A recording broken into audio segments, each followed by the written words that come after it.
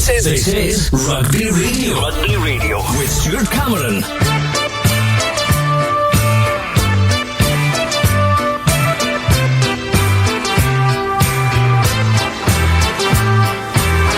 Hello and welcome to Rugby Radio, which today is a bumper edition coming to you from the very windy Hive Stadium in Edinburgh all the way through to about 6:45, because we're covering two matches live, including the women's international game between Scotland and Fiji, which kicks off at 4:45. Before that, at 3, we'll be at Poynter Park for the Premiership clash between Kelso and Selkirk. Stuart McFarlane will be in the commentary box this evening in the capital city. We've got Robin Purdie and David Ferguson doing the Kelso-Selkirk game for us. And we can, I think, go there now and talk to David Ferguson. So, hello, are you there? Hello, Stuart. Yes, looking forward to a great game here this afternoon. Kelso back at home after being on the road last week, of course, up at Musselburgh. They're a formidable side, Kelso at home, and they just embellished that reputation with their opening day win over Watsonians down here. But they went on the road up to Musselburgh, and despite the players warning each other that they only drew last year on their visit to Musselburgh, it would be tough, they came unstuck and lost in a narrow game there at Musselburgh. So something to prove for the Kelso boys back at Kelso, back at Poynter Park this afternoon. It's an overcast, bit of a grey day, the wind is blowing, so that could cause some challenges for the kickers. And Selkirk, of course, have gone the other way. Selkirk had a tough opening day where they lost, and then last week they came back into some good form and won against Glasgow at home quite convincingly, and they come down to Kelso today looking to build on that. So with all the makings of a really good Borders derby, I think today, Stuart, where the result will probably mean more than the performance. And of course, as you mentioned and hinted at there, the first two games we've seen some extraordinary results, haven't we? Only 2 of the 12 teams have actually won both their games, and we currently have the Scottish champions at the bottom of the table. Yeah, I know. I mean, none of us really know what to expect from the Super Series clubs dropping into this division, making it a 12-team league. So there's a lot more going on. We don't know how strong these teams will be. The teams, you can't really take your eye off the teams that are not Super Series, like Kelso, like Musselburgh and others, because they've been strengthening as well. Kelso have strengthened their team, this squad, over the summer into coming into this match. They've got Dan Gamble back from Southern Knights, Harry Borthwick, who's not playing today, unfortunately out injured, but Harry has made quite an impact at number 8. He's come back from Southern Knights, so they've got boys who've had the chance to train a bit more, understand what professional rugby, the approach to professional rugby is. They're coming back in and they're making a difference to this team as well. So yeah, it'll be fascinating to see how this one goes, because strictly speaking, this is not a game of two teams that were Southern Knights, that were Super Series sides. This is just two club sides and border sides who want to make sure they finish no further, below 8th, I should say. They make sure they finish in the top 8 and they're not got a relegation problem this season. That's the first thing on their minds, and they'll know even as early as this in the season, Stuart, that with some big games still a lot to come, I think they're thinking already that if the team that loses today could be worried about a relegation battle. The team that wins, they won't be free of that, but they will feel that that's a big step into that middle table and competing. So yeah, I mean, it's going both ways. You say, I think probably most of us, or the neutral, I should say, the neutral is probably looking to see Ayr and Heriot lose at some stage to see whether they can be beaten in this league. And the day that they lose, if that happens, because they're both strong sides, but if that happens, I think you'll see a real buzz of excitement go through the league and thinking, maybe this isn't as cut and dried as we think. So we'll see today. This is a Borders battle. We know what they're like, Stuart, so this is all about, as I say, the result. Well, we're looking forward to joining you a little bit later on. Today, of course, Derby Day around the country, so we've got Curry visiting Edinburgh Accies, Marr and Glasgow Hawks are pitched together, Kelso versus Selkirk, and a week ago, it's fair to say, Kelso would have been favourites today in this match, but Kelso lost to Musselburgh as we alluded to, and Selkirk beat Hawks, so the momentum certainly swung a bit. Today's other matches: Ayr against Musselburgh, Hawick against Heriot, Melrose against Watsonians in the Bill McLaren Shield. More on those later on, but earlier on, Robin Purdie spoke to Nikki Walker, the head coach of Kelso, and also Sesh Henderson, his counterpart from Selkirk. Let's hear from Nikki first of all. So Nikki, thanks for joining us at the back of the stand here at Poinder. You suffered a reversal at Musselburgh last week. What went wrong? Just a bad day at the office, really. You know, it was one of those days where we probably didn't perform well enough, and fair play to Musselburgh.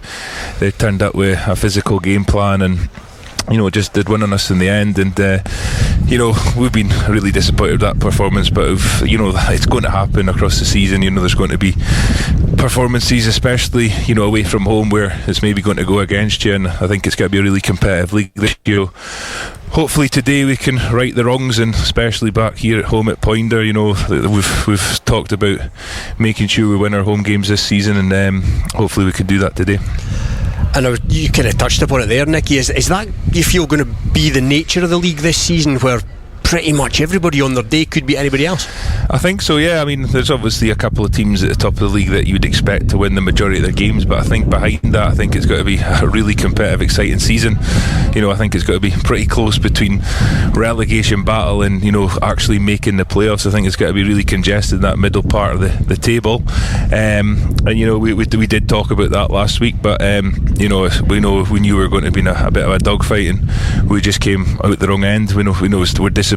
We still think we could have won the game, and we know we've got to try this loud at the end, but you know, we've got the bonus point and we need to move on. Is there a danger that this could be almost second season syndrome, where teams know what to expect from you, i.e. a decent encounter?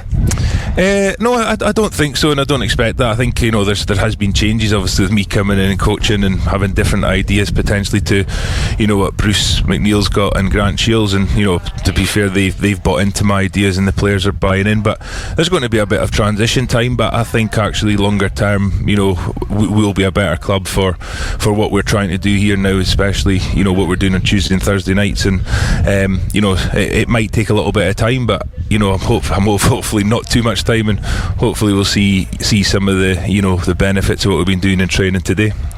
And looking at today's game, Nikki, quite a few on the missing list, you know, Borthwick and Logan and Shields and a few others, but the squad looks like it's got a bit of strength and depth this season. Yeah, I think that's something that we have. I think, you know, we have got key players missing, but I'm still confident in the guys that we've been brought in and have played. You know, we've got guys that have we've tried to give a lot of game time over pre-season. We had 3 pre-season games, you know, guys like William Tweedy coming in at 9, and, you know, Andy Tate's a really experienced 9 who's been first choice for years. But I think, you know, bringing in somebody like William, who's, you know, had a lot of game over pre-season, which done him really well, and you know, hopefully we can see him, you know, produce today. And obviously in the ranks today as well, Paddy Harrison, that'll be a great addition for this week at least. Yeah, it's always a boost, you know, to bring in one of the professionals for everybody, and you know, to see, you know, what they can bring brings, you know, the best out in everybody else. And you know, I think the boys are all excited to play with Paddy. You know, he got capped for Scotland in the summer, so it's brilliant for Edinburgh to release him today, and I look forward to seeing him perform. And ask Sesh the same question, but what's your thoughts in general of the draft system? Is it good for the club game? Is it bad for the club game? What's the thinking? Mixed feelings. I mean, it's obviously inconsistent. It's luck of the draw, really. It's a bit of a lottery. If we could find a way of making it, you know, more consistent and more of a level playing field, especially with, you know, what's obviously occurred with the draft between Glasgow and Edinburgh, you know, them having 3 teams and us having 9. So, you know, it's something that, you know, I like pros coming back in. You know, it gives everybody a boost, and you know, it does make the level of rugby better as well. So, you know, it's something that, you know, I enjoy, and something, you know, it's challenges as a coach as well, because, you know, obviously coaching top players. So, you know, I think it's a real positive for the league. And a couple of young halfbacks today, and William Tweedy and Isaac Coates, young lads, but I believe they've played a bit of rugby together before. Yeah, so they obviously played at Merchiston with each other. They actually live with each other. They've got a flat in Edinburgh together as well, so they know each other really well. They're both real quality players. They've got a big future in front of them, and you know, excited to see them. And you know, Welshker Davey coming is back as well. He's you know, a signing at the start of the summer, and he's been back in Ireland for a week, but he's come back this week, so he's in the bench. It'll be good to get him on at some point as well. So we've got, again, position where, you know, we've got good strength and depth. Well, Nikki, thanks very much. It's shaping up to be a good afternoon at Poinder. All the best for this afternoon. Thanks very much. Thank you. So Sesh, big win at Phillip Hall last weekend. How much of a difference does it make to the following week, to training and just the all-round mood around the place?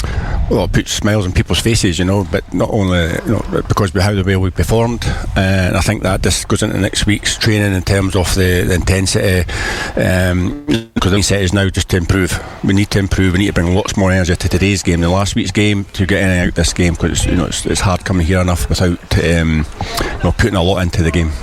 And the word fortress has been banded around about this place, but you guys had a massive win here last year. Are you quietly confident today?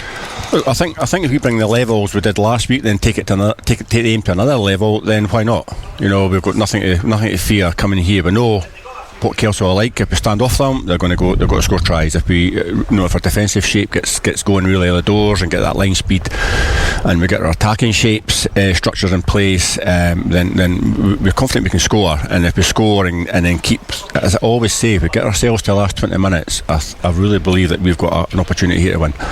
And you must be really pleased with with your signings and how recruitment's went. It looks from the outside looking in that's made a really big difference to the pack in particular. Looks like it's got a bit more grunt about it. Oh, definitely. Like Corey, Fishy, and Dylan, they bring an extra edge to training as well, because that's how they train, is how they play, and that's going through the whole team now. There's a wee bit extra edge to training now because nobody knows, because there's competition for places, which maybe we didn't have so much last year, and that's just take things to another level in all aspects of our training and playing. And today they've just there's a bit of edge about them today, a bit of nervousness, but it's really good. I think they know we're going to have to put a big 80 minutes in. And speaking of additions to the pack, Callum Smythe's back in the squad today. I'm guessing that must be a big boost. He's a big old lump of a lad. Yeah. Callum's been training Tuesday, Thursday. His attitude's outstanding. As you expect coming from a Glasgow pro. So he's just he loves Selkirk because he's played there before, and he just can't wait to get on that part today. And what's your views on the draft in general, Sesh? Is it good for the club game? Is it bad for the club game? I think in terms of the senior academy players, I think it's good. I think we've got Callum, we've got Oliver Lafferty, and we've got Freddie Douglas. But there's no guarantees to see these boys. It's a week to week thing, and but their input at training is I think will be a positive thing. I don't think we'll see many pros throughout the season. The amount of A games there is, so we've got pro drafts, but it'll be a boosted bonus if we see them. And young Brodie Allen, I think he's aged 17. Would that be right? 17, 18 yes, on the bench? Yes, well, look, he's been on the bench the last 2 weeks. He's made an impact when he's come on. I think he turns 18 next week. So he played 40 minutes for the A's last night and really performed really well, knowing he's going to be on the bench today, and he'll feature at some point today.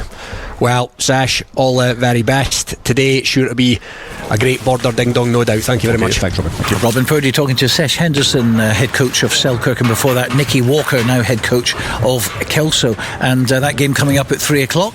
Just after that at 4:45 here at the Hive in Edinburgh, the very windy Hive. It's going to be Scotland women taking on Fiji women for the very first time, and Hugh Brown is with us, and he's now talking to Heather Lockhart. Yes, indeed, Stuart. Thank you very much indeed. Heather, nice to see you again here on Rugby Radio and to chat to you. Now, last Friday night we had a fantastic win for Scotland against Wales, 40 points to 14. Almost a much bigger win than we'd expected. I think this is a different matter altogether against Fiji, isn't it? Yeah, last Friday night was absolutely outstanding, especially the second half. 6 tries in total, 5 in the second half, and it was just a really strong performance. Fran McGee getting there, and Chloe Rowley, player of the match. Just absolutely fantastic though to welcome Fiji to Edinburgh. They've already been at the Castle on the Royal Mile yesterday, so it's just when the two sides have never played before, so this is just super exciting, both in terms of Scotland's history and in terms of World Rugby's history, because Fiji have never made a European tour. They're going on to play Netherlands next week as well, so before they do the WXV in Dubai, so super exciting that they're here tonight. So really defence is very important for Scotland, isn't it? Very much so. I think the back three, and I think up front as well, they've got some really strong runners, and Asinat Serevi and Wasali Serevi's daughter, she's in the team as well. The number one, Tawaki, she's a former Fijian basketball player, so really good hands. The offloads as well, so Scotland will be working on their defence to counteract that. Bryan Eason's made a total of 9 changes, 8 changes from last week, and 1 positional change. That's a big change to the team, isn't it? Yeah, I think, but when you actually look at the team, it's pretty sort of well established names, and it's great to see Jade Conkle coming back in at number 8, getting not started since the Six Nations in 2023 against France. She's had 3 surgeries, so to get a start at number 8, she came on at number 8 last week to do that as well. It is fantastic. And new props, and Ariane Young, so starting is for the first time ever, so that's a huge, against a Fijian front row, that's a massive, in at the Hive, home, both from Edinburgh University, so a fantastic opportunity for them to really test their skill and their front row prowess against them. Do you think this is a chance for them to sort of put out their stall for going to South Africa and then the World Cup next year? Yeah, for Scotland, absolutely. They won the WXV2 competition last year. It's like a World League in Division 2. They won that last year, narrowly missed out in getting to 1 this year, so they'll be looking to retain their trophy this year. And Fiji were second in WX3, and they'll be looking to try and get a win there. Just finally then, I can't let you go without a prediction on the result. What do you think, Heather? Scotland, hopefully, just on the performance last week, it was so solid and so refined. I would expect a strong win tonight, but not without a fight from Fiji. But the wind's going to play a part, isn't it? Absolutely. So kicking as well. The kicking game came into a real factor in the second half. Meryl Smith slots in at number 10 tonight, so looking to her to control the game. Heather, thanks for joining me. Former Scottish internationalist Heather Lockhart, thank you very much indeed for joining us on Rugby Radio. Thank you very much indeed. A legend of Scottish rugby there, Heather Lockhart, and she'll be commentating for the television today if you want to see the pictures at 4:45. Right now, let's go to Netherdale. It's National 1, Gala at home to Jed-Forest. It's a border derby. Waiting for us to give a preview is Euan Welsh. Thanks, Stuart. Yes, here at Netherdale, and Gala, of course, will be looking to make up for last week's disappointing result against a strong JHA outfit that will go on to do well this season, no doubt. There has been a focus on intensity and passion this week to quickly get back to winning ways. As for their opposition today, Jed-Forest are still looking for an 80-minute performance this season, but will have taken a lot of positives after coming back from 26-10 down last weekend to get a bonus point win against Barramuir. A game against Gala here at Netherdale, of course, will bring with it its own challenges. In terms of team news, Tim McCavanagh and Robbie Irvine make a welcome return to the Gala squad, meaning that Doug Weir drops to the bench and Ben Gill takes a more normal position in the back line, and therefore Keith Young is a replacement. Michael Angus is given the nod at tight head, so Kyle Scott drops to the bench. As for Jed-Forest, Sam Cantwell joins Jed-Forest from Australia and replaces Robbie Duff at hooker, who makes his debut. Hamish Stenhouse gets a start in the park as Ben Fotheringham is unavailable. Robbie Shearer-Gibb also returns from injury on the wing, with Owen Cranston also unavailable this week. Gregor Young unfortunately picked up an injury last week, so the returning Mark Glenn, who was at Hawick for a couple of weeks at the beginning of the season, was also Jed-Forest's Young Player of the Season last season, gets into the squad outside centre. And earlier this afternoon, I caught up with Stuart Johnson. Stuart, obviously this is a place that you're familiar with, you've been here before. What's it like being back at Netherdale? It's a bit strange, to be honest, but especially being in the other changing room, but no, it's good to be back. And look, the pitch is always decent here, and weather's alright at the moment, so hopefully it stays that way. In the last 2 weeks, I mean, it's been a different kind of, both games have been different for Jed-Forest. What's kind of been your takeaways from that? Biggest takeaway was that I think if we play to our shape and we get it right, even for 40 minutes, 50 minutes like last week, we will compete in this league. That's the good thing. If we put performance in for 70, 80 minutes, there's no doubt we'll be sitting where we want to be at the end of the season. It's just about getting that consistency across the 80 minutes, and that's been the big thing focusing in today, like during the week, is just 70-80 minute performance, just sticking to our structure, sticking to our game plan, not changing it no matter what the result is. And it showed last week that we ground Barramuir down eventually. First half we were really physical, we were quite dominant as well. We just gave them a couple of soft tries. Same against Biggar in the second half, we gave them some soft tries, but by grinding them down we're fit. In the last half an hour we pulled away, which is a really pleasing thing for me.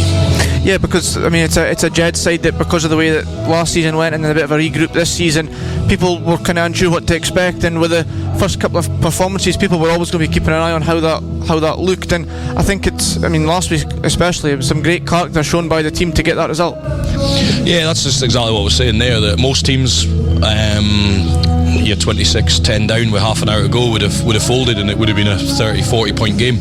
But the credit to the boys, they stuck to our structure, they stuck to it really well, and we just started pulling back into it. And I say fitness comes into that, but just belief as well. The boys have got huge character, huge belief in themselves, and you can see that. And in terms of the squad for this afternoon, there's a couple of changes, but Two new faces that really stand out to me, one for the other side of the world and one who just comes up the road from Hawick. Talk to us a bit about that. Yeah, so Sam Cantwell's come in. He's just joined us from Australia. He's been playing shoot shield for Sydney Uni across there.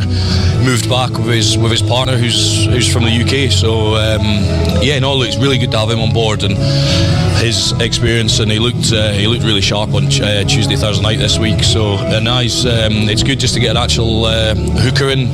No offence to Grant Paxton and Robbie Duff and Briggsy that have been covering there. Done really well the first 2 weeks, but we need an out-and-out hooker, and that's what he brings, and it'll be interesting to see how he goes today in his first Border derby. And then, as you say, Mark decided to go to Hawick. Things didn't work out, unfortunately, for him and for Hawick, really, so he's made the decision to come back. Gregor Young is injured. He's got a problem with his biceps, so look, it's the good time for us that Mark's come back, and Mark's had an experience at Super 6 at the tail end of last season with the Knights, and obviously played well in the Border League games at the tail end of last season. Really talented kid, and it'll be interesting to see how he goes at 13 today.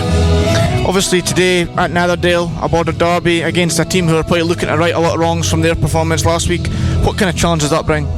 For me, I didn't read much into that result last week. That's a difficult place to go.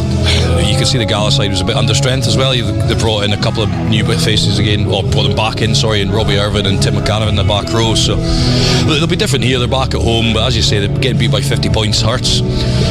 We know they'll react, but one thing I've said is about us today. It's all about us. If we play to the way we want to play, we get defensive structures right, we get our attack shape right, I don't think there'll be many teams that'll live with us, but we need to be able to do that for 78 minutes today. That's the big thing. Well, all the best for this afternoon. Thanks for speaking to us. Brilliant, thanks very much. Stuart Johnson from Jed-Forest head coach talking to Euan Welsh earlier on. Well, back to the Premiership, and many people are looking at Hawick versus Heriot as the match of the day after the Greens' big score last week and defeating Marr, and Heriot's unbeaten. Covering this one for us at Mansfield Park is Alan Lorimer. Hawick face their toughest test of the season to date when they take on Heriot at Mansfield Park this afternoon in a match that will really stress test the ability of the Greens to compete with the former Super 6 clubs. Heriot's come to the Borders unbeaten and fresh from their win over Edinburgh Accies at Golden Acre, and before that their victory against Melrose in their opening round. Melrose were able to stand up to the might of Heriot, and had they had a stronger bench might well have produced an upset.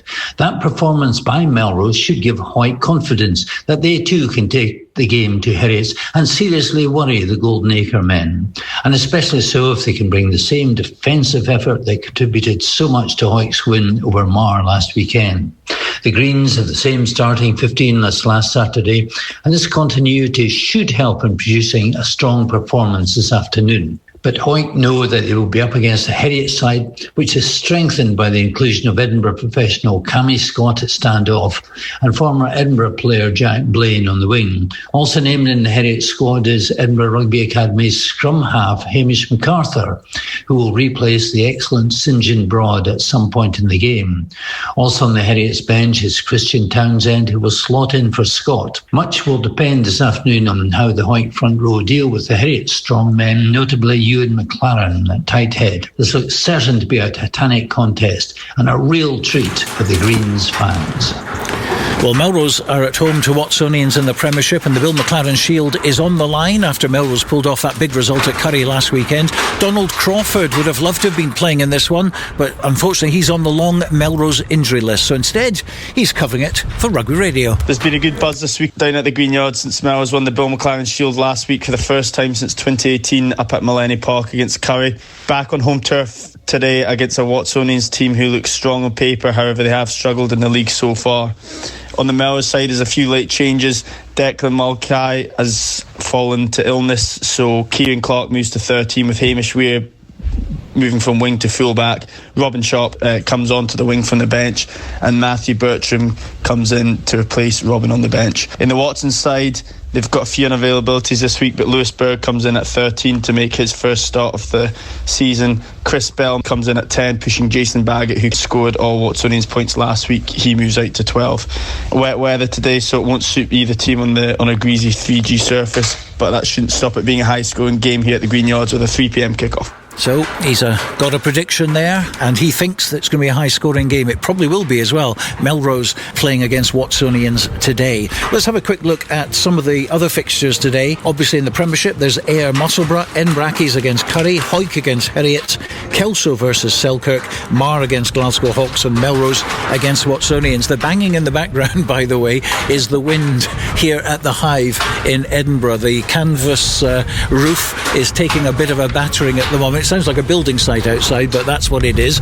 National 1, Biggar against Peebles, Boroughmuir against Dundee, Gala versus Jed-Forest, Highlands against GHA, and the match played last night, Stirling County 52, Glasgow Accies 21, so a big statement made from Stirling there. In National 2 today, it's Berwick against Stewart's Melville, GHK v Preston Lodge, Gordonians v Lasswade, and Kirkcaldy against Falkirk.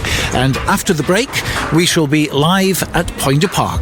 This is Rugby Radio. Rugby Radio. Borders water, Borders barley and Borders people. That's what makes the Borders Distillery. Working exclusively with local farmers, the Borders Distillery is bringing whiskey making back to the region. Our award-winning distillery is open to everyone, where you can meet the people behind the scenes, explore our wash house and shop quality local products. Tour your local distillery and discover the spirit of the Borders. Full details at thebordersdistillery.com. Always enjoy our spirit responsibly. Under 18s must be accompanied by an adult when visiting the Borders Distillery.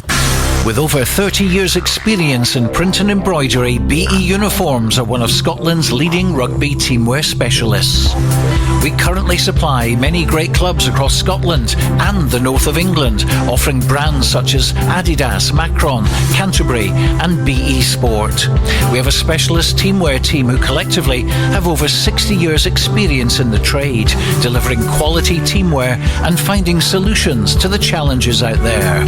If your club is looking for a new supplier and would like to know more, get all the details at beuniforms.co.uk. Proud sponsors of Rugby Radio and Borders Rugby TV. BE Uniforms, your identity is our purpose.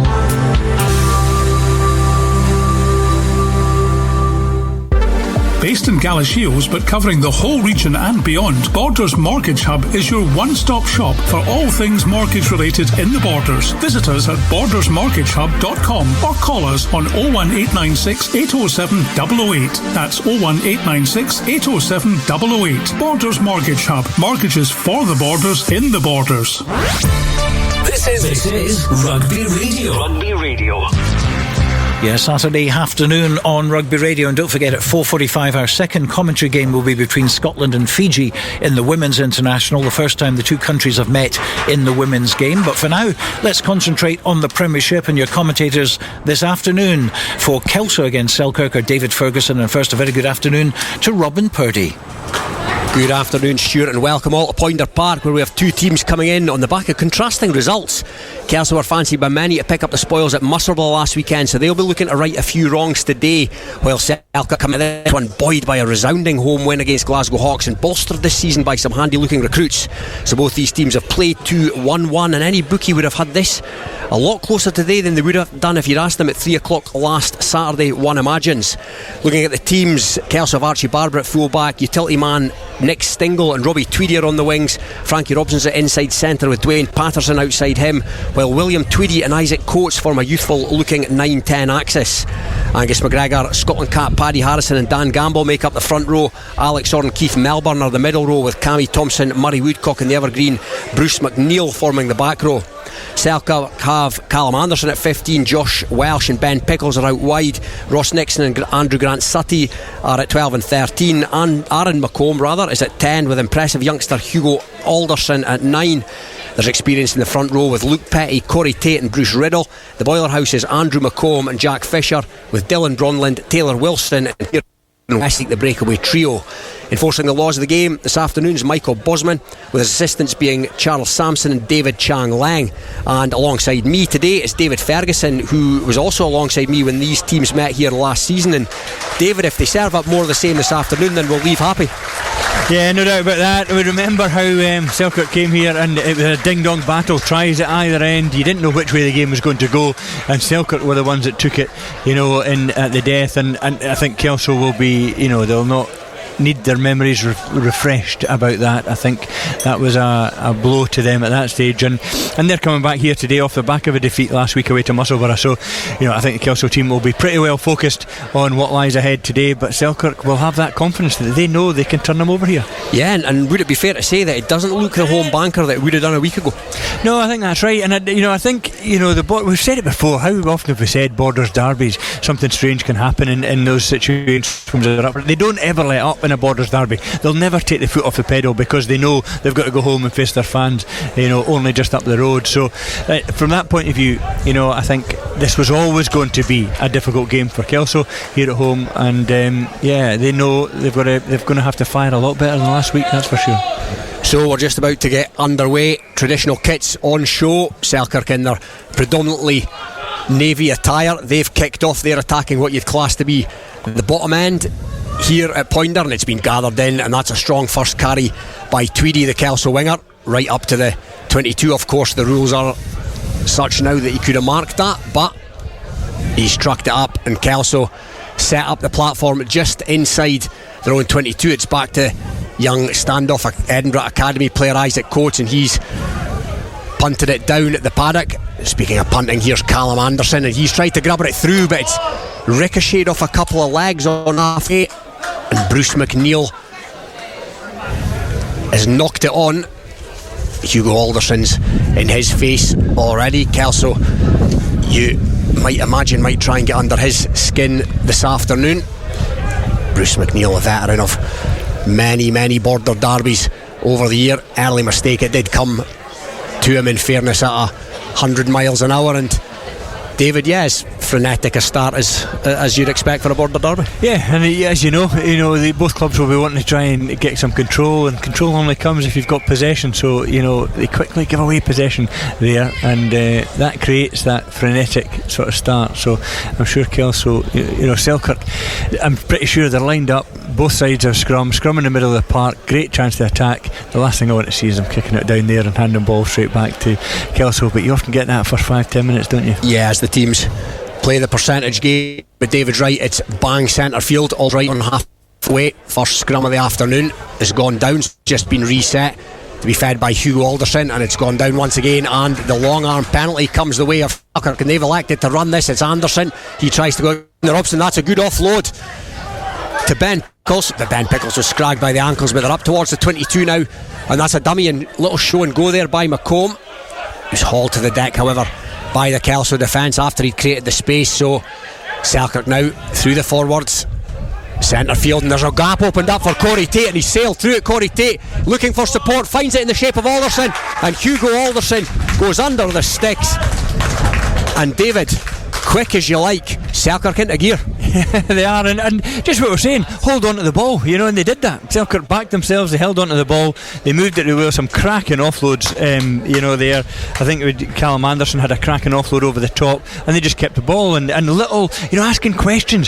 What I like to see, Rob, is playing what they see in front of them, as opposed to going through some kind of backs move there. You saw 10 Aaron McComb, today, who's in there at 10 today, just thinking, okay, there's a wee space here, I'm going to go for it. So he went through, boys followed him. When it came back in, suddenly they were in behind Kelso. Yeah, and you're right, several Selkirk players happy to roll the dice early on.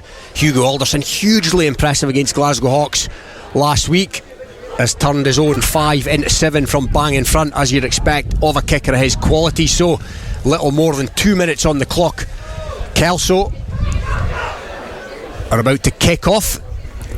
They are attacking their changing rooms end, and it's Dwayne Patterson who's taken that one, and it's been taken in by Callum Anderson. Now he's got a huge left boot, and he's sent it back downfield into the Kelso 22, where a bit of the rugby's been played so far.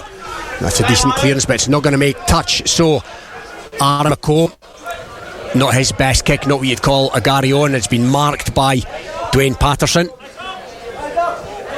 So Patterson now just be looking to take the sting out of what has come Kelso's way from Selkirk in the first few minutes, and a wee bit of a shank there by Parsons. That's going to land on the stand roof. And yeah, David, even a player of the quality of Patterson looks a wee bit flustered at this early stage. Yeah, it'll be. I mean, Kelso supporters will be hoping he gets back in his game quickly. I understand. I wasn't at the game last week, but I understand he struggled a bit with Musselburgh, and so he's been moved from 10 back out to centre. So yeah, but yeah, Selkirk are putting the pressure on, and they've won this line. It wasn't the cleanest, and that's a pass to nobody in particular by Alderson, so it's been gathered in by the numberless Westlake. Another impressive performer last week. And speaking of impressive performers, here's Corey Tate, his second touch of the day, right on halfway. First touch was a fairly handy assist, 30-metre charge, bullocking charge. Westlake, he feeds Bruce Riddle, number 8 on his back, but playing prop. So Anderson again, that's a clever kick through Anderson. He's threaded that through the eye of needle. Now Barber's content to let that run into touch just in front of the stand here. But yeah, Selkirk varying it up as well, David. Yeah, they are certainly. They're not kicking ball away. They're actually been very good with their kicks. They're putting them into dangerous areas there. And Callum Anderson, I just see him putting hands out to the rest of the players as if say, look, take it easy, can't keep calm. And that's about composure. Doesn't mean slow down, just means keep the head. Paddy Anderson with his first line out. And it's been gathered in again by that man Tate. It was loose at the back, so here comes Selkirk once again, and that's Jack Fisher, the Burley figure off. He comes out the back door to Taylor Wilson, out to McComb, and there's numbers. David's right, flicked out the back to Josh Welsh, and Josh Welsh has stood his man up as he gone round outside. He come back infield. The referees deemed that a try has been awarded. So yeah, it looked maybe that there was something in there, David. He wasn't going to award the try, but Selkirk in dreamland here. Yeah, certainly are. Callum Anderson, in support there and moving the ball. They had numbers. I thought they'd butchered it actually there. I thought Selkirk had plenty of players, but didn't move the ball quite quickly enough. But because they've got the support runners and they had enough players there, they were very clever. Held onto the ball, just moved the ball back inside, and Callum came in at pace. To get in there. It was they're flying. They've got boys in support, boys chasing the runner, the ball carrier every time. Yeah, Kelso don't know what's hit them at the moment. No, they don't. They've come at them in waves. Selkirk try attributed to Callum Anderson over on the far side here, so a tricky conversion on a windy day for Hugo Alderson. As well as conversion, Alderson begins his run up. Struck it well from over there. It's coming towards the post, but no, it's drifted to the right hand side. But Selkirk, you would imagine, will be, I was going to say happy enough, but I'd be more inclined to say deliriously happy with this start. Little more than 6 minutes on the clock. Kelso 0, Selkirk 12, and it's going to be Dwayne Patterson to kick off again. Kelso just a wee bit shell-shocked here at the moment. They've had no ball to speak of, and that's a high-hanging kick on. That's going to enable Kelso players to get under it, and Bruce McNeil's palmed it back to Frankie Robson. Frankie, a wee bit of space opens up, so he trucks it into Bronland, and he's put it down and picked it up again, and still going. Robson, that's good play, and he's found McNeil, and Kelso have got their dander up a wee bit here.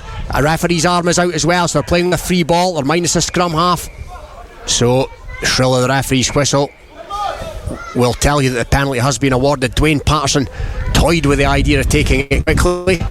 It's bang in front, 23-24 metres out. It looks like he's going to give it to Isaac Coates, who's going to pump this into the corner from centre field. So decent enough riposte to that second try from Kelso, but he's gone for the Hail Mary there, Isaac Coates, David, and that's criminal. He's put it dead and go. That is, and it's bad for him because Dwayne Patterson kicks those no problem in at the corner. I see Isaac Coates wanted the ball. He stepped up, took it from Dwayne and put it in. You've got to make sure if you've got another kick in the team, it's your first day in the game, first day playing for Kelso, you've got to do the basics.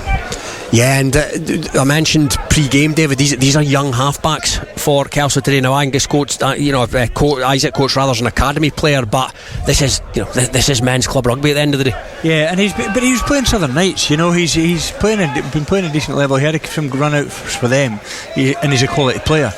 But it's just, this is where you get punished, isn't it? And in a Borders derby, men's rugby, you don't do the basics right. Yeah, you'll be made to pay for that. Bit of a coming together there between Bruce McNeil and new Kiwi recruit Bronlund of Selkirk, and Callum Anderson's used the wind to his advantage there. That massive left boot of his, but it's well gathered in by Archie Barber. So Kelso back in their own half here when they were looking for a line out in the corner. Tweedy goes to ground with it on halfway, and there's a counter drive on here for Selkirk, and the referee's awarded a penalty to the suitors. Poor play by Kelso once again, and this, David, will give Selkirk the opportunity to get this down the park again, deep into Kelso territory, and go for a third try. Yeah, exactly. And Kelso will be cursing that they just, and that ball's staying in. Actually, it's going, that was going dead as well. So Kelso can counter attack. Yeah, they're going to get away with one there, Selkirk, because it was a poor effort, and we don't see that often when it comes to kicking Callum Anderson, but he again went right for the corner. I think the wind affected that one, and it was kept in by Kelso, and it's come back to Barber, and he's cleared it to about the 22, and it's going to be a Selkirk line out. So Corey Tate, going to be a good battle of the hookers today. Corey Tate and recent Scotland cap Patrick Anderson. Tate's found his man, that being Bronlund, so they're going to get a chance to drive this here with Tate at the tiller, but he's broken off and he's been wrapped up by a couple of Kelso players, including his opposite number Patterson, but he's done well to get to the ground and present that, and Melbourne's in there trying to make a nuisance of himself. Now Selkirk trying to run it through Pickles, he's centre field, and Andrew McComb has came round the corner, and Kelso trying to get in, and a wee bit scrappy there by Selkirk, and that's a pass again to nobody in particular, and it's been fly hacked by Kelso, and it's up into the Selkirk half now, and Anderson's been stragged, but that's good play by Anderson. He's come to Welsh. Now Welsh has got a chance in broken footing, he's got a man outside, and it's Bronlund, but Welsh takes it to ground, sets it up well right in front of the stand here.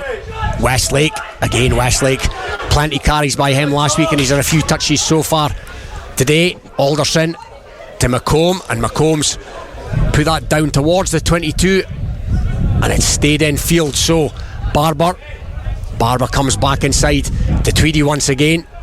Kelso now trying to attack from deep here, but again the penalty's been conceded. Another Kelso penalty. They're maybe 5 metres inside their own 10 metre line, so this will give Selkirk the chance to either go for 3 points, or maybe on a windy day like this they'll fancy putting it down the touchline. Now there's a man down here, David, it's a Selkirk player, but yeah, we mentioned, I mentioned at the top of the top of the commentary that we felt this might be closer than it would have been maybe. We'd have thought it would have been maybe a week ago, but we didn't see this coming. No, I think at the moment Kelso really need to try and get themselves into this game, because they've struggled. The one bit of possession that they had there from a restart after the second Selkirk try, they kicked the ball long when they were going for the corner with a good penalty, and from that you suddenly had Selkirk again attacking the Kelso 22. So for Kelso's point of view, they just need to try and get some hands on the ball. The difficulty of trying to play the territory game, they want to play the game in Selkirk's half and put them under pressure, but the wind, we've seen that wind swirling. You can see the flag above the Kelso club rooms there, swirling backwards and forwards, blowing in the wind. It's not easy for the kickers out there today. We've seen that already with 2 or 3 kicks first 10 minutes, and they've not gone where they wanted them to go. So you're not going to be able to rely on putting that ball where you want it. So I think they're going to have to try and work keeping the ball in hand, and Selkirk at the moment are playing at a more intense level than Kelso. Selkirk are beating Kelso in each of the rucks. They're there quicker, they've got more men there, they're knocking them off the ball, and when they're running with ball in hand, they've got players either side of the ball carrier, so they're making it really difficult for Kelso. They certainly are. There's an injury here. Josh Welsh is the Selkirk player, so it remains Kelso 0, Selkirk 12. We'll return to Poynter Park very, very shortly, but meanwhile here at the Hive in Edinburgh, it's building up nicely for the match between Scotland and Fiji. Let me give you some latest results. So in the Premiership, it's Ayr 14, Musselburgh 0. Blair McPherson and Chris Hyde getting on the score sheet early doors at Millbrae. Very tough afternoon potentially for Musselburgh. Kelso 0, Selkirk 14. If you've just tuned in, Hugo Alderson and Callum Anderson scoring tries. Alderson also converting his first try after just a couple of minutes. So it's all happening down at Kelso. Marr 12, Glasgow Hawks 0. A couple of early tries for Marr at Fullerton Park. In National 1, it's Gala 8, Jed-Forest 3. Gala getting the first try of the game. Couple of penalties for each team there, or one each for Gala, one for Jed-Forest, and then National 2, our latest score is GHK 5, Preston Lodge 3. Let's hope the injury is all sorted out now at Poynter Park as we return to David and Robin. Yes, the injury is sorted out. Kelso, Selkirk rather had the penalty. They went down towards the 22 and they lost the line out, so Selkirk have kicked possession. However, back to Selkirk, and that's a lovely touch finder by Aaron McComb. He sent it back into 22, albeit on this near side, so it's going to be a defensive line out for Kelso, and Kelso just can't get any traction of any note in this match so far. A match that they will have come into as favourites, but Selkirk more than a match for the Racers for the time being. At least 14, nearly 15 minutes on the clock. It's Kelso 0, Selkirk 12 as we await the hugely impressive in this game thus far, Corey Tate, to throw into this line out. As I mentioned, a couple of great hookers on show here today, but it's Tate who's winning the battle so far, and Selkirk have won that line out, and there's a wee bit of space opened up here for Nixon. He goes route one, wins the contact, come round the corner now. Selkirk, that's been fumbled, but the referee Bosman has ruled that it's gone backwards, so Selkirk still in possession here through McComb. McComb sold another wee dummy and still going, takes it to ground now, and they're just inching forward here. Selkirk again, Westlake, Josh Welsh again, big tall rangy figure of Welsh, beats the first man, takes it to ground, and here comes Fisher winning the contact at the moment, Selkirk, and they've got numbers on this near side. Nixon with a kick pass, and it's not his best effort, but it's been gathered in by Pickles, who had to retreat, and now Callum Anderson's off and running, and he flings it back inside to Pickles again. Brunlin's there for support, and Brunlin, that's a good solid clear out by the rangy Kiwi, and here they come again. Good line speed by Kelso on that occasion, but Tate rode the first challenge, and they're back into 22, and there's Alderson's grubbered it through, but that's been knocked on by a Kelso player, ricocheted this way and that way and knocked on. So again, David, Selkirk got Kelso right where they want them at the moment. Yeah, they certainly do, and Kelso are trying to hold on to the ball. We've seen Frankie Robson try to take some ball and try to take some pressure off by making good bringing runs, as Frankie does, but every time there's a little chance, a little slip, a little mistake, Selkirk are on it in a flash, and either kicking ball in behind. Callum Anderson always impresses me, creates momentum from very little, just backs himself to go and take people up half, and he gives great passes, and he created something there. He recreated that momentum, and Selkirk with a scrum on Kelso's 22. Great attacking platform at Westlake, nice and neat and tidy. Nixon wrap around on here, and Pickles straightens. They're 5-10 metres maybe inside the Kelso 22, and again Westlake, he dummies and goes this time, and he wins the contact all too easily. Alderson out, and they've got numbers on the far side again, and it's out to Josh Welsh, and Josh Welsh it is this time, in the same corner as Anderson. Selkirk's third try, Josh Welsh, and there's an element, there's an air of shell shock here at Poynter, David. Kelso supporters have not seen this for a long time. A good well worked try. I actually thought that last pass looked like it might be a little bit forward, but the ref was right there with the touch judge as well, David Changling on the far side, so they couldn't be closer, but it was clever. I mean, Selkirk created that. There's this wave where they went in the attack on the 22, they were held, but they still managed to create a 3-on-1, going down that blind side, stayed on the blind side, created a 3-on-1, and they know how to finish it. Oh, they certainly do, and you're right, David, it just looks like they can create 2-on-1, 3-on-1 situations at will at the moment. I mean, you've got to say, it's tremendous coaching. Whatever's going on with Selkirk, Sesh has got them working hard, and the players are responding. They're looking to chase that ball, they're looking to make sure there's always somebody there and backing the runner, and it's great to see. They're playing what they see in front of them, but just making sure they're there in numbers. Alderson, this time he is successful as well, so that takes it out to Kelso 0, Selkirk 19. Josh Welsh, he scored against the Hawks last week, and he scored again this week at Poynter Park. And Kelso, it's almost got a ring of last season's, or the opposite of last season, where it was Kelso in the first half who raced into a 3-try lead before Selkirk came back in the second half. But Kelso are going to have to find something here. 18 minutes gone. That's a decent kick-off by Dwayne Patterson has been taken in by Westlake. He's starting to be mentioned more and more as we approach the end of the first quarter of this game, and Callum Anderson offers himself up for a left-footed punt, and it's been taken in by Patterson. Now Patterson's going to try and deploy some footwork here. He fires it inside to Isaac Coates. He's taken down by Nixon, and there's men on this near side for Kelso now.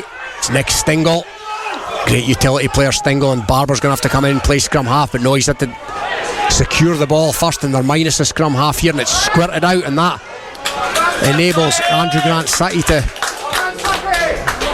grubber it along the ground, and that's gone out in a touch in front of the stand here. So again, not much going right from a Kelso perspective at the moment, but they are going to have a line here, not particularly secure in possession there. Paddy Anderson, they're having a bit of a confab in the forwards at the moment. Cammy Thompson, McGregor's over to the hooker now as we await this throw, and it's right on the Selkirk 10, and they've put men up there, Selkirk, but it's been taken in cleanly, and now they're starting to rumble it forward. Kelso looking to build momentum, looking to get some kind of even foothold in this game, and that's a clear penalty there. Rounding offside was Dylan Bronland, so that'll give Kelso the opportunity. They're maybe 6 metres in from the touchline, just inside the Selkirk 10 metre line. Dwayne Patterson, it looks like this time, is going to send it to the touchline after the earlier mistake by Coates, who kicked it dead when in a similar-ish position. So Patterson will be looking to get this as close to the line as possible while taking no chances, and yeah, he's played the safety card there. It's going to be a line out in and around the Selkirk 22, and Kelso would dearly love something here. 21 minutes on the clock rather. I think what Kelso's way back into this game is through the set piece, isn't it? It's going to be through that scrum, the maul, the line out.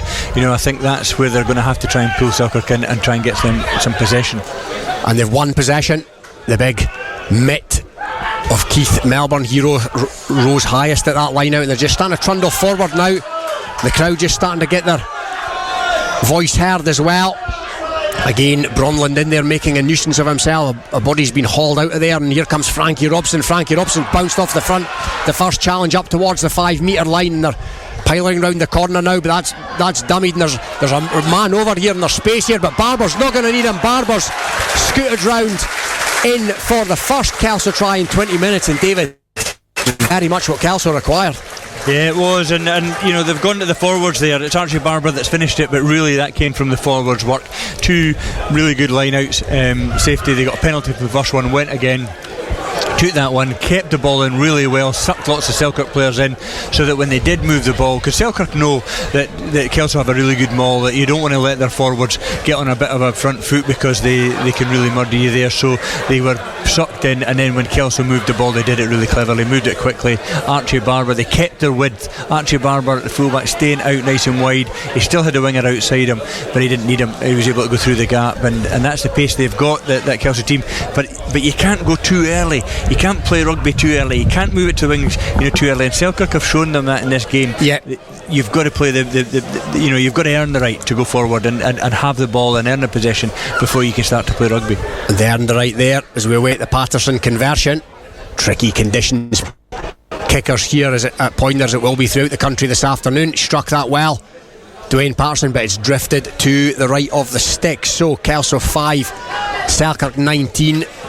Been served up a fine 23 minutes so far this afternoon here at Pointer. But Barber was also helped there by Robbie Tweedy, David, I thought, because Tweedy really maintained his width. He hugged the touchline, and that kept the Selkirk defence honest as well, and that enabled Barber to scoot through it was nothing more than a chink of light that opened up. Yeah, you can see it's so right. I mean, the Selkirk players could see there was somebody on the far touchline, so they were scampering across, and it's very hard when you're racing across the pitch to be able to stop when a player comes inside like Archie Barber did.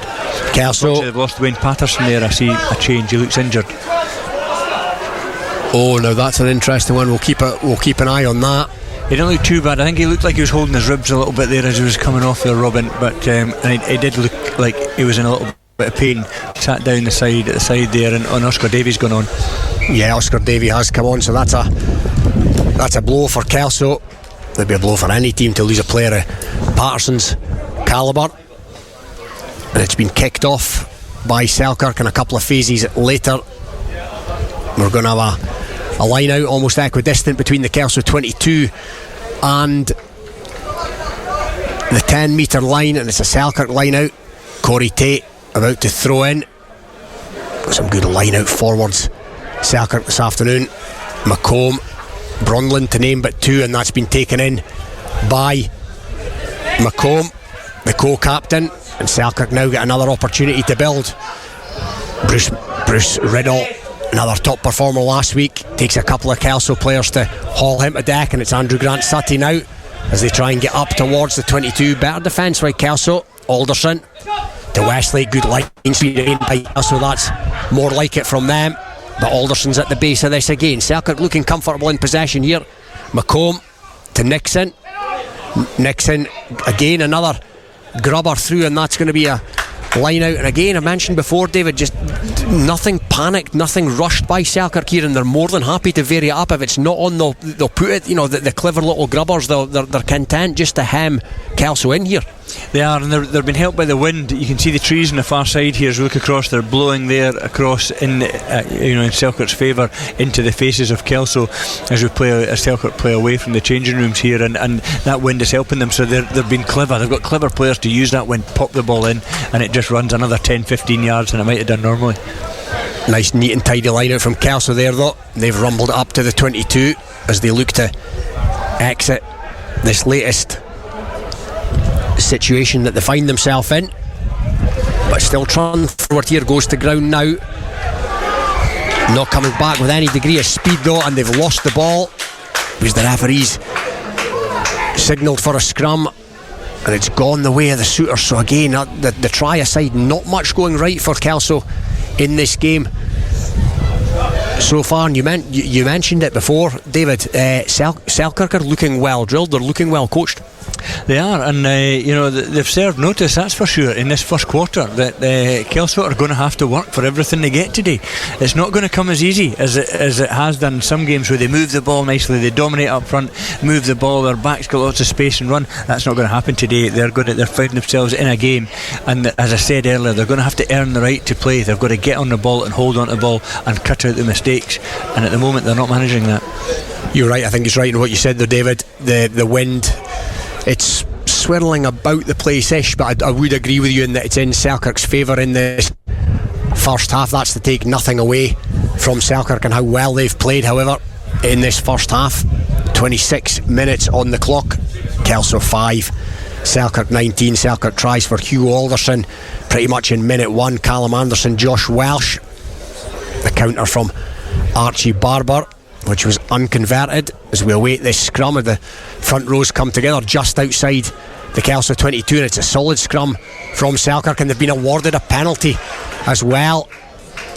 Now, David, what would you do here? This is kickable, but it's windy, and there's a bonus point up for grabs as well. Yeah, there is, although at this stage in the game, I think for Selkirk, you just want to turn that scoreboard over. I think they'd be sensible just going for the point and making it, just moving that further away. They're not going to, they're going to get to the corner. But look, you can see how stunned Kelso are. They haven't put any points on the scoreboard yet for Kelso. For Selkirk, clearly there is a resistance here to accept what's happening. Yeah. And the scoreboard goes Kelso 5, Selkirk 0. It certainly is not that. No, the scoreboard is very wrong at the moment. I can assure you it's Kelso 5, Selkirk 0. And interestingly, Dwayne Patterson is back on the paddock, which is good to see.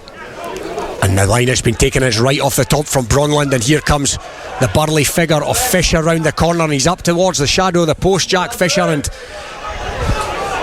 Westlake, the latest ever trundle, and they've conceded a penalty this time. Selkirk right in the shadow of the Kelso post, and that is very much a let off for Kelso, David. Yeah, it is hugely. But we were talking, should they kick to touch, should they go for points? I was thinking that stage, could you go for points? But it just shows the confidence in the Selkirk ranks. They knew they've got Kelso. They know they've got Kelso under the thumb at the moment, and that was a wee mistake. Only 5 yards from the post. That could have been another try. It could have been. as Patterson tries to clear the lines. And look at that. That's a banana if ever I saw. That was a banana at a bit of a shank. But in fairness, David, when you look at the flag now above the changing rooms, there is a stiff breeze here, and I think the wind did not help Patterson there. But yeah, it wasn't his best effort, and now it's going to be a Selkirk line out right on the Kelso 22 again on this stand side. Oh, I beg your pardon, it's a Kelso line out, and Kelso have secured that. And now here comes recent Scotland cap Harrison on loan from Edinburgh today, and that was a decent carry by him, 5 or 6 metres. That'll give Kelso the chance to clear the lines. It's looking like they're shaping the box here, and Fishers came round and the referees deemed that was okay. And there's a wee bit of off the ball stuff in what was a mismatch in size between Fisher and the diminutive scrum half, and it's going to be Tweedy who's back on his feet to box kick it. That's only gone as far as Anderson, and Anderson's seen a wee bit of space here, and he was well scragged by Kelso in the end, but it's back with McComb, and McComb's seen a bit of space now and bought himself a bit of TD5 real estate, but Kelso have fielded that well. And again, you can just see, David, that kick, it's not going to touch that clearance. It was absolutely caught in the wind. It was a decent enough strike, and that's a flat pass. Selkirk now, Taylor Wilson.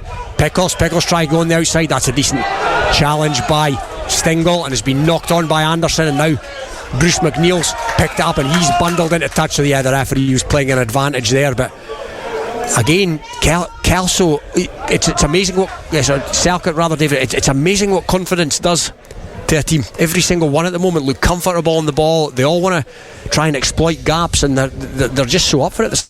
Yeah, we're half an hour in, and Aaron McComb took that. The ball went out, but he took a quick line out from the far side on the Kelso 10 metre. He wasn't wasting. He's not wasting time. They know they've got him under the pump at the moment, so they're wanting to keep that pace of the game going. Yeah, Kelso are really struggling to get away from their own 22. They are indeed, but they've got a wee bit of respite here because they've got a scrum from the Selkirk knock on, albeit it's just outside their own 22. Going to be fed by Tweedy, ex-Merchiston School, along with his ex-Merchiston teammate Isaac Coates and his current flatmate in Edinburgh. So they should know each other pretty well. But it's given out to Gamble, but Gamble's hit hard on the gain line as he tried to track it up. Strong defence by Selkirk here. Kelso not making much time, so the goal at box has been charged down by Ben Fisher, and he's in on Harrison as well, but that's been tidied up by Kelso, and it's been fumbled there. But yeah, it looked like it was a wee bit of a high shot by a Selkirk player, and that's resulted in a Kelso penalty. And again, if anything, Selkirk just letting Kelso off the hook a wee bit there. Dwayne Patterson's going to try and clear his lines. He's not been his best with the boot this afternoon. All the rugby being played in the Kelso half at the moment. Patterson, and again the wind's got to that. He didn't look all that comfortable there, David. Would I be right in saying? I think he'll not be happy with your suggestion earlier that there's a gentle breeze going down the pitch. I think Dwayne will tell you that there's quite a wind that is out there probably, because they're not being able to kick that any distance at all out of their own half, and at the moment it's playing into Selkirk's hands. But if you were being critical of Selkirk, as you say, Robin, there's a couple of times they've let Kelso off the hook there, made some mistakes of their own, and that's allowing Kelso to sort of hang in here. And the line out's taken, and it's one in the middle by Melbourne. Harrison at the tail of the resulting maul.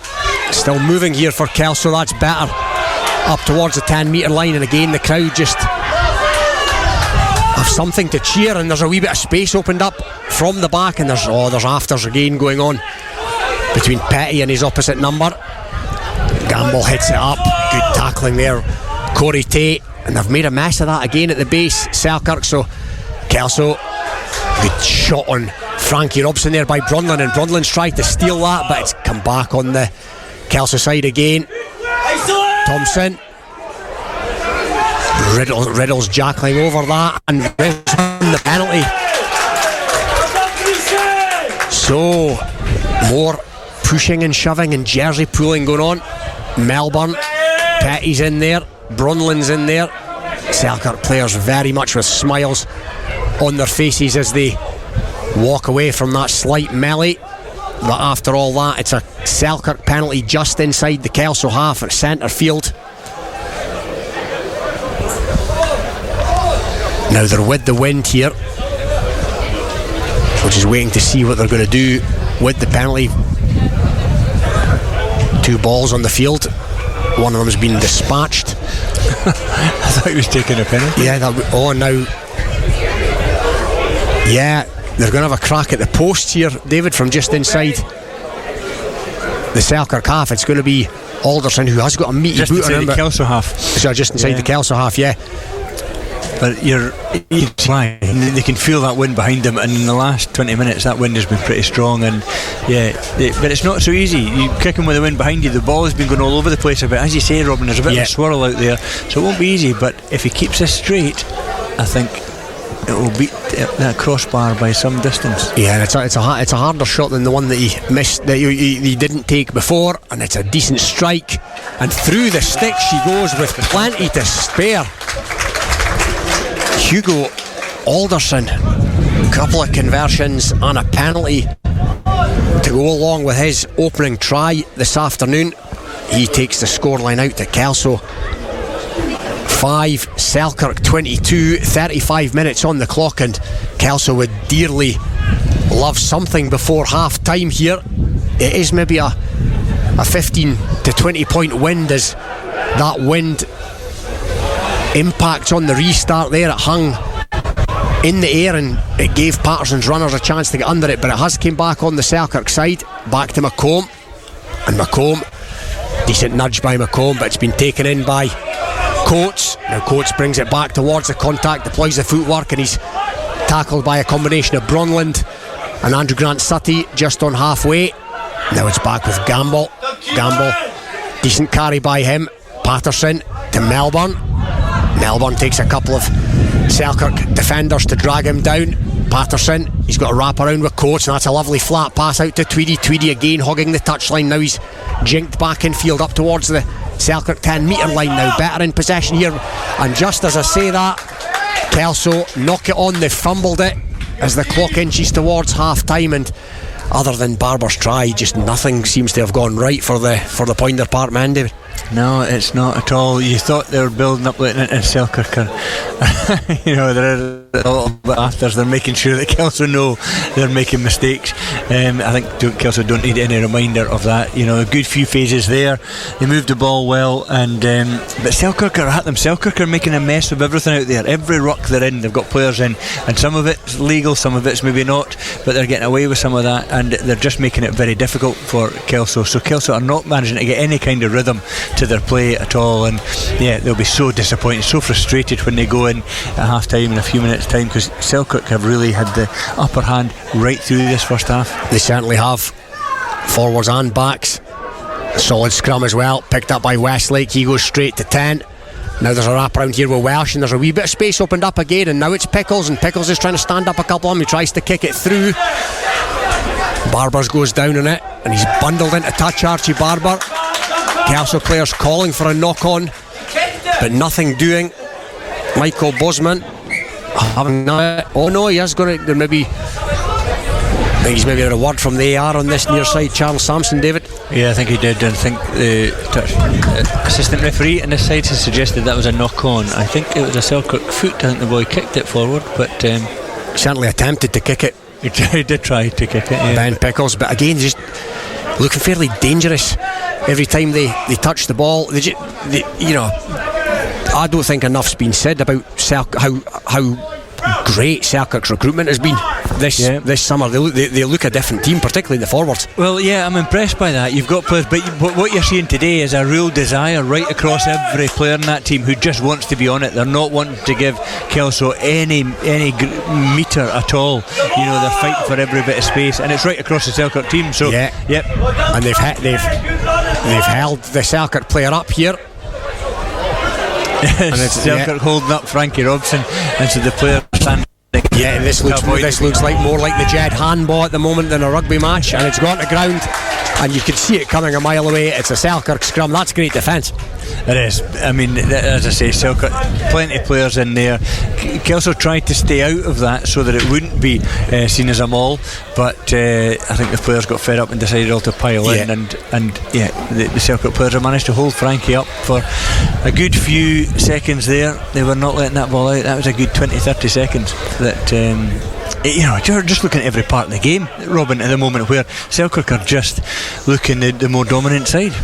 They most certainly are, and it's reflected on the scoreboard as well. That remains Kelso 5, Selkirk 22. Scrum on halfway, fed by Alderson. Solid scrum again from the Philip Haw men, and that gives Westlake all the time in the world to go to Anderson. Anderson again creates a space on the outside. Great footwork. Game head with the sign screaming for a penalty, and the referee duly obliges Michael Bosman, much to the annoyance of the masses here at Poynter. Luke Petty's in his ear as well, not for the first time.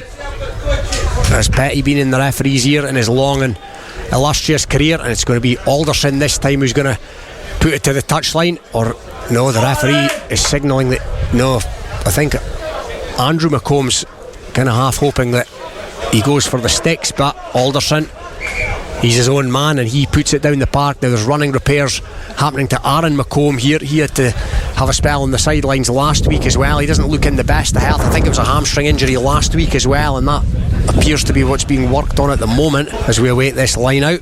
Kelso. I think for Kelso, they just want to get inside at half time. I mean, that wind has been strong. He said, there's a good number of points in that wind. Kelso will be hoping that's the case. But Selkirk, it's funny watching the players there. It would be very easy. It's half time now. It would be very easy just to kick that goal. They've got the wind behind them and go for it. But there's so many players in that park are not prepared to release the grip on this game and release the grip on Kelso. They want to get down there and hammer them as much as they can. Get another try before the half time. Oh, and what a fillip that would be. A fourth try before half time. It is almost, I can't remember the exact score at half time last season, David, but it's almost a carbon copy, but in the opposite direction. Kelso in the first half last year had scored 3 tries and were absolutely coasting at half time. Selkirk very much coasting here as things stand, and they throw in to this line out. Not the cleanest, but it's been taken in, tidied up well by Westlake, who's put himself about and been a steadying influence in this first half.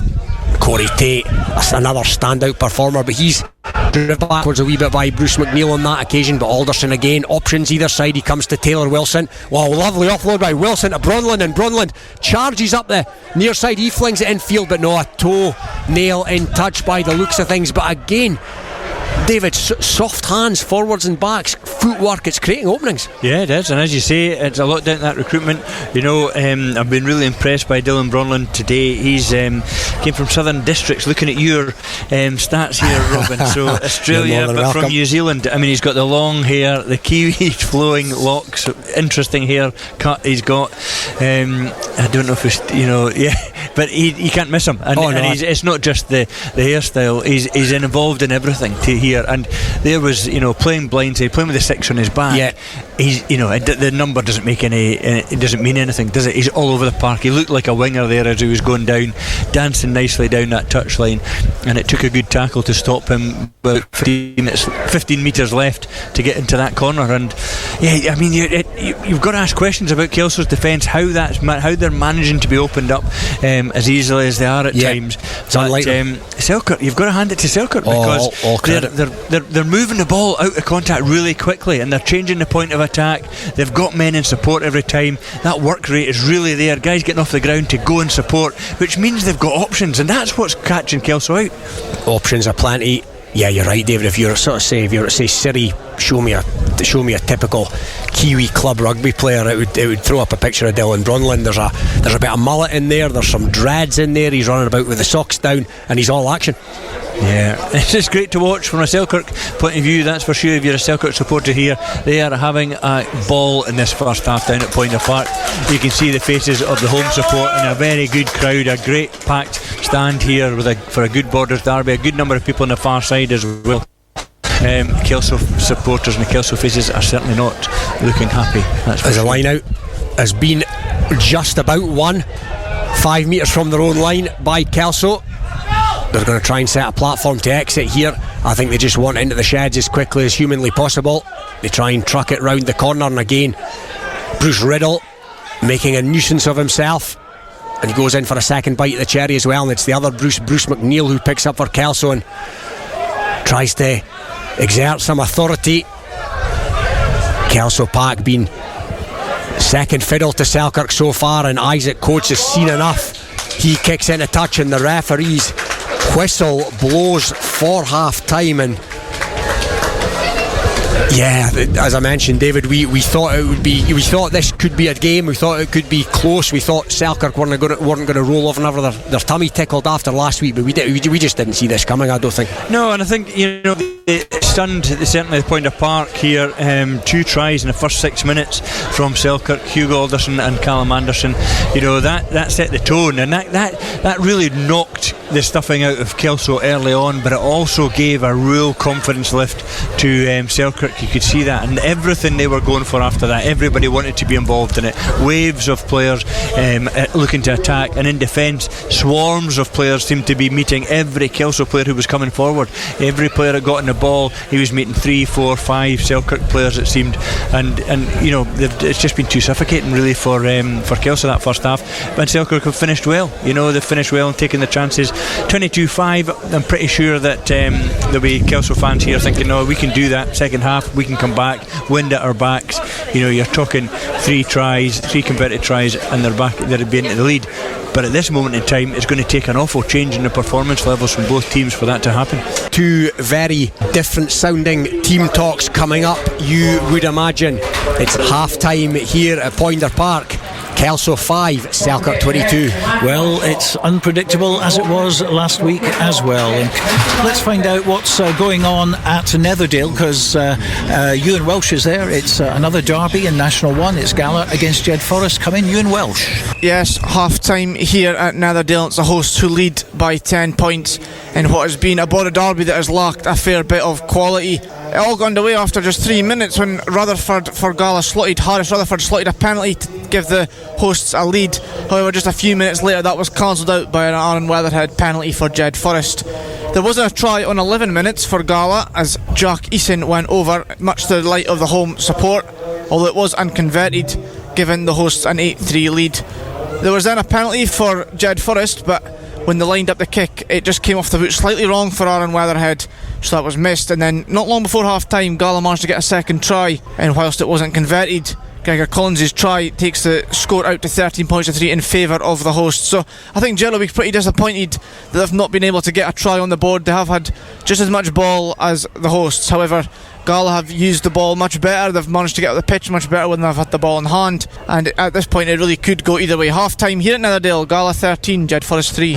This is Rugby Radio. Rugby Radio. Borders water, Borders barley and Borders people. That's what makes the Borders Distillery. Working exclusively with local farmers, the Borders Distillery is bringing whiskey making back to the region. Our award-winning distillery is open to everyone, where you can meet the people behind the scenes, explore our wash house and shop quality local products. Tour your local distillery and discover the spirit of the Borders. Full details at thebordersdistillery.com. Always enjoy our spirit responsibly. Under 18s must be accompanied by an adult when visiting the Borders Distillery. With over 30 years' experience in print and embroidery, BE Uniforms are one of Scotland's leading rugby teamwear specialists. We currently supply many great clubs across Scotland and the north of England, offering brands such as Adidas, Macron, Canterbury and BE Sport. We have a specialist teamwear team who collectively have over 60 years' experience in the trade, delivering quality teamwear and finding solutions to the challenges out there. If your club is looking for a new supplier and would like to know more, get all the details at beuniforms.co.uk. Proud sponsors of Rugby Radio and Borders Rugby TV.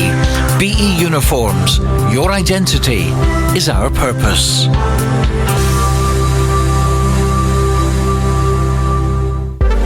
Based in Gala Shields but covering the whole region and beyond, Borders Mortgage Hub is your one-stop shop for all things mortgage related in the Borders. Visit us at bordersmortgagehub.com or call us on 01896 807 008. That's 01896 807 008. Borders Mortgage Hub. Mortgages for the Borders in the Borders. This is Rugby Radio. Rugby Radio. Yes, and we're here at the Hive in Edinburgh at the moment. The wind is still blowing, the sun's coming out though, and that game kicking off at 4:45 between Scotland women and Fiji women as well. And Hugh Brown has been speaking to Bryan Easson, who of course is the head coach of Scotland women. Bryan, a great win last week against Wales. You've made a lot of changes, 9 changes today. Why was that? It's a year-long programme going into the Rugby World Cup, so it was really important for us to work with as many different combinations as possible, whilst also picking a team that we believe is the right team to win this game today. So we've had a group of maybe 36, 37 players training with us over the piece. We've picked a squad of 30 to go to Cape Town next week. So today would be that 28 out of that 30 have started or have had game time. So really important for us to go into a World Cup year with as many bits of experience as possible. So it's a chance really for some of the players today to have a chance to looking towards the World Cup next year too. Yeah, absolutely. I think it's, I thought there were some really good performances last week, but yeah, it does give opportunities to put your hand up for selection. It's great that we can actually make 8 changes or 9 changes including 1 personnel, because that shows that we're building this group. It shows that we can look at teams differently. It means we can look at different combinations depending on who we're playing as well. So it's really interesting to look at half-back pairing, for example, second row pairings, centre partnerships, back 3 partnerships. So it's really exciting for us. This is actually the first time, perhaps surprising, that Scotland have played Fiji. It is, yeah. It's, last week we went into Wales. We didn't really do much work in Wales because we know them pretty well. So we had to do a little bit more work on Fiji.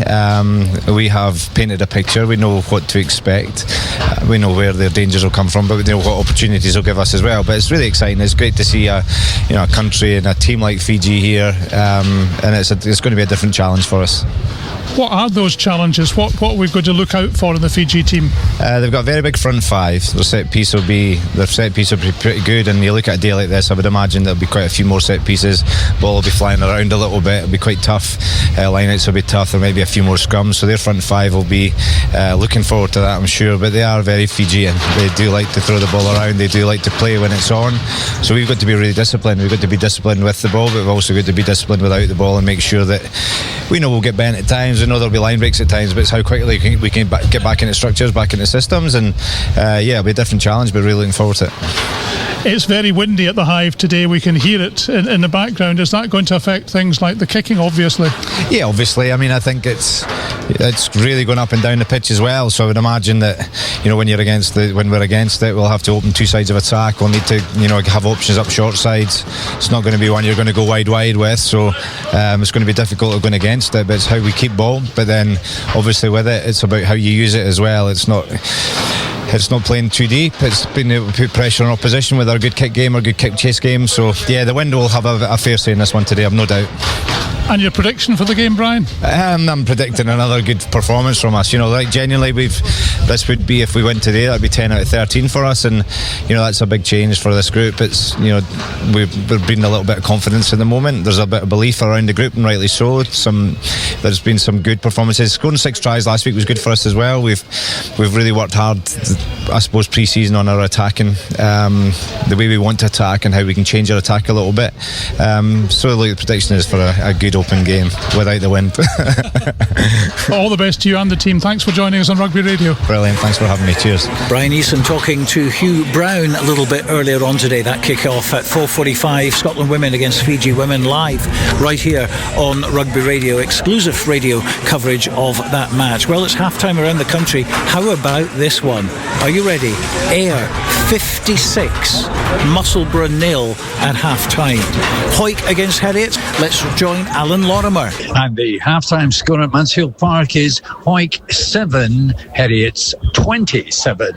Yes, it's hard going for Hawick. The Heriot's heavy pack has really pushed the Hawick forwards around the park and created a lot of penalties from these situations. But Heriot's simply were just far too quick and very good on the ball, scoring 2 quick tries in the opening 7 minutes by centre Angus Hunter and winger Jack Blaine. Hawick came back though with a great try by Ronan McKean from a lovely distributive pass by Kirk Ford, but thereafter Heriot's pulled away with an Innes try, Innes Hill try I should say, and then skipper Rory Leishman made the best of a break by Scott with the bonus point try, and then just before the break Jack Blaine fastened on to a loose ball, triggered a move, and that finished with Hunter claiming his second try. So the half-time score again at Mansfield is Hawick 7, Heriot's 27. Well, didn't expect that. What a second half in prospect at Mansfield Park. Let's go to the Green Yards. Donald Crawford not playing today, sadly, on the injured list long term, but he is sending us this report. Melrose against Watsonians. Half time here at the Green Yards. It's been a slow start. There was no points till 50 minutes into the game when Loman McPherson burst through for Watsonians to score near the post. Baggett converted to make it 7-0. Melrose then replied shortly after from a line out with a try from Goose Runciman out wide, and then after that the tries kept on coming. Watson's grabbed another one through Lewisburg from close range after some good work from the forwards and some poor discipline from Melrose. And then just on the stroke of half time, Melrose were camped in the Watsonians 22 for a long period of time. Unfortunately, the ball came loose and an interception from Watsonians, a quick ball out to Freddie Owsley, and no one was going to catch him as he scored underneath the post. Baggett converting to make the half-time score. Watson's 21, Melrose 5. So a tough day for the home sides in the Borders today, and we'll be returning to Kelso Selkirk very shortly. Just to give you another half-time scoreline that's just coming in: Marr 12, Glasgow Hawks 17, and also in National 1 it's currently Biggar 6, Peebles 15 at the break. Gala 13, Jed-Forest 3 is a half-time, and of course last night's match ended Stirling County 52, Glasgow Accies 21. Let's return to Poynter Park now. Kelso against Selkirk. And the second half is underway here on an afternoon when it's starting to look like the ex-Super Series clubs are beginning to flex their muscles. Kelso kicked off. They can take heart from the fact that they, in the corresponding fixture last season, were 19-0 up at half time, and Selkirk came back to win, so that's what will need to happen here. But Kelso have just lost the line out on halfway, and it's been gleefully gobbled up by arguably the first half's top performer, Corey Tate, the Hawick man in a Selkirk jersey. And Selkirk now with the opportunity for the first attack of the second half. They're up and into Kelso territory. Grant Sutty takes it to deck just outside the 10 metre line, and that's a decent hit on Kiran Westlake, but he's rode that without too much difficulty, and he's presented it nicely. And this time it's Bruce Riddle offering up his services. Now it's McComb, back door to Anderson playing second receiver, and that's a tidy little grubber again by Nixon this time, and Tweedy's got back and managed to tidy it up, but he's hassled and harried by Pickles.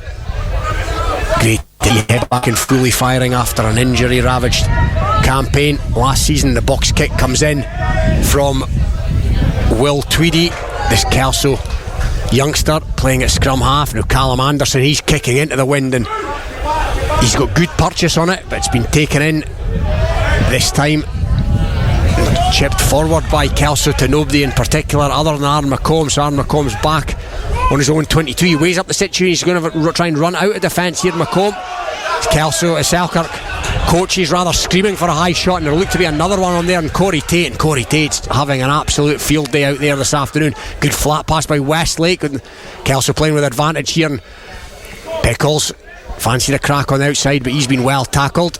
So Selkirk in possession here inside their own half, but looking comfortable on the ball, and again another good A little half break by Callum Anderson, and the penalties came there in favour of the Selkirk fullback.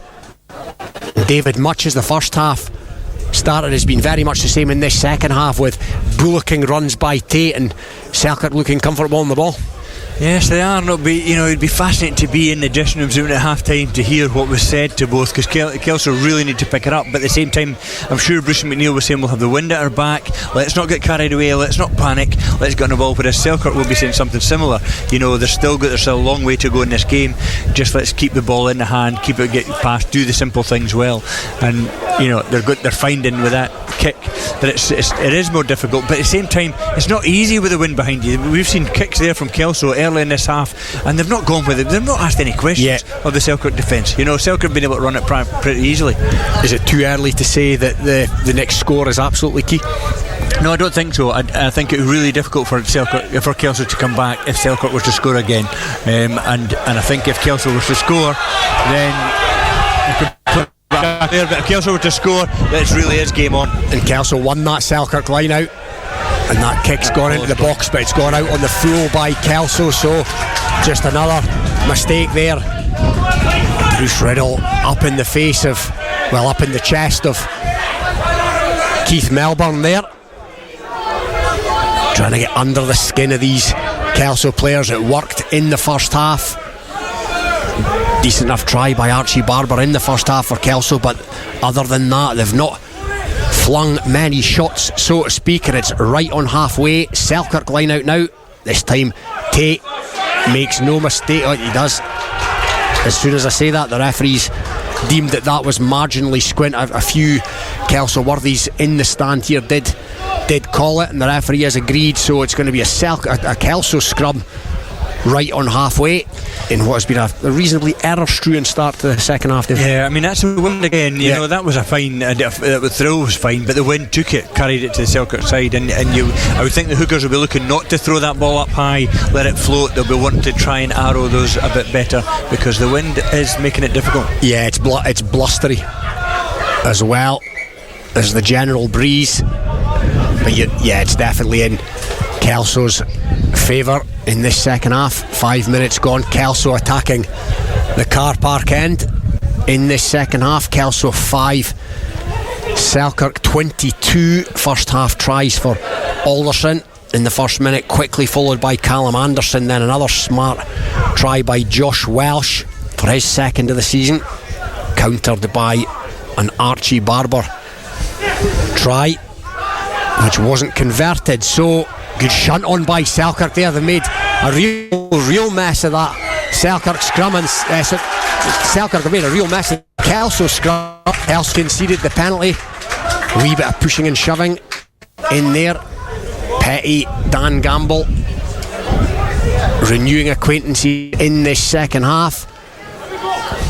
So Anderson it'll be to try and this into the teeth of the gale. Down the touchline, takes no chances with it. It's going to be a Selkirk line out. David's right, tricky conditions for hookers. Quite the day for being made to look a wee bit foolish with the darts, but let's see what Corey Tate does with this one. It's a line out. It's been nothing wrong with the throw, but Keith Melbourne got a big hand in it, and now it's back in the hands of Bruce McNeil, and Bruce McNeil's caught behind the gain line.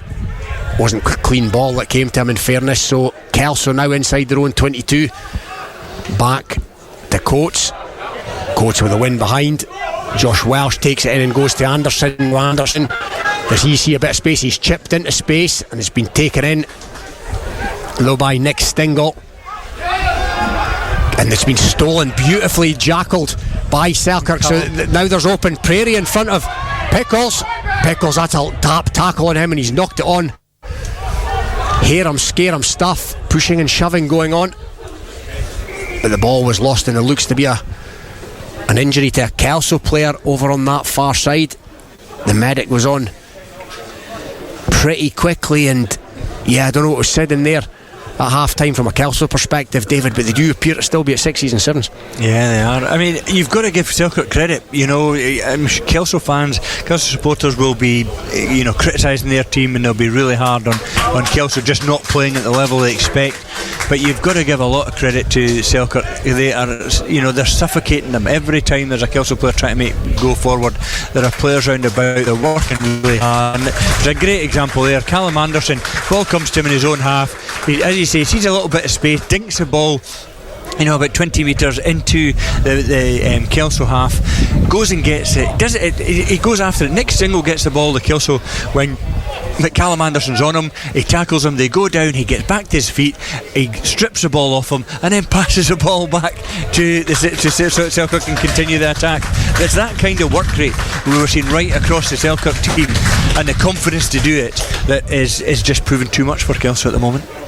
Yeah, work rate and confidence is a heady mix, and it's going well for Selkirk this afternoon. Luke Petty has come off, and interestingly that means Callum Smythe, the Glasgow pro, has come on.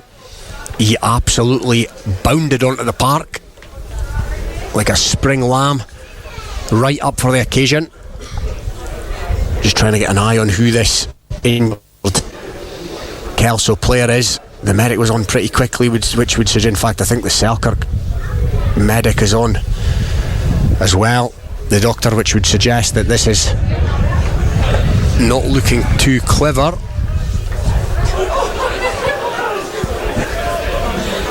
But no running repairs have been done, and we're going to be back underway, and it's going to be Scotland cap, recent Scotland cap, Patrick Harrison, the one-time Peebles man.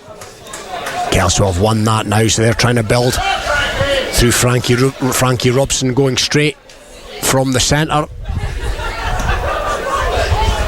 and that's been punted down the park by Kelso, and again it's been mopped up gleefully by Pickles. Pickles finds Anderson. Anderson's got Josh Welsh. Now Josh Welsh has hacked it forward into the 22, and there's a bit of a race on here. Barber's got pace, but the referee's going to bring them back for a Selkirk penalty. Everything going Selkirk's way at the moment. It's maybe 26 metres from the post. It's right in front, and decision to be made here, David, because you know you'd look at this on a non-windy day and say it's absolute meat and drink. It's 3 points all over it, but you fancy a crack here, or would you go to the corner? Yeah, and again, I would probably go for the point, you know, because although you're kicking into the wind, that could make it difficult. But you know, so maybe that puts you off going for the points, because you know, it's difficult kicking with it. David Chang Lang was coming in thinking it was he was coming in. David Chang Lang made his way round behind the post. David, I gave you two options without giving you the third, and Kelso have taken the third, which is a scrum. Yeah, so they're not kicking to the corner. Yeah. Selkirk, they're going for the scrum. That's actually what do we know? That's the best call. Yeah, it probably keeping is. The ball in hand, they're not going into the wind. They're not allowing the kicks to be affected by the wind. They're just making just sensible. They've been playing sensible rugby all day, Selkirk. So why would they stop now? So note to self, Robin, there is a third option. But yeah, it would actually be a trick. It's so centre field on a day like this. It's a tricky enough kick to touch as well. Yeah, it is actually. It is. So, and they're learning. You know, you don't want to put things out to kicks, and why not? I mean, Selkirk with the ball in hand, with the wingers playing the way they are, Callum Anderson coming in at full back, they're causing Kelso all sorts of problems. They are. Alderson's fed out the back three of Selkirk, been very impressive, as is that man Westlake. He picks up, and now it's Grant Sutty on the charge. Good clear out there by Selkirk. Now it's Fisher, takes a couple of men to drag him down. They're just up to about the 22 now, Selkirk, and again it's Corey Tate, happy to offer himself up for work time and time again. Nixon, some in the crowd calling for that to be a forward pass, short pass to Smythe, and it matters not, because Selkirk this time have been pinged for holding on, so say Michael Bosman, and again we've said it before, that'll give Kelso the chance to relieve the pressure, but Selkirk have just come back at them in waves so far this afternoon. So Dwayne Patterson on his own 22, that's a decent strike by Patterson. and the wind's got that as well, so that's going to be a Kelso line out now, right in front of our vantage point here, just inside the Selkirk half. And again, the crowd tries to rally the troops on for Kelso's Nick Barnes, the recent Kiwi recruit from Waikato. But he came here as a hooker, Nick Barnes, and we've seen him coming on and used, obviously versatile in the front row.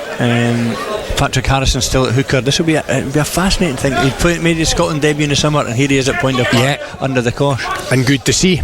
That's a tidy line out, and that's another sub that's on, the impressive youngster Jack Utterson for Kelso, Scotland under-18 cap, and that's starting to move forward, that maul. Davies on now as well. So here comes Tweedy. Tweedy's been well tackled though by Selkirk. So Kelso just inside the Selkirk half, trying to mount something. Dearly would like to be the next to score now. Patterson's beat the first man. He's gone out to Utterson, and that's a strong carry by the youngster. Better from Kelso. Tweedy, that's a solid shot. He came at pace, did the big prop Dan Gamble, but he was met hard on the gain line. Good defence by Selkirk. Davey to Harrison. Harrison's tackled there by the ever willing Bruce Riddle. Kelso now, and that's again good hassling of Patterson. It was Jack Fisher who'd flown up out of the line, but Kelso still managed to maintain possession. Not had too much of it in this game so far. Now it's back with Davey. Davies put up the up and under, and the wind's going to get that, and that's going to be easy enough for Callum Anderson, but he's not going to be able to mark it. It's gone backwards though, and he's scruffed the kick along the ground, but it's going to work out reasonably well. And Kelso, David, they just look like they run out of ideas a wee bit there. And they did a bit. It was a strange one to put that ball up. I actually thought, I was just writing that they're looking like they're starting to play, Kelso. They're starting to get some ball now. They're starting to move it. You're starting to see a bit of shape about their game again, which we never really saw in the first half. A lot of it's coming with Dwayne Patterson calling for moves in the back line and taking the ball at pace and coming on and causing it, asking questions, and actually starting to tire that Selkirk defence, which they weren't doing in the first half. So they're stretching in, they're getting behind. But yeah, at the end, a strange up and under kick there. So Kelso line out.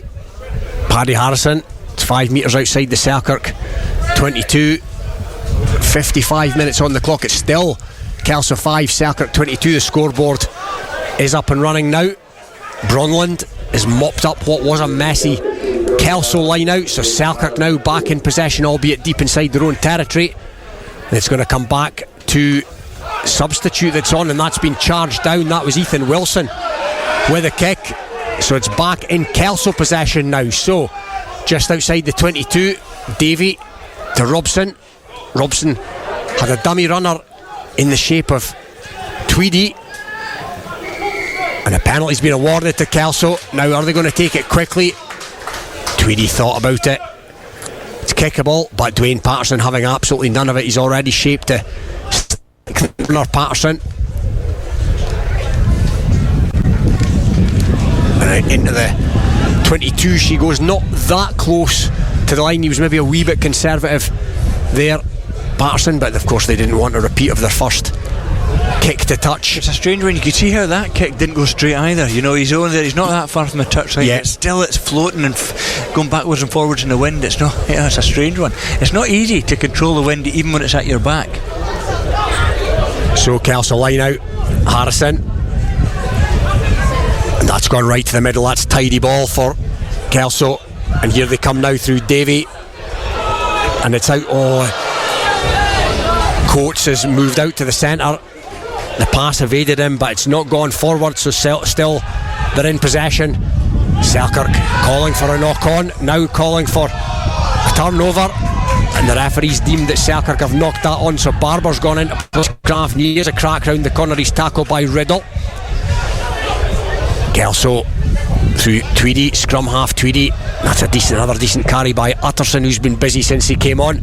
Now it's back with Davey, and that's strong defence in the midfield by Bronland.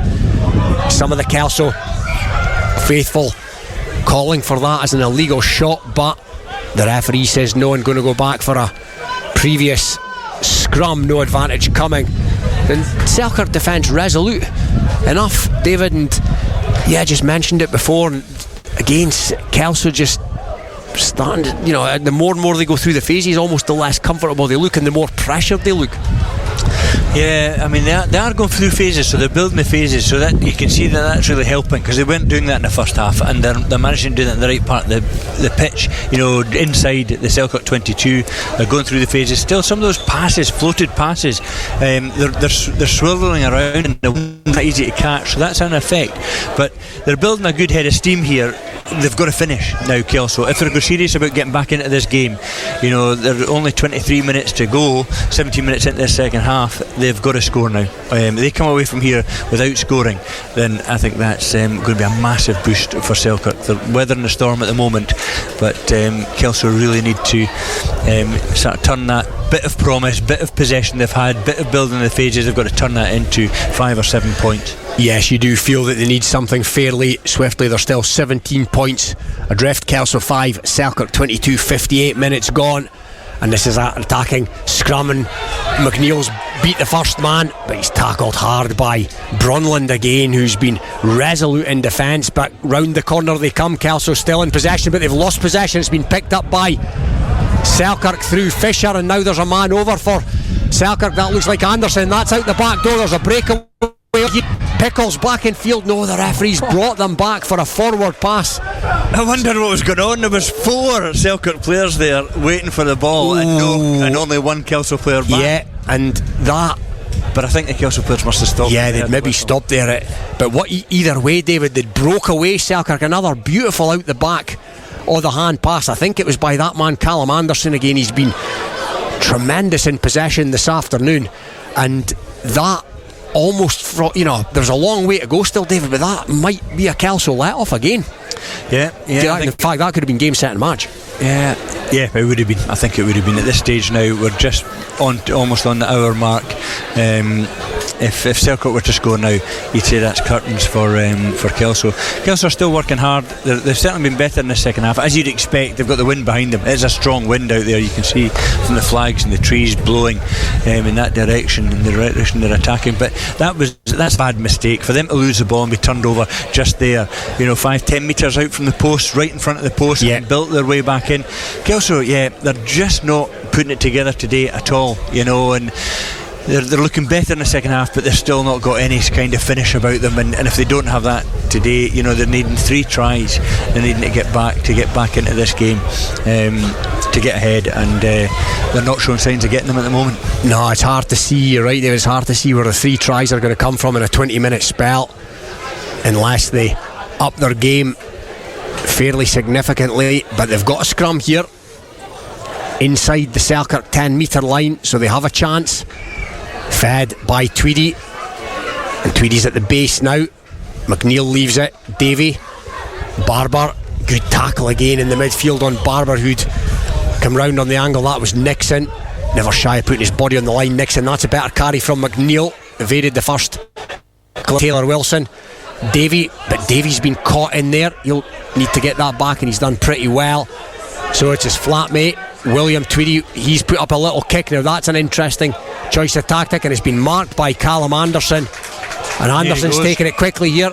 Kelso players had turned their back, but the referee's going to bring Anderson back. He just looks so sharp though, David, doesn't he? He does. He just wants to play rugby. You can see him out there. He's desperate to play. They've got a number of players through that Selkirk team. We're looking at Corey Tate, watching him going about the park. He's just a rugby player. He just wants to get his hands on the ball, play with it, and take teams on. And they've got a few players like that at Selkirk. They're not too worried about. I mean, we're saying coaching. Obviously they're coached well. Obviously you can see they know what they're doing as a team together. So they will have plenty of plays, but they don't look like a team that are going through the playbook. They're playing what they see, and that's difficult to defend against. Yeah, we're not going to be too complimentary of the Selkirk coaching, give that work alongside James Head, but here comes the Kelso line out from Callum Anderson. Clear to touch, which was decent into the wind, and it's been knocked on by Kelso again. The errors starting to mount up here. It's going to be a centre field scrum to Selkirk, and it remains Kelso 5, Selkirk 22.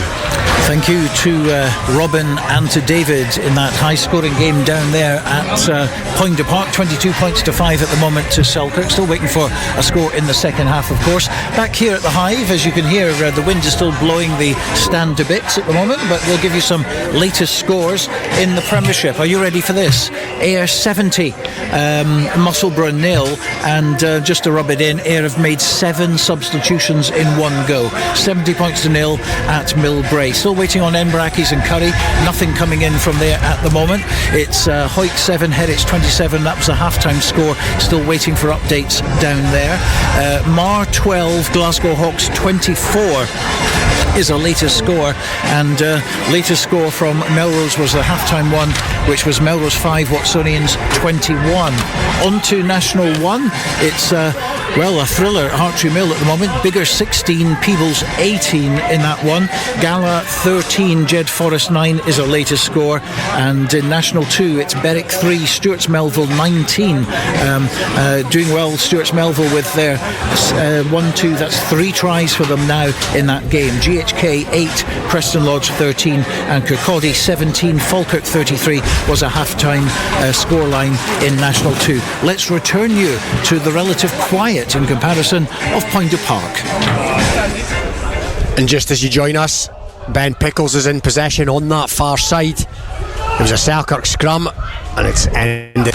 Touch though, and Kelso are going to look to take this quickly, and they have, and the referees allowed that to play. So Kelso with a bit of urgency here inside their own half. However, 64 minutes on the clock. They really need something pretty quickly, and that's been hoofed down the park by Davy. Now that's bounced, and it's over the try line. It's over the dead ball line. The wind at your back, David. That's a cardinal sin.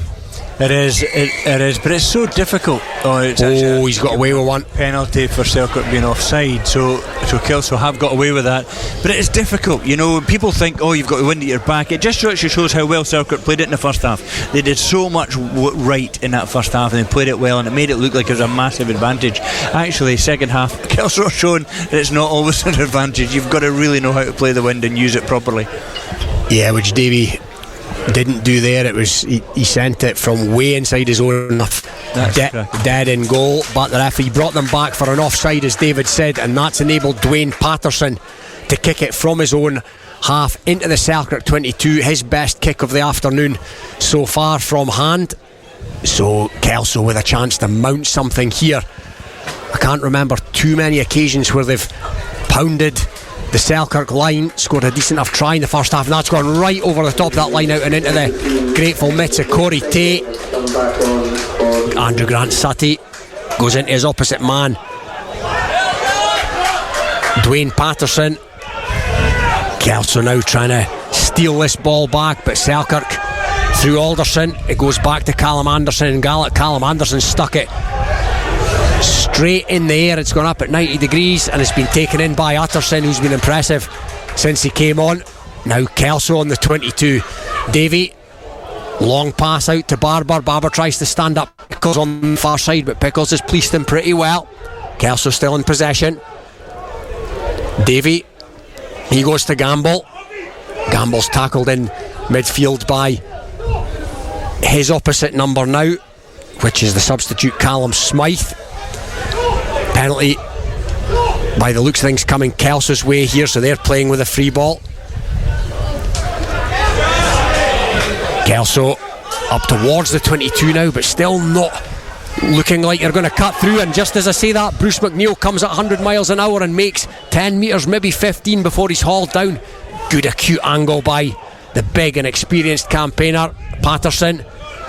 Dummy run by Melbourne. Now space is starting to open up for Tweedy, and Tweedy's beat the first man. That's a good tackle. The referees bringing them back again. Not penalty starting to mount up against Selkirk, it would seem. Dwayne Patterson being given the option of where he wants one of two penalties to be taken from. So they're going to come back to this near side. Running repairs at the moment to a Selkirk player by the looks of things. Laid flat out. The doctor's on. You can see a few Selkirk players stretching out there. They look like they're getting a bit of cramp. I'm not surprised. The work that Selkirk have put in here today. I was just noting there, Robin, that the Kelso attack is looking too pedestrian for me. It's not quick enough against this Selkirk defence today, where they're getting up off the ground quick, they're getting round and they're getting themselves back in. Kelso really have to move that ball well. It's not easy to do it in the wind. A lot of the passes, they have to be very precise. Kelso like to stretch the stretch teams and stretch their attack, and so they open it up for nice big passes, long passes. Not easy to do today in the wind, but they're still not moving with the same kind of pace and urgency, and both in the hands and in movement on the foot, you know. And as a result, Selkirk are managing to defend them pretty well across that 22. You know, and I think the only way for Kelso really to try and get points quickly is through that set piece, is through that line out in the maul. I mean, I've just noted down 1, 2, 3 mistakes in about the last 5 minutes there. Every time they had ball in hand and were going forward, that's Kelso's own mistakes. That's not really as a result of Selkirk pressure, and that's going to be really frustrating for Nicky Walker and the Kelso coaches. It is indeed. It's been an error-strewn performance, in all honesty, with what possession they have had. They've not made the most of it, but they're going to have a chance here, because Dwayne Patterson, Alderson it was that was injured, Alderson's back on his feet, good to see, but Dwayne Patterson's going to send this into the corner, and that will result in a Kelso line out. Knox is on for Paddy Anderson, so this will be his first throw of the afternoon. Windy afternoon at that, 5 metres out, maybe 6, and it's been taken in by Melbourne, but it's been lost on, it's been regathered by Kelso. They've done well to salvage that. McNeil's in there trying to do his best, and he takes it to ground, sets up the platform. So Kelso now 7 metres from the Selkirk line. Woodcock, who's had a quiet afternoon by his own high standards, he's taken that to ground. Now Melbourne tries to use his imposing frame, not making too much headway at the moment though, and the Selkirk defence is lined up, and it's been lost again by Kelso, pounced on by Kiran Westlake, but a penalty's been awarded this time against Selkirk, and it's been taken quickly by McNeil. McNeil's up towards the line. Is he over the line? No, he's held up just short. Good scrambling defence by Kelso. Melbourne's in there. Now there's another penalty coming, so Kelso playing with a free ball here. You feel they have to score. 69 minutes on the clock. Selkirk 5, Kelso 5 rather, Selkirk 22, and Kelso pounding on the door here for the first time in the match. Waiting on the ball to come back, and it goes out to the backs now, and there's men over on that far side. It's a long flat pass by Patterson, which was almost picked off by Ben Pickles, but the referee's going to bring them back. Patterson knew they were playing with a free ball. Bruce McNeil calling for it, trying to instill some urgency here now. They're 5 metres, or it's penalty 5 metres from the Selkirk line. Will they tap and go? There is the opportunity to take a scrum here, tie in a few of the defenders. We're on to 70 minutes now, so the referee's going to have a chat actually with Andrew McComb, co-captain for Selkirk, with his cousin Aaron. Maybe just starting to think about if these penalties mount up. The first flash of yellow this afternoon. It's been well refereed in my opinion by Michael Bosman, and Kelso here are going to indeed take the scrum. So 5 metre scrum to Kelso. Be fed by, looks like Nick Stingle's come in to play scrum half. The diminutive but powerful little figure of Nick Stingle. Davies at 10, Robson at 12. Be fed there. Now McNeil's picked up. McNeil has to go to Stingle, and McNeil kind of gets in Stingle's way again. A bit of indecision there in the Kelso ranks. Once again, not the most cohesive, and there's a counter ruck on here by Selkirk, but it has come back on the Kelso side, and it's back to McNeil. It's been lost, and it's out the back door to Davy, and Davies chipped it ahead for Woodcock. It's a bounce of a rugby ball here, and it's been touched down by Josh Welsh, and that will be a drop out from under or from the Kelso line, and the opportunity once again for Kelso goes a begging, and it was Davy again. David, again, to me I have to say that didn't look like the right option. No, just all over. I mean, Bruce McNeil coming off the back, getting in the way of the scrum half, Nick Stingle, him having to turn round, the line out not going to plan, so there's no maul. Kelso are just not been able to get anything at all going the way they want, even though they've had much better possession in this second half. And into the wind, as you'd expect, the dropouts not went that far. It was picked out there by Patterson, so here comes Kelso again up towards the 22. That's a carry by Gamble. He just encroaches in there. Stingle comes round. Now it's Knox, keen to be busy, having just come on. Selkirk again though look fairly solid in defence. That's a flat pass again by, and again decent tackling, decent defence in there by the Philip Hall man. Stingle has to guddle for it, and again a decent shot in there, this time by Nixon, and Nixon's managed to win the ball as well. And here comes Selkirk from just outside their own 22. It's been dropped on by Taylor Wilson, the recruit from Gala over the summer. Kelso starting to look a wee bit aggrieved here. There's a wee bit of afters going on there. Selkirk with the ball on their own 22. They're in absolutely no hurry to do anything with it. Alderson to Ethan Wilson, who's on. Wilson assesses the situation, has a little dart. He's been caught in the midfield, so they're going to have to win this back, and it's been won back by Selkirk, and that's a decent connection by Alderson. The wind's got hold of it, and it's going to go into touch, and that'll eat up vital seconds as we approach the 74th minute. More Kelso recruits coming on. Ashton Excellence and Liam Tate. Good to see Liam Tate back there. Yeah, good to see Liam Tate back. He's a cracking player. He was. He had a bad injury. Been out of the game for a wee while now. This will be his first appearance of the season. But that Selkirk team, geez, you've just got to take your hat off to them. Andrew McComb, what a game Andrew McComb has had. Yeah. He's in absolutely everything. He stripped the ball off Dan Gamble. That's not an easy man to stop. Never mind take the ball off him.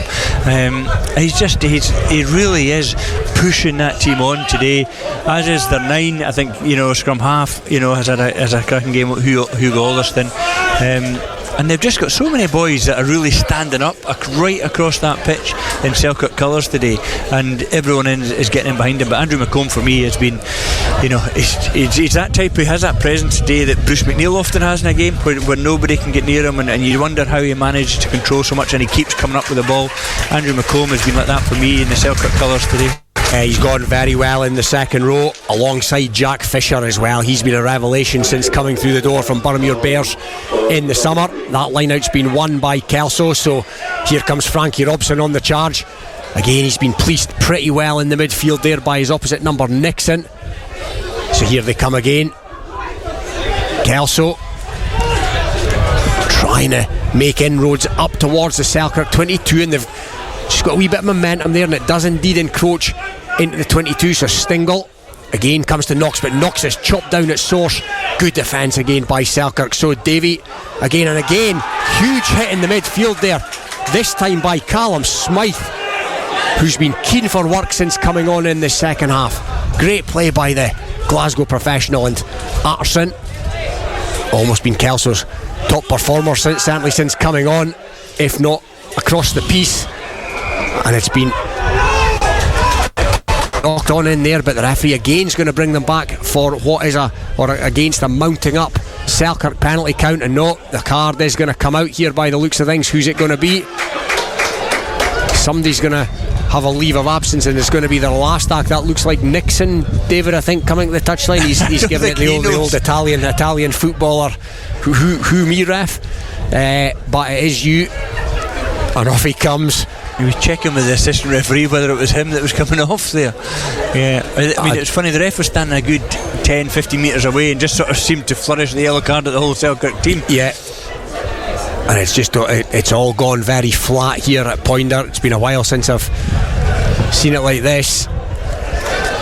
So Knox now, and again Bronland was up making a nuisance of himself at the front of that line out for Selkirk, but his big Kiwi paws knocked it on. So it's going to be a Kelso scrum this time, 15 metres in from this near side at Poinder. They've huffed and they've puffed in this second half, Kelso, without ever looking too threatening, and Selkirk have sat back, been content with a 17-point lead to soak up whatever Kelso have thrown at them. Their discipline started to creak a wee bit. It's now 14-man Selkirk, as it will be for the rest of the game. Nixon, Selkirk centre, being sent to the touchline. Yellow card, I have to say, on 76 minutes. He will play no further part. So the space will be there somewhere for Kelso. But David, it's whether they've got the tools to unpick even what is a 14-man defence. They've been blunt this afternoon. They have, and it says a lot again for Selkirk that they are not prepared to give anything away. They know that a score now is not going to stop them winning the game. You haven't really seen Selkirk as much of a taking force in the second half into that wind. But as you say, they've been not only content to soak it up, but they've been pretty confident in soaking that up and saying, okay, we can keep them out. And I think they're showing a determination to do that right to the final whistle. Yeah, they are exactly that. They look like a team full of confidence at the moment. Reasonably heavy reversal over at Marr on the first day of the season, 40 points to 10 if memory serves, which, given what's happened since then, Marr taking a pasting at Hawick last week, and I don't think they're going too well this afternoon at home to Glasgow Hawks, who Selkirk comfortably dispatched last week. But some within the Selkirk camp did allude to the fact that it maybe wasn't a 40-point game over in Marr. But yeah, they look confident. Selkirk, they're going to win here this afternoon now. We're 78 minutes gone. Kelso 5, Selkirk 22. Not quite been able to get over the line in terms of the bonus point. I don't think care one jot. They've kept Selkirk scoreless, and they've kept Kelso scoreless so far anyway, in a half where Kelso have had a strong wind at their backs. But here come Kelso, 10 metres or so short of the line, and they continue to huff and puff, continue to maintain possession against the 14 men. That's a charge in there by Tate. Now Robson out to Davy. Davy's tackled again in midfield. Is that a knock on? No, it's been picked up by a Kelso player, and he steals another metre or so. So Kelso now trying to take something from this game. It'll be a little more than consolation if it does come. Davy, bit of indecision there. He's going to have to regroup, and there's Selkirk players over the ball. Smythe, but he's done well, the Irishman, to get that back. And there's a wee bit of space opened up there for Angus Hutterson, who's on, but a crossing there by Kelso. Penalty awarded to Selkirk. There's a wee bit of afters in there again. Bronland, he's made a nuisance of himself. He has. He's loving it. He's absolutely loving it. In there, he is wanting to make sure the Kelso players know exactly what he thinks about who's dominated today. And yeah, even there, Kelso still not able to actually manufacture an opportunity, crossing just the latest of a plethora of mistakes throughout this performance by Kelso today. Yeah, very much an error-strewn performance by Kelso, very unlike themselves in recent times. As the 80 minutes is up on the scoreboard clock, Kelso 5, Selkirk 22. Callum Anderson, and the trusty left boot of him, has kicked it to touch. So the line out will be Selkirk's. They've tried to go towards the tail. It's gone right over the top and into the hands of Bruce McNeil, and Bruce McNeil's on the charge now. Kelso looking for consolation here. Stingle, Robson, Utterson out to Coates, and Coates has got Tweedy, but again resolute. Selkirk defence, it's been lost forward by Kelso. Referee's arm not out yet. It's gone into touch on that far side, however. Has the referee seen enough? No, it's a line out. It's gone Kelso's way, and it's been taken quickly, and they've got men on this near side. If they can use them, it's the Kiwi prop. Nick Barnes straightens and goes. Kelso now, Melbourne. He goes to Coates to Patterson. Was that a deliberate knockdown by Josh Welsh? The assistant's flag is out rather, and the referee's arm is out, so there's a penalty coming at the very least here. Bruce McNeil, he's been really busy in the last 10 minutes or so as he tries to galvanise the troops, and now it's Melbourne. Melbourne puts out to Knox, and Knox sees a little bit of space on the outside of his man and inches towards the posts as they continue to look for this consolation. That's been passed to nobody. Melbourne back to McNeil. McNeil deploys the footwork, but he's been tackled in there. That's good play by Blake Cullen. So Kelso still, some of the punters here calling for a high shot, and a Kelso player by Bronland But again, good defence by Selkirk. Kelso, 6s and 7s going one way or another, and it's straightened there by Kelso player rather. Now they're inching towards the Selkirk line. This navy blue wall, and another penalty comes the way of the home side. It's been tapped quickly.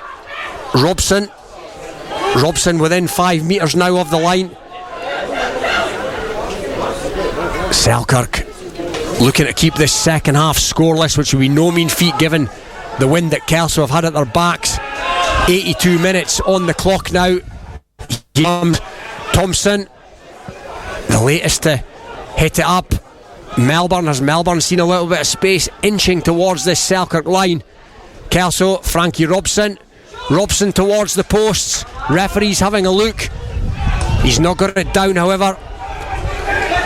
Kelso, crowd still calling for their home heroes, and another penalty's been awarded.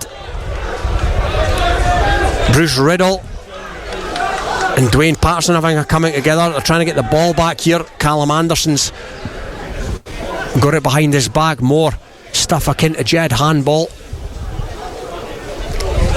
as he tries to hide the ball from the opposition, but they've found it, and now the referee's having a conversation with the two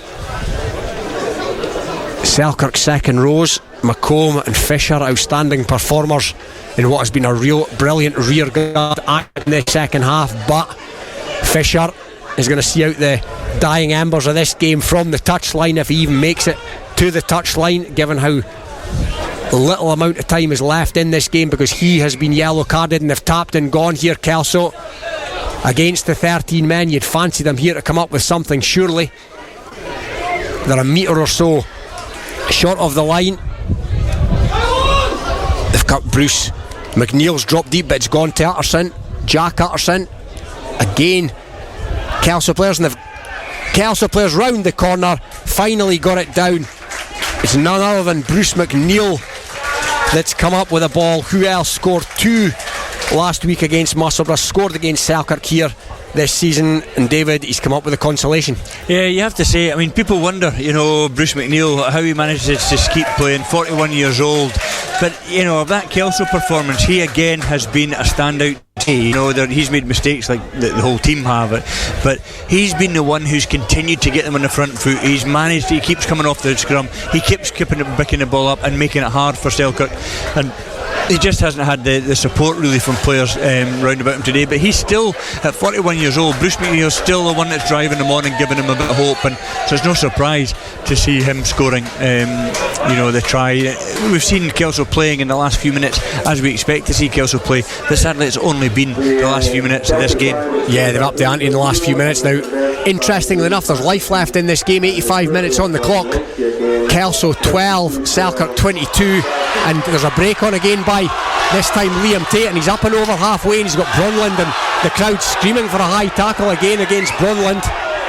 Keith Melbourne remonstrating with the referee. Now here comes Asante, and let's not forget this is currently a 10-point ball game, so Kelso now sniffing a bonus point. Utterson, 13-man wall. Oh, it's been stolen by Andrew McComb. Now, speaking of bonus points, there's a bonus point on the table here for Selkirk, and McComb went fully 40 metres, and now Selkirk are up towards the 22, and they've got men over on the near side. Callum Anderson straightens and goes to Wilson. Now over on it's Brodie Allen, the 17-year-old. He's cut back in field, Brodie Allen, and all of a sudden it could be Selkirk going for the bonus point. Smythe sticks it up the jumper, goes route 1, still in the 22, and they've got again Alderson. There's a flat pass on there. It's Brodie Allen once again who's cut in field. Who would have thought? 13 men sniffing the bonus point again. Callum Anderson, beautiful offload by him once again to Andrew Grant Sutty. What a heroic effort this is by the men from Philip Haw. The game's in the bag, sniffing the bonus point. It's Corey Tate, rearguard action by him in the second half, but so impressive in the first in particular. Brunland now a metre or so short, and again they come round the corner, again towards the line. It's been fumbled and knocked on at the death. The referee signals for a Kelso scrum. The whistle goes to the mouth. Selkirk with a famous victory here at Poynter Park. Kelso will emerge pointless from this one. And David Ferguson, we've been served up another treat here, and the victory for Selkirk is nothing short of what they've deserved this afternoon. No, fully deserved. Kelso can have no complaints about that today. They're arguing with lots of different referee decisions here, there and everywhere, but Selkirk were by far the better side today, and it's fantastic in front of a big crowd here, big Borders crowd down at Poynter Park. It certainly gives Kelso a lot to think about, but it's a great boost for Selkirk rugby. A lot of people were probably thinking Selkirk might be a team that are in that relegation fight this season, and that'll still happen, and Kelso could still find themselves down there, but that's Kelso with just one win from 3 games, Selkirk with 2, and this Selkirk team have shown today that when they play with that kind of desire right across the team, the skill they've got at the breakdown, their ability in defence, the tackling was tremendous, and their ability in that first half to pick off tries when chances came away, they should be looking to finish higher up the table. They've got the ability to there. We heard them, Nikki Walker talking earlier about there being quite a congested middle of the table. That's what we're expecting. I think it will be. I think we've seen with the results that are coming in today that who knows, but yeah, today Selkirk, there's no doubt about it, Robin, Selkirk fully deserved winners. They certainly are, David. It's a famous victory for the Suitors here at Poynter Park. They did it last season, they've done it this season. It's finished here. Kelso 12, Selkirk 22. Thank you to David and also to Robin Purdie. As you can hear, we're back here live at the Hive. We've just kicked off and Fiji going in already for what could be a try. 12 seconds underway. We'll be joining Stuart McFarlane very, very shortly. The latest score in the Premiership that we have is Ayr 77, Musselburgh 0. It's all over at Mansfield Park. Hawick 19, Heriot's 39, Kelso 12, Selkirk 22, as you heard. It's a draw at Fullerton Park. Marr coming back to make it 24-24, and the latest we have Melrose against Watsonians at Melrose 5, Watsonians 26. So the Bill McLaren Shield looks as if it's going there. So we'll be rejoining the team at Poynter Park very, very shortly, but right now we're at the Hive. It's Scotland against Fiji, the Women's International. Your commentator tonight is Stuart McFarlane. Salita Vasegi, who plays in the back row, the open side flanker, was almost in. As Stuart mentioned, in the opening seconds of the game, Fiji have got a real stranglehold on the opening exchanges in this contest, deep inside the 22, and that resulting in an excellent kick-off there from Jennifer Ravutia, the fly half for Fiji. Fiji playing in their white jerseys with the black shorts and the white socks, and Scotland in their familiar dark blue jerseys, white shorts and white socks with the blue trims. Fiji playing from left to right. Remember, this an east-west ground rather than north-south, so the strength of the wind perhaps greater in significance than it might have been in the main national stadium. But Fiji have Murrayfield, the north stand, to their backs at the moment, and they are playing to the posts to our right hand side, and they'll look to get an early stranglehold in the contest. Senekarivi is the scrum half, squats down, feeds the ball just into the feet of our number 8. They're looking for some runners, taken on in by the inside centre. Lodrau doing very well up inside those final 3 metres, looking to recycle for the Fijians, who are staying very mobile.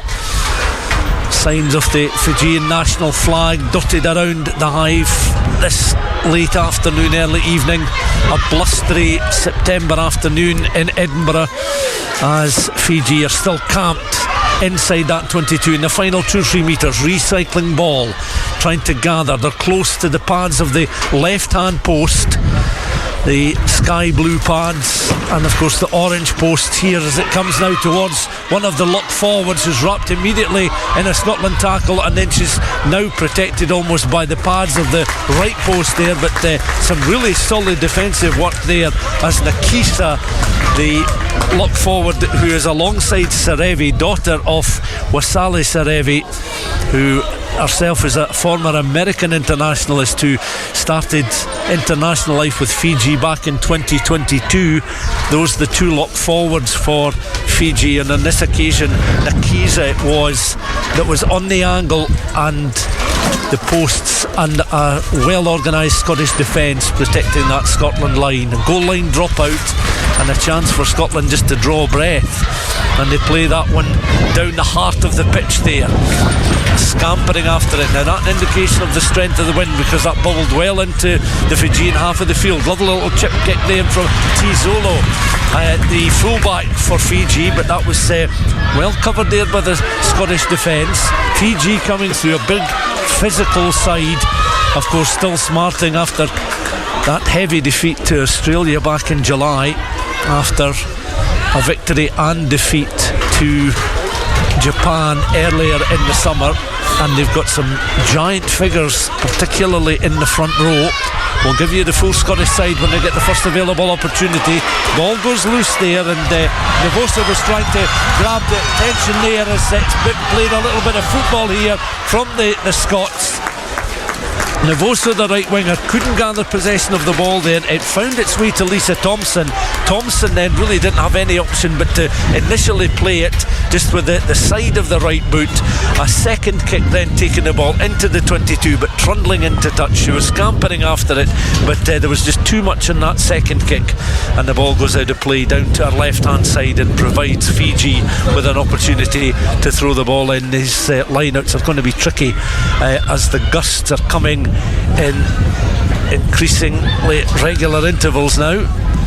Increasing regularity as the ball is thrown towards the middle portion of the line there, and it's Serevi who wins the ball in the line out. Fiji again looking just to reorganise. Back they will come, look to try and clear down just outside of the 22, and with 5 minutes of the first half gone, we'll hand back to Stuart with a scoreline of Scotland 0, Fiji 0. Yes, let's go to Poynter Park for some post-match reaction. Selkirk beating Kelso for the second year running at Poynter Park. Here's Robin Purdie. It's David here, Stuart, and I'm joined by Jack Fisher, who is my choice of man of the match today in this performance for Selkirk. You really blew Kelso away in that first half today, and in the second half you showed that you're a very difficult team to get through. Is that what you expected the game to be like, Jack? Yeah, I mean, we knew Kelso would be a physical side, so I think, emphasis on starting well. So, I think we blew them away first 10-15 minutes, got the 3 tries, and then, went at half time saying, look, they're going to come out fighting, and they did. But credit to the boys, I think 35 minutes we kept them to 0. A couple of us getting sent off at the end there, yellow cards, but credit to the boys. We've put the work in at training, Tuesday, Thursday, big sessions, but we know it's going to be a tough year this year, so what you put in is what you'll get out, so aiming up. So in that first half you came out of the box quickly, as you say, 2 tries in the first 6 minutes, 3 tries, and we just thought Kelso looked like they were shocked. How did it feel out in the pitch there? Yeah, no, it was a bit of a shock. Just sort of first phase attack. It was almost our second phase. Just breaking through the contacts. We big emphasis on support lines. So, just if someone's making a break, getting on their back. And it was a shock, but boys done well, and then we stuck at it. And what it says about Selkirk, that's 2 wins, back-to-back wins, big results you've had as well, and that's a big result today down here at Poynter Park. What does that say about what Selkirk can expect this season? Yeah, I think if you asked a lot of people, they wouldn't have predicted those results, but it's us on the pitch that are going to get us the results. So we're going to make playing at home a fortress, and we're just going to go at every game and hopefully get the win every game. That's our aim, and we'll see where it takes us. Next week you've got a big challenge ahead. How do you look forward to that? Next. Yeah, Ayr, played against a lot of them last year in the Super Series, so I know what to expect, but there'll be a big physical side, and we just got to start how we started this game. Take the game to them. They don't like it when you're in your face, so just get in there, hitting them in the rucks, just all the dirty. Perfect, Jack, thanks very much. Well done today. Great on Selkirk, and as we say here at Poynter Park, Kelso have been blown away by Selkirk. Selkirk look the better side, and it very much a deserved victory. Thank you very much indeed. Jack Fisher there talking to David Ferguson. No score still here at the Hive. It's 0-0. Let's go back and rejoin Stuart McFarlane. And Tizola trying to make a break from just outside her own 22 there, the Fijian fullback. as Fiji look to recycle ball.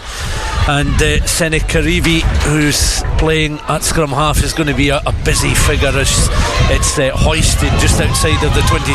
The wind just caught the ball there, and Fiji again looking at their half-backs and Ravutia to try and link up with play there, but knocking the ball forward just outside of that 22.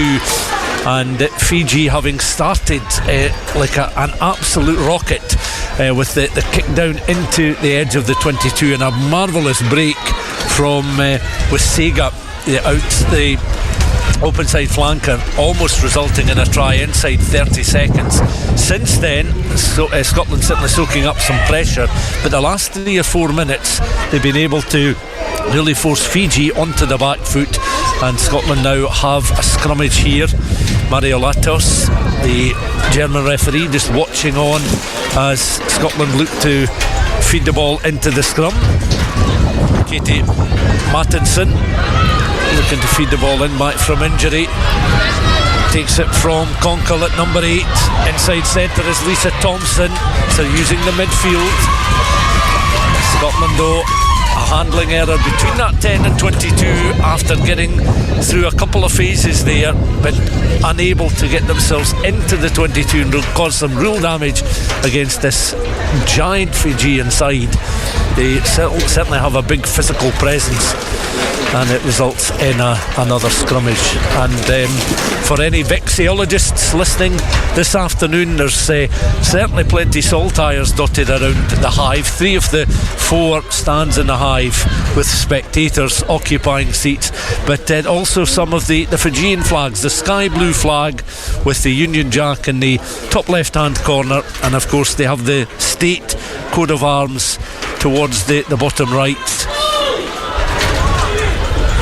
Floral head dress, very much the order of the day for some of the Fijian spectators watching just down in front. Some bobble hats worn by those supporting the home side, and applause there for a well executed Scotland scrumming, as much as they've won the penalty from that scrummage. And it's a chance, certainly if the wind can drop for a moment, for Scotland to perhaps kick to the corner, which I think is their preferred option here. So this about 30 metres from the posts. 11 minutes of the first half gone. International women's rugby on Rugby Radio. Scotland 0, Fiji 0. Also broadcasting on TD9 this late afternoon, early evening. So we're delighted to have your company wherever you are listening in. Also on TD1. So coverage across parts of the Scottish borders, and of course much further afield. From the line out, the drive is on here, and joining in the drive immediately Lana Skeldon, who looks very dangerous in these set pieces inside the opposition 22. Now this giant Fijian pack under real pressure here as Scotland are looking to go underneath the post. Well, the referee now we see going underneath the post, because Scotland had directed their way towards the Fijian line, and Scotland have managed to land an opening try. The referee signalling penalty score because she raised her arm, went underneath the posts, and Scotland has one head back towards the halfway line. And you could tell from the point of Lana Skeldon's throw-in that Scotland had a little bit of momentum from the line out. It was a good catch and drive, and Fiji had no answer to it, despite, as I say, a lot of bulk and good defensive capacity out there on the park. So Fiji conceding the opening points with 12 minutes of the first half gone. So the referee just making her way back to the halfway line. A penalty score, and Fiji lost the services of their second row forward. Nakisa, who herself on the attack a little bit earlier on in the first half, had a break and really was denied by one of the pads of the Scotland posts. She could have been in for the opening try herself, but she has made way, and she's just receiving a little bit of treatment. She's down on her haunches. Fiji a little bit uncertain what they're going to do in terms of numbers here.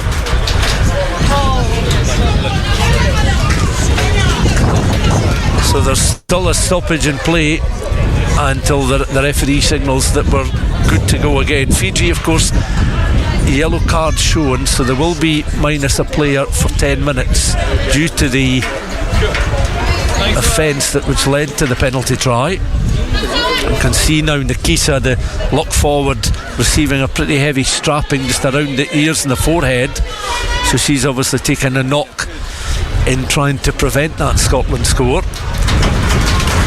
Fijian players pacing around, looking to get the signal to restart this match. Scotland players, many of them hands on hips, just waiting purposefully before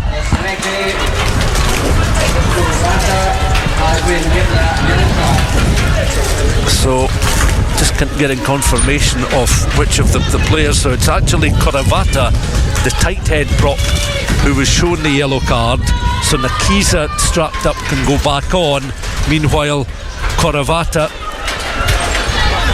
has made way, so Koravata, the tight head, will sit out the next 10 minutes. The kick bounces awkwardly there. It didn't quite make the 10 metres. The restart kick played down into the Fiji half. So Scotland very much with a wind advantage in this first half, as was illustrated with that goal line dropout and the distance that travelled. And kicking into the wind there was rather difficult for the Fijians in the restart, not quite going the 10 metres. And now Fiji will look to withdraw another player and bring a replacement front row forward on. And Vika Matarugu makes her way onto the field. So Matarugu, who is wearing 16, but I think for the next few minutes at least will cover the tight head berth, because she's taken up position to the right of her starting hooker. And Fiji have now lost Wasega, so Wasega is off as the player sacrifice there. Koravata on the yellow card, and onto the park is Matarugu.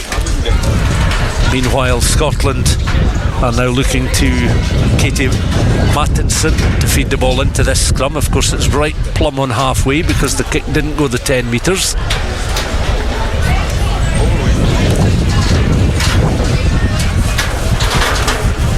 After a bright opening from both sides, really dominated by Fiji in opening 2 or 3 minutes, and Scotland showing a resolute defence. Scotland then hitting back and really showing the experience and how they've managed to certainly turn the corner in improving their fortunes at international level by not conceding, and then with their first real meaningful foray into opposition 22 territory, coming away with a penalty try from the scrummage. Then again that bounces awkwardly, plenty of height on the bounce, once just before the 22, and then the assistant, this near side, raising her flag pretty much plumb on the 22 there, as Scotland again trying to make that wind advantage count with a crossfield kick and chase, and the ball bounces into touch, and over will come the Fiji hooker. We'll see who will take on the throw-in duties. Just now it is the regulation hooker. So Marawa looking to throw the ball towards the back of the line. Doesn't get a clean gather of the ball there, but Fiji are looking to work it through the hands up towards the edge of the 22. Marawa just trying to join in and try and provide a little bit of presence herself. Some intricate handling here from the Fijians as they try and work their way up and just outside of the 22. Scotland again looking to try and infiltrate this Fijian steady build and attack as they now just work their way beyond that 22 on the left hand side. Recycled ball there by Lesiwa, the number 8. Fiji now injecting a little bit of pace as they're up towards the halfway line. Crowd certainly in front of me enjoying that, the Fijian supporters, but the referee has spotted Fijian players going off their feet, so Scotland will have the penalty just as Fiji were getting into their stride there down that 15 channel on the left hand side, led there by Lesiwa. The number 8 was really at the heart of creating opportunities there. The Fijian coaching staff alongside me slamming hands and palms of hands and tables, and they not necessarily vibrations coming my way at the moment, as it's now back with the Scotland fullback Chloe Rowley feeding the ball out nicely to the left hand side. Francesca McGee trying to back herself now, checks inside the 22, down towards that left hand side on the 5 metre line. That was excellent handling there from the Scotland back line, taken on now by Anne Young.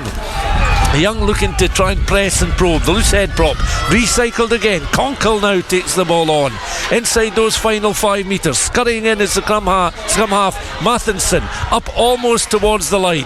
Mathinson again looking just to straddle over the ball, is able to find her inside centre, and Lisa Thompson had just enough room to get in between two Fijian players and score Scotland's second try. A further 5 points on the board after a penalty score. 17 minutes of the first half gone, and all credit there to Thompson because she positioned herself perfectly, found a little gap there. She had to gather and really go immediately. There was no hesitation in her scoring the try because the Fijians would have closed the door. They were already trying to wrap round the Scotland inside centre, but 17 minutes on the clock.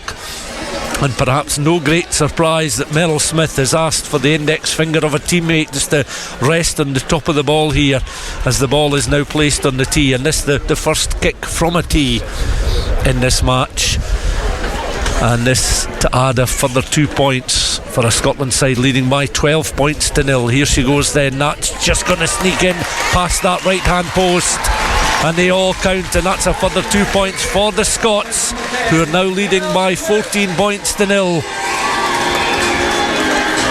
And Scotland heading back into their own half again with some purpose there. I think it was Lana Skeldon who was called upon just to provide the stabiliser there in the form of just a finger on top of the tip of the ball. And Scotland 14, Fiji 0, the scoreline. Fiji will look to try and hit back from the restart kick gathered and taken on by the try scorer there, Lisa Thompson. Her kick bounces once, a second bounce. Oh, it's rather awkward there for the fullback, and Tisolo did well to try and marshal the ball inside that 22, but not quite well enough, because I think the second bounce just headed too close towards the touchline. She'd knocked it into touch. So Scotland now with an opportunity here to try and add to their tally right from kick-off, and that wasn't a contestable kick at all, because Fiji had kicked long right into the hands of Lisa Thompson, who was occupying space on the 22 from the line out. Skeldon gets it back quickly into a running, looks for the offload. Thompson coming in there. Fiji though had enough cover defence inside the 22. Fiji again are a little bit stretched as Conkle takes the ball on. Conkle then goes to ground. Mathinson comes in once more, recycled again. Scots looking confident, no wonder, leading by 14 points to nil. Fiji again are stretched out this right hand side, and it could be Rowley in this time, but I tried certainly a third. Scotland score, and it seems to just at this moment in time all too easy for the Scots, finding their way time after time over this Fijian line. And Chloe Rowley has scored another try for the Scots, a penalty try, a try from Thompson, and Chloe Rowley scoring for the Scots, the fullback who had such a good match last weekend. The Ealing Trailfinders player, a 67th international for Rowley, and that's capped on 20 minutes with a try. Lisa Thompson is well into the 60s now, 61 caps for her. And you look through the Scotland side, the starting 15, the most inexperienced player I think in terms of caps is Anne Young, who wins her 12th cap today, but they're all certainly into the teens, and many of them have 50 or 60 plus caps, and that's an excellent conversion attempt as well, because he's managed to add the extra 2 points, and Scotland's women are in full control of this international at the Hive. And they're certainly enjoying life out there. A further 2 points from the conversion. So a penalty try, a converted Lisa Thompson try, Chloe Rowley's try converted. Almost 21 minutes on the clock, and Scotland already 21 points on the board. Remember, stay with us if you want full classified results across all the divisions. of the club game that will be coming up with Stuart around about half time in this international. So in about 19 minutes time we'll certainly get updated scorelines from around the country. We heard of course from Robin Purdie and David Ferguson, our earlier commentary match, Pointer Park. Good afternoon for Selkirk against Kelso, as the box kick there from the Scotland scrum half Mathinson is gathered by Fiji, and they're now looking to loop it long inside centre. Loderau occupying some space on the right hand side, up and just over the halfway line. Scotland players though coming in outside centre. Emma Orr with an important challenge, recycled through the half-backs there, and Fiji again trying to reorganise. Marr, the hooker, right in the very heart of this Fijian team that are trying to create an attack close towards halfway, out towards the left-hand side. The passage of play is good here, and it's taken on by Nat Matarugu, who was the replacement who came on just at the time when Fiji had lost the player to a yellow card. The number 16, little tap and go. Fiji looking to go again. The referee saying hang on a minute, back you come. So it'll be a regulation restart, and Fiji will have possession around the 15 channel, just beyond that 10 metre line. There's just a drop in the strength of the wind that allows the Fijian fly half Ravutia to play the ball just down into that left hand corner, and it provides a throw in here, throw in opportunity, as Fiji are back to a full complement of players. So Kurivata is back on the park, and so too is Wasega, the starting open side flanker, and that will mean that there'll be no further requirement at the moment for Vika Matarugu, who makes her way off the field. Fiji then with the throw in, they get palms on it, but it's knocked back in the direction of the Scottish players lined up just along their own 5 metre line. They look to again reorganise, the Scots, and they're just taking their time as they've got protection of the ball here inside their 22. Mathinson very deliberately with the simple pass out towards the right hand side, and again Scotland looking for a little bit of movement down their right hand side in between those two channels. Again the 5 and 15. Scotland, remember, playing from right to left in this first half. Back it comes again towards Meryl Smith, and she launches a kick which just about clears the 22. It was very much safety first to get it out of the park, and it's a throw in across on the far side, and Marawa already over there to receive possession of the ball. No requirement certainly to wipe the ball with a dry towel because it's wet today, and it's been a little grey overhead, some patches of blue sky, but it's more the wind than anything else that is the factor, the element that is perhaps having greatest impact on the proceedings out there at the moment, as both posts at either end of the ground swaying at times quite aggressively. A significant sway on them certainly, as Fiji again building from the halfway line, running into trouble there, and Rachel McLaughlin, the open side flanker, with the tackle. She gets back to her feet, and Fiji again looking to try and reorganise over that 10 metre line. They'll really want the next score in the contest. Taken on there by Kuravata, but couldn't really get into any kind of running when receiving possession of the ball. Fiji again building gentle phases here from just beyond that 10 metre line. Very central just now, almost directly in front of my commentary position, and the scrum half there again, Senekarivi looking left and right just to see what our options are. Senekarivi has it once again. Scotland looking to challenge as she made the pass there. Fiji still have possession of the ball though, but they're forced back towards the halfway line. Loderau up towards the 10, and the ball is just knocked forward, dislodged from Fijian hands, and Scotland will be quite pleased with that defensive line of cover, a much higher line than in the first couple of minutes when they were practically on their own try line. And Fiji were certainly looking at that stage as if they had a statement of intent. They were very much looking for the first score. Well, really since the 5th minute of this first half, Scotland have managed to grab the game by the scruff of the neck scored 3 tries in the contest. Chloe Rowley with the most recent of the tries. Lisa Thompson also on the score sheet. Both those tries converted, that after a penalty try in the early stages of the first half. And Fiji really haven't had, apart from that burst into life right at the very start of the game, they haven't had too many opportunities inside the Scotland 22. Drinks break for the players and the match official just now, and the referee will look to resume play with this set piece. And the Scotland players then just breaking away. Water carriers make their way off the field. Play will resume. 25 minutes of the first half gone. Scotland 21, Fiji 0. Across Rugby Radio, across TD1, TD9. As we mentioned, we're going to bring you a comprehensive roundup of today's club rugby in just a short while. And apologies for the strength of the wind. We are trying to protect the mics, but it will give you an illustration of just how gusty it is out there in the park, because we are quite close to the edge of the pitch. Scotland with the put in at the scrum.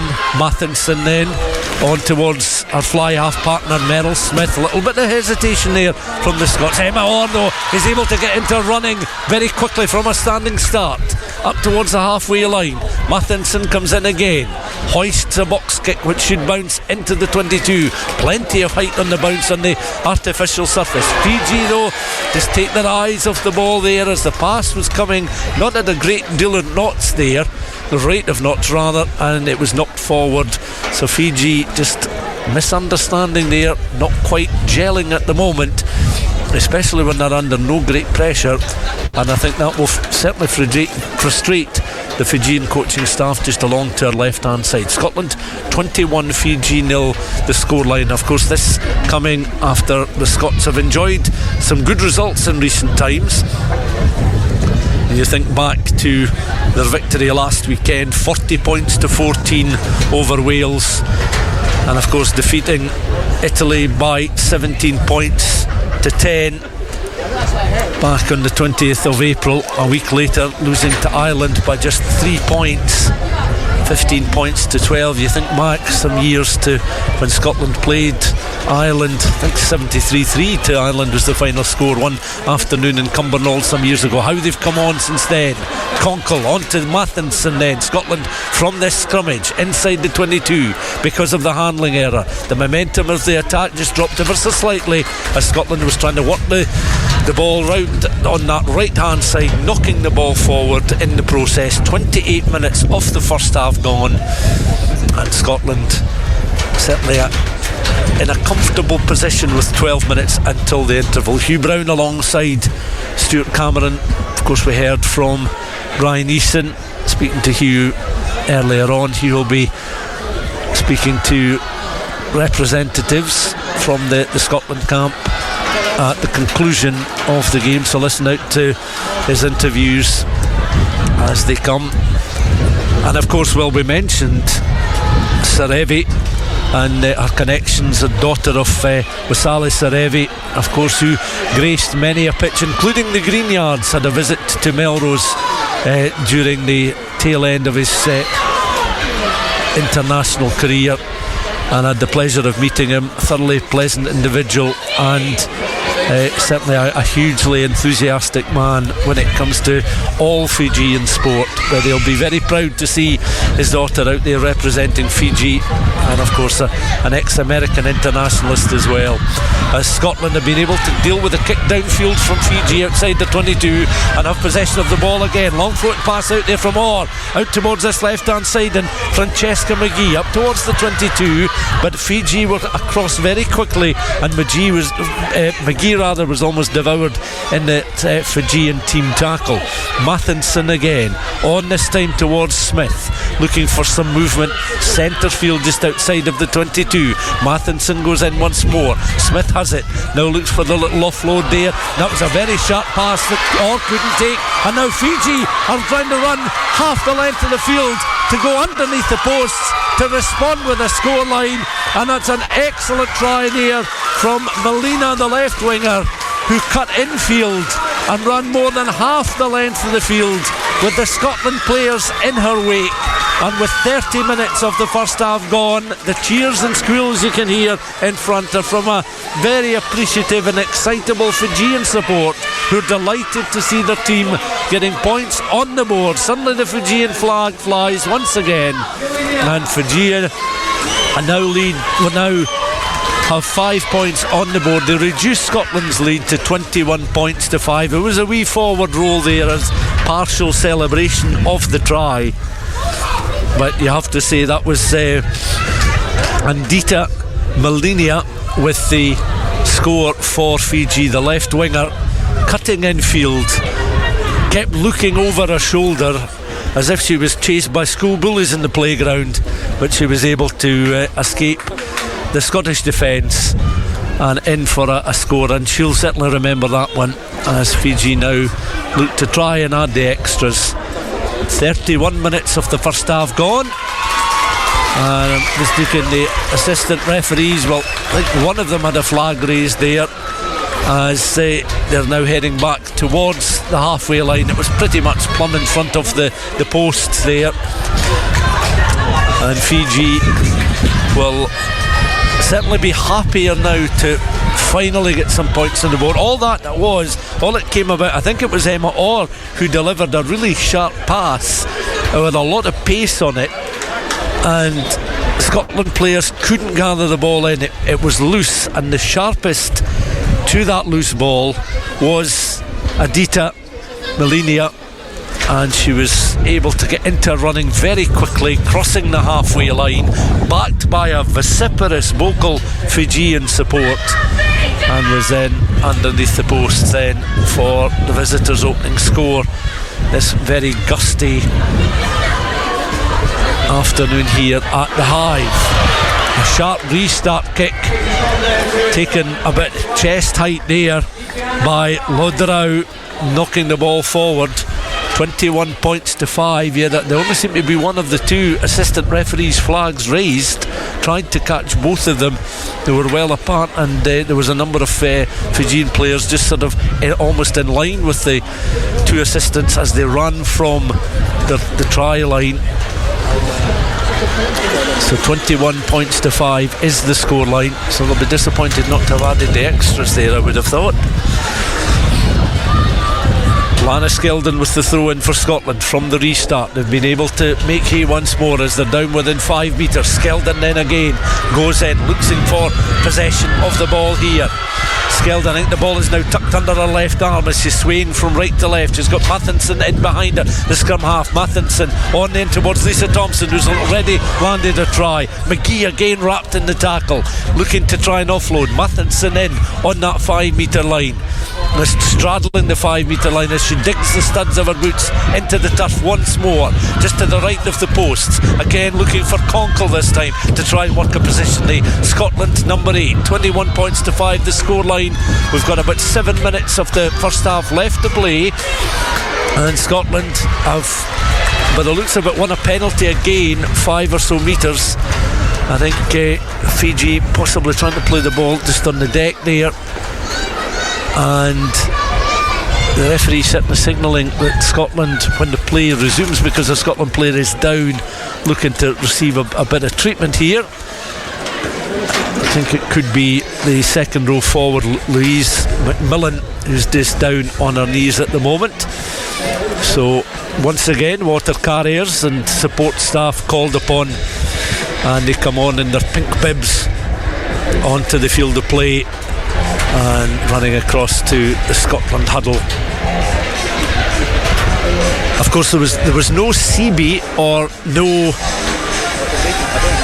traditional war dance by the Fijian women before this international. That's something that does date back to 1939, although a lot of male international Fijian matches will include a war dance typical to the New Zealand haka, and it started actually when Fiji went on a tour of New Zealand in 1939, and they devised their own war dance with lyrics, very much to prepare those that were going into battle. On it goes again. So from the throw-in, Scotland trying to apply a bit of pressure here. Once more right up towards that try line. The referee though just trying to intervene, and Scotland certainly looking dangerous from close quarters. That was one thing that I think Bryan Easson was looking for last weekend, and he did see it from his side. They were able to produce tries from set plays and also from a succession of phases inside the opposition 22, rather than always running and creating from deeper line positions. The referee's in consultation incidentally with her far side assistant, so I'm just going to try and gauge what's going to happen here. She's calling on the TMO, so it's going to go to the big screen. So obviously the assistant on the far side has picked up on something, that latest Scotland charge towards the Fijian line. So sprinting across comes the other assistant referee, and down on that right hand corner, down towards the north stand, there's a replay of the Scotland line, which is gathered with Skeldon going in 5-4 now, 3 metres from the line. Now is there some encroachment there from the Fijian players? One of them is a right arm raised. It's the hooker there, I can see Marawa. So whether she is appealing for something from the Fijian side of things. Scotland look to get a player over the line with the ball. I think it'll just be a case of, rather than any malicious play, was it a clean grounding of the ball? Because on second viewing of that, it did look as if Scotland had crossed the line there, but was it a clean grounding of it? May well be rather difficult for the match officials to gauge as we get to see another angle. The ball was won in the line out by the captain, Rachel Malcolm, and then once again they show the drive. They show the Fijians then being pushed over the line, and it is pretty much to see whether or not Scotland have a clean grounding of the ball here. 3 assistants then in a line. The arm is raised. The 2 assistants will go underneath the posts.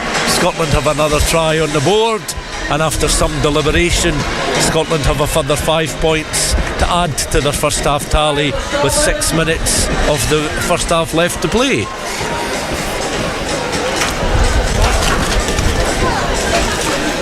A conversion attempt will be out wide. Skeldon is called upon once again just to steady the ball.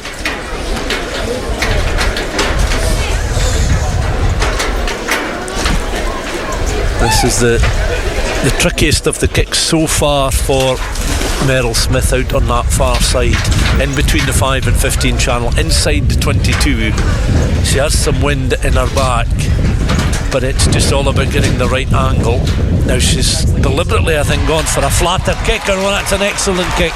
In these conditions, all credit to her, because that, on a calm day, isn't the easiest thing to do, but when you have this strength of wind, and bearing in mind it is the east-west direction of the pitch rather than north-south, may have been slightly to our benefit on this occasion, to be fair, but nevertheless that was an excellent conversion attempt. 5 minutes of the first half left to play. Lana Skeldon, I think, is the player who has been awarded the try. So Thompson, Chloe Rowley, Lana Skeldon, we believe, and also a penalty try.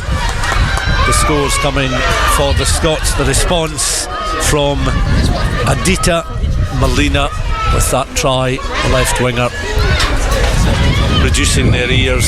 Fiji then and their fullback Tisolo was after that kick downfield.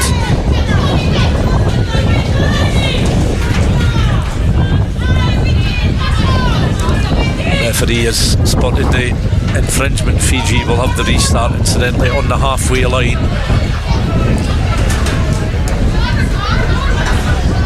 Tap and go, opting rather to do this than kicking for the corner, using the number 8, Nasiwa, looking for some room down the left hand side. A lateral run, and then was able to straighten up.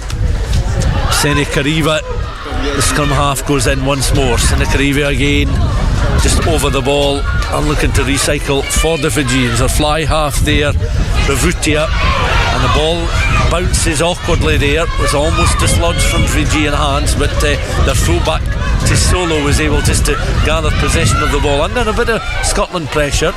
Scotland in a line right in front of me just now, trying to protect their own try line, and this 28 points to 5 lead over Fiji, a first international between these two women's teams. And Fiji again now trying to spread the ball out towards the right hand side there, and Nevosa couldn't really get into her full running there, was caught just short of the 22. Back it comes again. Marawa up towards the edge of the 22, but the Fijian hooker is stopped short, and once again it's taken on by Senekarivi. Scrum half. Scotland forcing Fiji back though, an outside centre there. Talia Wilson still on the ground, has made the ball available for a scrum half, and Wilson just waiting to see now. She does get back on her feet. Wasn't sure if she'd picked up an injury there, but she'll get back into position and look to try and carry again. But it's Kurevata, the tight head prop. Certainly I would imagine one of the most powerful of the Fijian players. Through the hands of Kawaki, the loose head, and this is intricate passing here from the Fijian sides, who managed to encroach into that 22 once again. But there's no immediate momentum after the continuation there of the initial run. The momentum had dropped, so much so that Fiji have conceded a penalty inside that Scotland 22. That was good defensive cover, really led by the experience of Rona Lloyd out on that right hand side, drafted back in on the right wing again. Bryan Easson making wholesale changes to his side, and able to do that with a few really significant international tournaments coming up in 2025. These important fixtures to gauge just how good your overall squad of players will be and how they are in terms of form as they approach a critical 14 months or so, as we heard on our programme last weekend.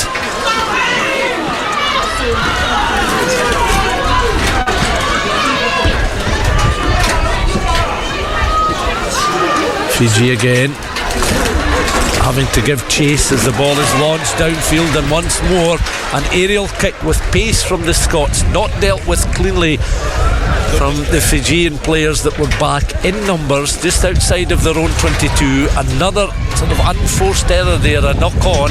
Pace of the ball perhaps having something to do with that, but he couldn't take the ball in. I think it may well have been the fullback to Solo who was at fault there. She gets back into position, 28 points to 5, 30 seconds of the first half left to play, and Scotland have another set piece, and they've executed the set piece as well in these tricky conditions.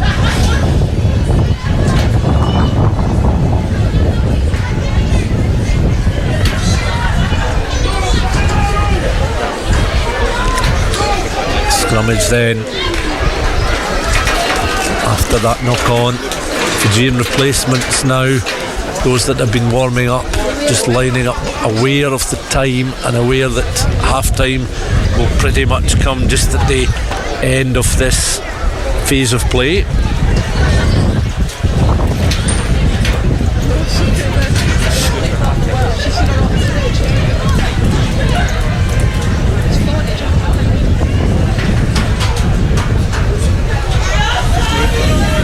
Referee over the scrummage just now, and Scotland again have Cathy Matheson. Good to see her back in a Scotland jersey. Round to the feet of Conkle, forced backwards. Matheson goes scampering after the ball. Fijian split from the scrum just to try and provide a bit of pressure. Scotland penalised for holding on. Fiji scurrying on, and they take the quick tap and go, and they found a bit of space. She's through about 4 or 5 Scottish players there. The breakaway Fijian player there, number 8, with the offload on towards the open side flanker, and Wasega, who broke into the Scotland 22 in the first 12 seconds of the game, has scored the try right at the end of the first half. She's come to life in fits and starts in this contest, but she linked up well there as Siwa, the Fijian number 8, had the presence of mind to take a quick tap and go, it looked as if the Scottish players were not set and unaware that the referee had allowed Fiji to take the quick tap and go, because she literally cut through that Scottish defence as if they were not there, because I really didn't think that they had realised that play had resumed. So their number 8 was able to feed on towards Wasega, and Wasega was in for a second Fijian try. A rather unorthodox conversion attempt there from the recognised Fijian goal kicker is just short and wide off the uprights, and that means that at half time we have a scoreline of Scotland 28, Fiji 10. Thank you very much indeed to Stuart McFarlane there, doing a great job for us, battling against the elements here. Very, very windy Hive in Edinburgh, but a good start to the first part of the game there from Scotland. Well, earlier on we had plenty of live rugby union in Clubland, and we can go through these results now that we have, and we'll start with Ayr 82, Musselburgh 0, Edinburgh Accies 45, Curry 27, Hawick 19, Heriots 39, Kelso 12, Selkirk 22, Marr 24, Glasgow Hawks 24, and Melrose 5, Watsonians 31. Let's put some flesh on the bones, if you like, now, and bring in Donald Crawford. He was at the Melrose Watsonians game. Tough result for Melrose at home against Watsonians, 31-5. It finished off at the Green Yards. It was a slow start. Watsonians scored in the 15th minute through Lorimer and McPherson break. The hosts replied through captain Angus Runciman from a try at line-out to make it 7-5. Watsonians then scored an interception try just before half-time to make it 14-5 at the break. Second half, the score probably didn't reflect the game. Melrose had a lot of possession in the Watsonians half, but a few breakaway tries in the end, and not turning possession into points were probably the issue for Melrose. Full time here at the Green Yards, Watsonians 31, Melrose 5, which sees Watsonians pick up the Bill McLaren Shield. Yes, indeed, a short stay for the Bill McLaren Shield at the Green Yards. It's now going to be at Miresides, and they'll defend that in their next home match. Now, after the game, Donald spoke to Neil Irvine-Hess, former Melrose player, now with Watsonians. Yeah, good bonus point win on the road. Had to defend pretty heavily in the second half and managed to keep them out, so we're pretty happy to get our first win on the board and get back to my side next week on Friday night. And what about the Melrose point of view? Kiran Clark. Yeah, disappointing result for us, especially after last weekend's win against Curry up there. We probably asked too much of our forwards. They've been working bloody hard for us over the past couple of weeks, and as a back line we probably let them down today, unfortunately, but look, just have to get back into training, take the positives and identify our work-ons, and go hard against Musselburgh next weekend and hopefully pick up the win away. Big win for Heriot at Mansfield Park this afternoon. Let's bring in Alan Lorimer for a report. Final score at Mansfield Park, Hawick 19, Heriots 39. Big win for Heriots, and was a wonder. They came to Mansfield Park with a very powerful set of forwards and a slick back line. It was just too much for Hawick to cope with. Heriots led 27-7 at the break, with a string of tries opened by Angus Hunter, who added a second before the break. The others coming from Jack Blaine, Callum Shand and skipper Rory Leishman. Heriot's Hawick managed to get one try in the first half, and it was a very good score by Ronan McKean, and the conversion by Kirk Ford. Then the second half, Heriots kicked on from their first half performance with a second try for Jack Blaine and then a second one for Callum Shand. But in the later stages of the match, Hawick came back into the game. Sean Muir scoring from close range, and Lee Armstrong converting, and then just before the full-time whistle, Sean Linton scored from a maul to make the final score. Hawick 19, Heriots 39. Another big match today happening at Fullerton Park. It was Marr against Glasgow Hawks, 24 apiece it ended. We can hear from both sides. First of all, starting with Grant Baird. Really disappointing performance from us today. Started incredibly well. 2 tries in the first 5 minutes playing into a pretty strong wind was a great start, and then we just played really poorly in terms of our play on ball or attack, and then we gave Hawks really easy ins into the game, and they took those. As I said, playing with a really strong wind. Second half, we discussed the fact that the wind wasn't going to win us the game and stuff, and we just didn't execute. Playing with that, we got a lot of field possession, a lot of territory down in their half, and we just didn't execute in that final third. We turned it on again, similar to the first 5 minutes, for a sort of 5-10 minute period there to score a quick couple of fire tries in about the 70th minute, and then again, just our execution let us down in the last sort of five or so. Just didn't get the opportunity to get down there and give ourselves a chance, but. Yeah, I think we came away with 3 points, and Hawks maybe came away with 2, but we understand the importance of winning our home game, so that's a disappointment for us, and it'll be back to the drawing board ahead of a really tough trip to Golden Acre next week.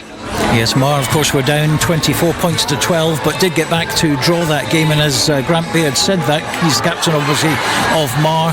He did mention that, of course, 2 points for Glasgow Hawks, 3 points for Marr. Marr did get the try bonus. Let's hear from Andy Hill, Glasgow Hawks head coach.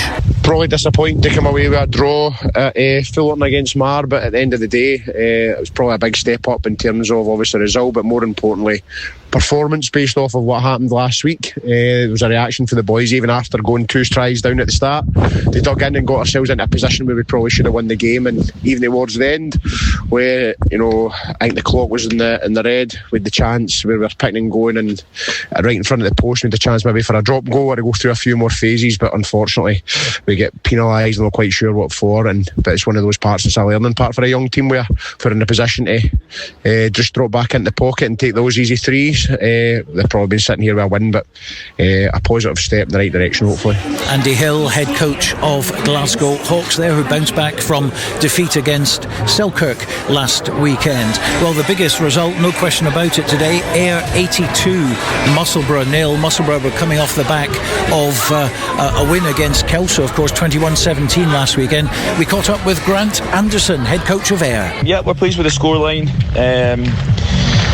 We're pretty motivated internally, driving standards, and I rotated guys, so boys were keen to prove a point, keen to execute what we'd be doing in training. I wasn't overly happy with our first 2 performances. We kind of huffed and puffed a little at points, and we're just adjusting to the league. Obviously with some of the law trials as well, we have to change our game slightly at different points. So pleased with the victory. I think the comments made online regarding our club and made by Musselburgh were just what the boys needed to read. The comments from their head coach. So we wanted to do our talking on the pitch, and I think certainly in the first half, and then the kind of rain started, so we fizzled out a wee bit in the second half, but we're pleased with that, and we'll look forward to next week. I think Selkirk have managed to beat Kelso, so we play them down there, so we'll review the game and look at what we did well and look at areas where we can improve, and then we'll have a discussion again about selection and then see where we are by next Saturday. Thank you, Grant Anderson there. I think he was referring to meat packs and things like that. It's quite an extraordinary article, I have to say, but 82 points to 0. Certainly Ayr doing their talking on the pitch this afternoon. Let's have a look at the league table as it stands. In first place on points difference, Ayr with 15. Heriot's in second with 15. In third place with 11, it's Edinburgh Accies with that big win at Rayburn Place against Curry. In fourth position, it's Selkirk, who become the top border team overnight. There we are, they're on 9 points. In fifth position with 8, it's Watsonians. Sixth spot currently is Marr on 8. In seventh, Glasgow Hawks with 7 points. Eighth position currently goes to Hawick, who dropped from third. They're on 6 points. Also on 6 points, Kelso, who dropped to 9th. In 10th position, it's Melrose on 5. 11th, Musselburgh on 4, and Curry 3 points at the bottom, but 3 defeats for Curry. I'm sure that's all going to change. We can bring in Hugh Brown, who's got the microphone up now. What a start to the Premiership season. Unbelievable, Stuart. Who would have predicted that Curry would be rock bottom of the table after 3 weeks? Certainly not you or I. Yeah, we were looking at last week's results, and even of course this week we've had some shocks going on. It's great for the Premiership, isn't it, to see this kind of thing? It is, and I have to say, before the match started today, you predicted that Ayr would beat Musselburgh by 70 points to 0. You weren't even close. It was 82-0. Grant Henderson was saying an amazing result for them. Well done. They are the pre-seasons and were the pre-season favourites to take the Premiership. Long way to go. 22 games, of course. They've only had 3, but that's a fantastic result for them against Musselburgh. And as you said, that article on the Offside Line earlier in the week by the head coach of Musselburgh only, I suppose, put fuel to the flames, didn't it? They certainly did. So a big win for Ayr. 82 points to 0. National 1. It's Biggar 16, Peebles 25.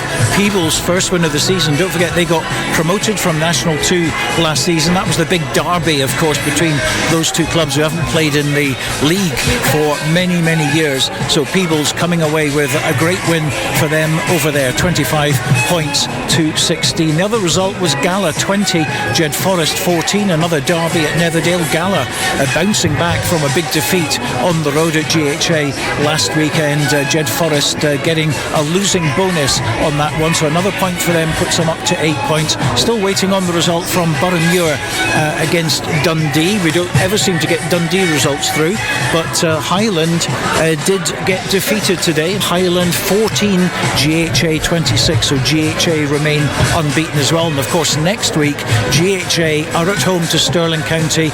Both teams unbeaten, 3 out of 3 at the moment. That's going to be happening at Braytholme, and that's something we're certainly going to be looking at. National 2, Berwick 15, Stuart's Melville 31, GHK 13, Preston Lodge 13. Still waiting on Gordonians and Lasswade to come in. And how about this one? Kirkcaldy 41, Falkirk 40. So Falkirk getting a first defeat of the season. It is of course round 2, but Falkirk certainly one of the favourites to get promoted, but they've been beaten today by Kirkcaldy, and that was Kirkcaldy's first game of course today, because there are 9 teams in Division 2. Newton Stewart rested this week, and it was Kirkcaldy who had the rest last week, and it certainly did them the world of good, coming in 41 points to 40. So many congratulations to Kirkcaldy on a great start for them. Well, Stuart McFarlane is still here. Hugh Brown is going to have a chat with him about the first half, which has gone Scotland's way. And Stuart, it looked as though Fiji were making a fantastic start in the first 3 or 4 minutes of the game. They looked as though they might score the first try, but it wasn't to be, and Scotland seemed to be G'd on by that, I think, and ended up down the other end of the pitch with a penalty try. Yeah, I think that's a fair assessment, Hugh. As you say, it was a well organised, well engineered kick-off, and it was I think was Sega, the open side flanker, who latched onto the Fijian kick-off, and it was right up to within 3 or 4 metres of the Scotland line within 12 seconds of the first half, so that Scotland defence were called into action almost immediately, and Fiji maintained some real pressure and possession inside that Scotland 22 for the first 3 or 4 minutes. And as you mentioned, the fact that Scotland were able to keep them out, not concede, really try and diffuse the situation, and they take the sparkle out the Fijian start, I think that lifted their confidence significantly. It did indeed, and I mean the next 3 tries for Scotland were scored by Borders, which is good news. He comes from the Borders, and Lisa Thompson got her name on the score sheet. Yeah, Lisa Thompson scoring, Chloe Rowley also in the scores, Lana Skeldon scoring, and of course the very first try was a penalty try, as the Scotland players coming back onto the field of play for the start of the second half. And I think what is significant is perhaps the contribution of the likes of Fraser Brown from set plays, because Lana Skeldon looking increasingly confident in being able to finish off these set piece moves in opposition 22. Just jump in there with a final score which has just come in. It's Gordonians 46, Lasswade 14. That's a bit of a surprise. Lasswade, who were unbeaten in the first 2, they have lost to Gordonians, so again it's opening up in those leagues as well. As Stuart says, the teams are on the pitch. Let's return for full uninterrupted commentary of the second half. Scotland against Fiji. Yeah, thanks again, Stuart. So as Hugh quite rightly said, in the first couple of minutes of the first half, Fiji really had a bit of a stranglehold on the contest. It was an excellent start, but they were unable to really get any points on the board and build on some good territory. They'll want a good start to this second period, having scored 14 points in that first half. Their second try coming from the aforementioned Wasiga with practically the last touch of the game, or of the first half at least. Fiji playing it long from the restart downfield, and Scotland's Chloe Rowley now, one of the try scorers, able to take the ball up towards the halfway line, and then a follow through tackle there on one of the Scotland midfield, poleaxed but back to her feet. In fact, I think it was the scrum half Katie Mathinson that took the brunt of the Fijian tackle, but Scotland still in possession just as the ball is sprayed along the 10 metre line. The referee is going to come back for the high tackle on the Scotland scrum half near side. So a minute of the second half gone. It was almost off the ball, certainly a high challenge. The game, like the game against Wales, has been played in good spirits. The referee, though, just having a conversation with the Scotland skipper Rachel Malcolm, who I think just made her presence felt there, wanted to have a word with the referee Mario Lattis. And Scotland will get this match restarted then with a kick from hand just on the halfway line, deliberately kicking downfield. Now, will the wind continue to be a factor in the second half as Scotland and Skeldon looks to work a position here from this line out near side, just down below when I'm sitting alongside Hugh and Stuart.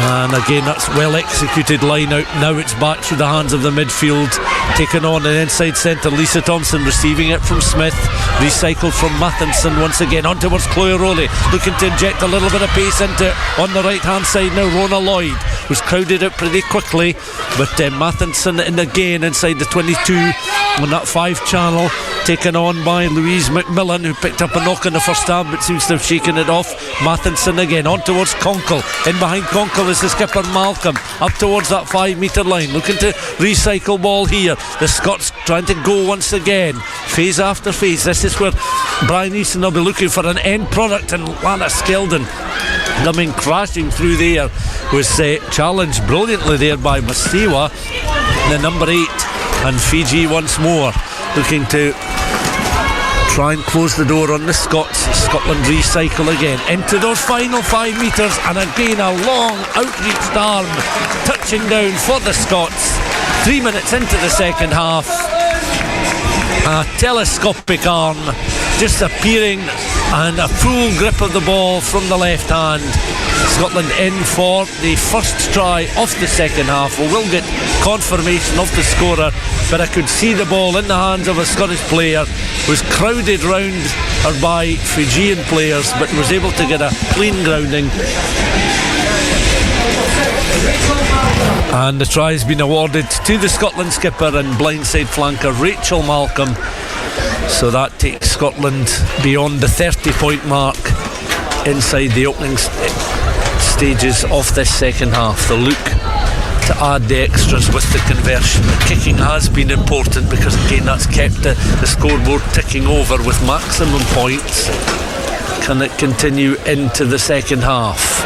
Looks good from here. The assistants agree. They raise their flags in unison, and Scotland go back to the halfway line in purposeful fashion, having scored a converted try inside the opening 5 minutes of the second half. And the Scots now looking to make this quite an emphatic second half display. Scotland 35, Fiji 10. Fiji with the restart, and that's taken in by Conkle. Back it comes again and played outfield deliberately there as Scotland with the touch finder there. I think it was Meryl Smith who landed the conversion attempt with the clearance from hand inside the 22, and Fiji will have the throw in just down to our left hand side, playing in those traditional white jerseys with the black numbers, the bold black numbers, the black shorts and white socks. Scotland in the dark blue jerseys with the white shorts, blue socks with the white trims. And that was a well taken line out there and back towards the Fijian half-back partnership.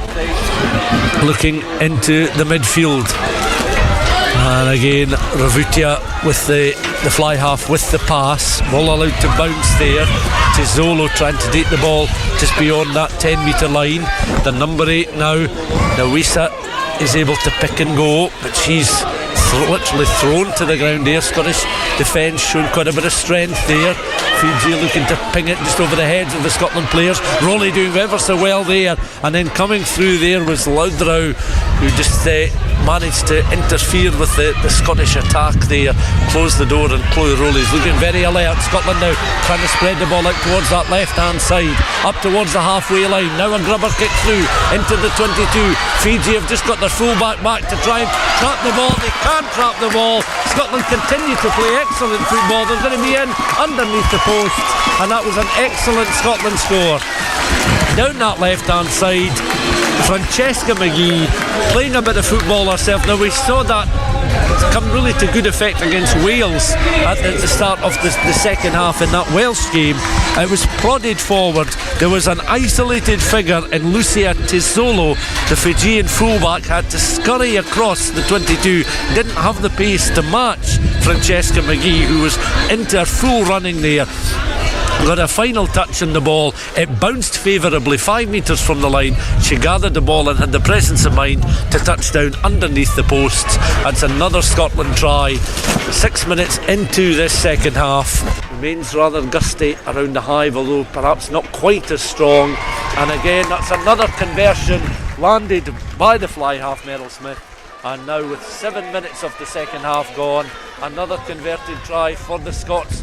Fiji look as if they're perhaps going to make a change here. Mataruga is back on the field to play, so we'll get confirmation that the Fijian 16 is on, perhaps now as a permanent replacement in the front row. It looks as if Fiji might be making further changes. Scotland 42, Fiji 10. Fiji suggesting going to make further changes in that front row.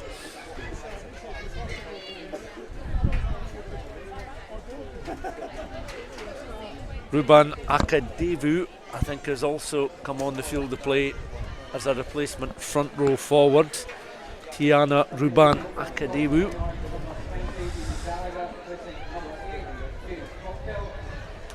And I think also Scotland have made a further change. Jade Conkle, I think, has been withdrawn, so we'll get confirmation of that change.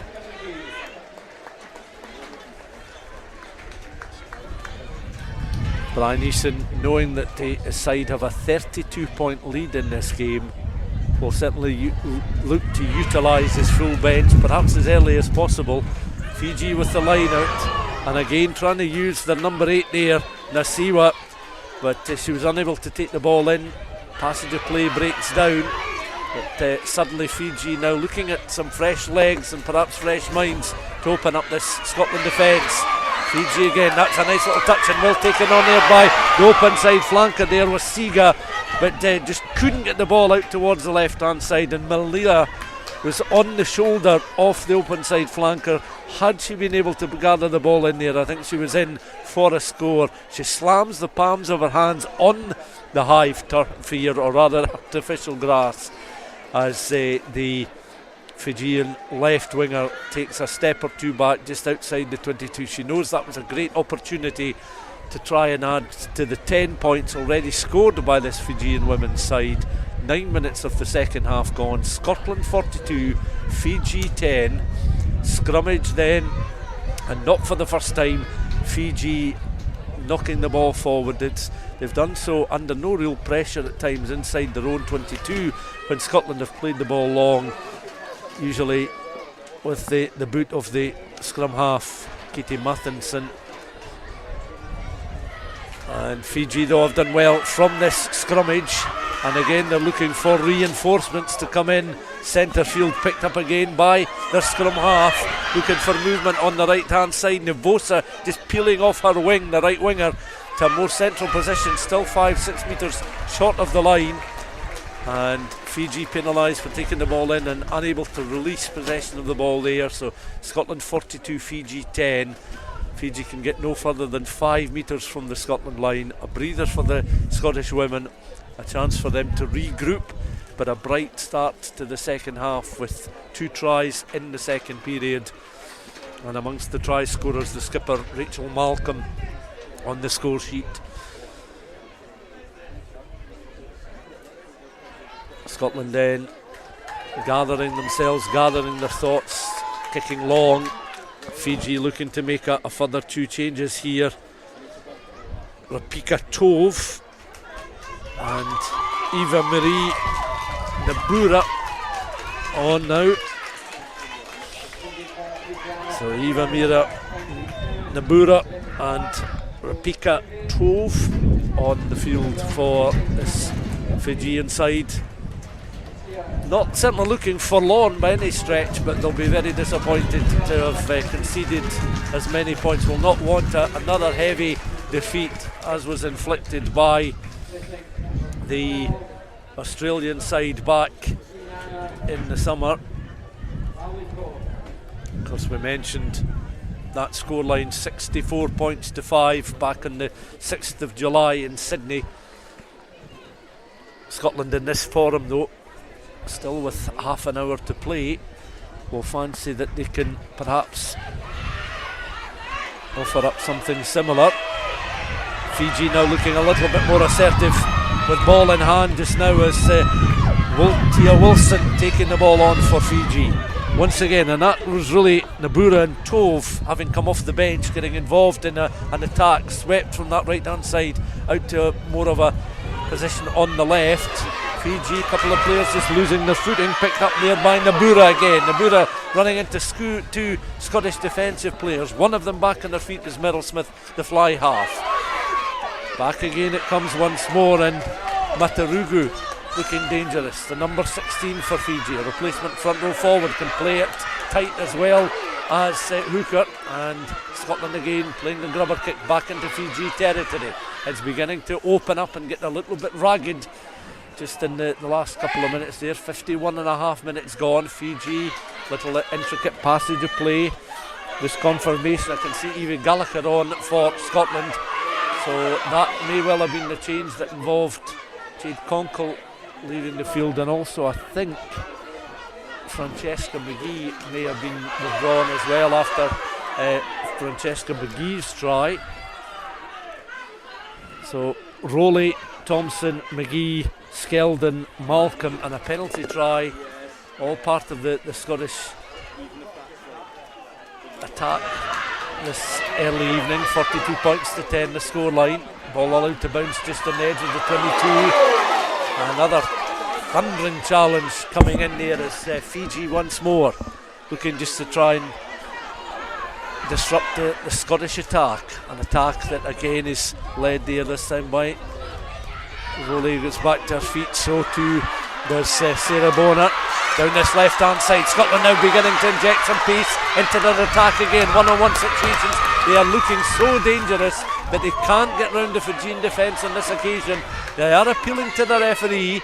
There could be an infringement. She does call a penalty now. Scotland looking to take the quick tap. Is the referee going to allow it? They've given the advantage, and referee Mathinson gets back to her feet. Fiji, I think, have been shown a yellow card across on that far side, so they could be minus a player for another 10 minutes. Remember, they lost the services of Koravata, the tight head prop, in the first half, so this makes the Fijian challenge that little bit harder. Scotland 42, Fiji 10, and Scotland have now got 4 players lined up on the edge of the pitch, so Bryan Easson looking to make a massive changes at one time as Fiji have lost the right winger Nevosa to a yellow card. Meanwhile, I can see stripped and red, it looks as if Lisa Coburn is going to come on the field, and I think Helen Nelson is also part of the players ready to come on the park. We'll get confirmation of that.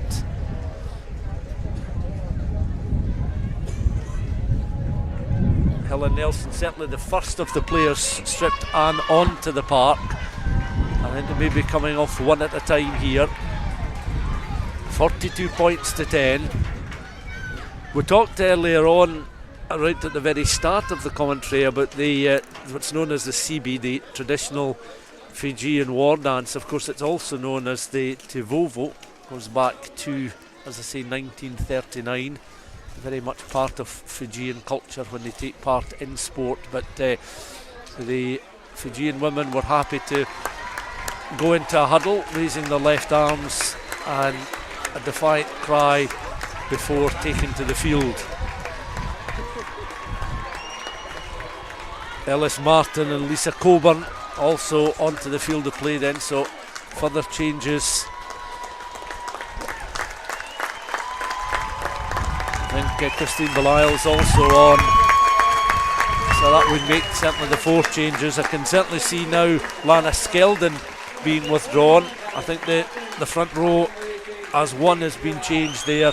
Anne Young, Lana Skeldon and Elan Clatk all making way for the replacements there, Martin Coburn and Belial.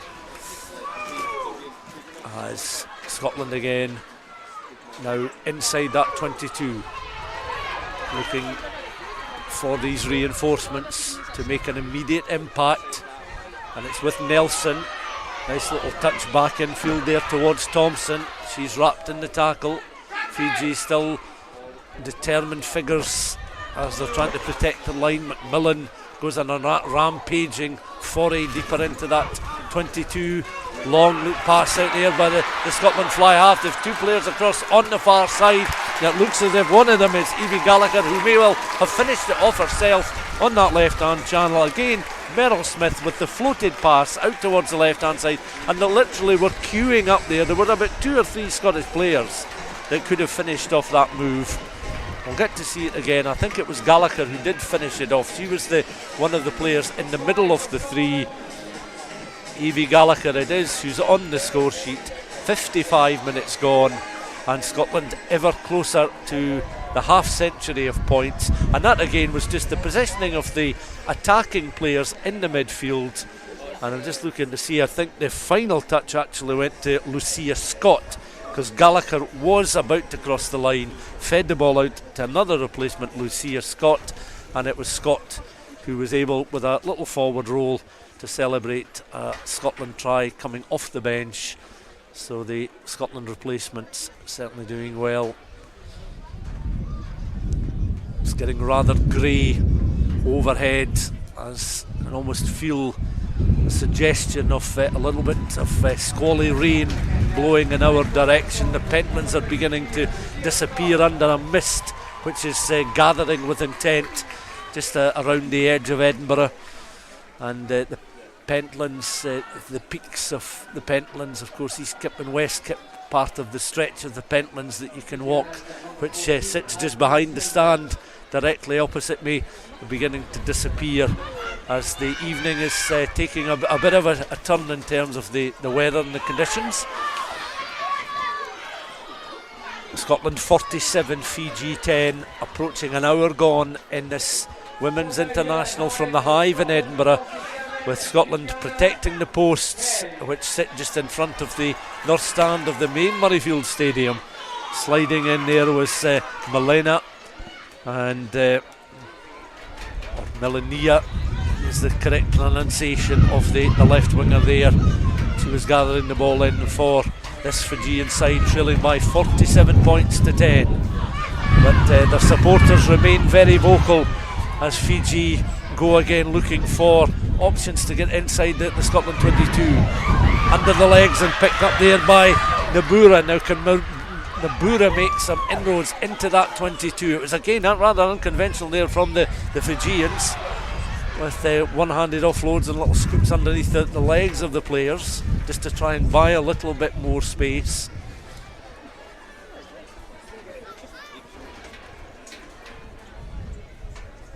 Scotland players, though, have been pretty streetwise during these last 2 internationals, and certainly I think have found that they can increase their level and their standard of overall play in the international game now.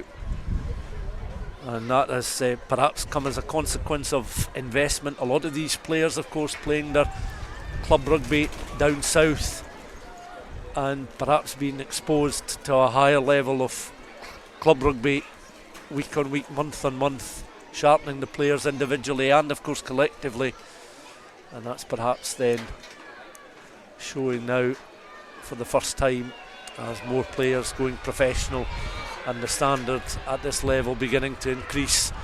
Fiji from a scrummage inside the Scotland 22, again losing possession of the ball, leading to further frustration from the coaching staff just alongside Hugh Brown. I think he's living on his nerves at the moment. As Scotland now breaking down this right hand side. Oh, this is a marvellous run here from the right winger Rhona Lloyd. She's going 70-80 metres.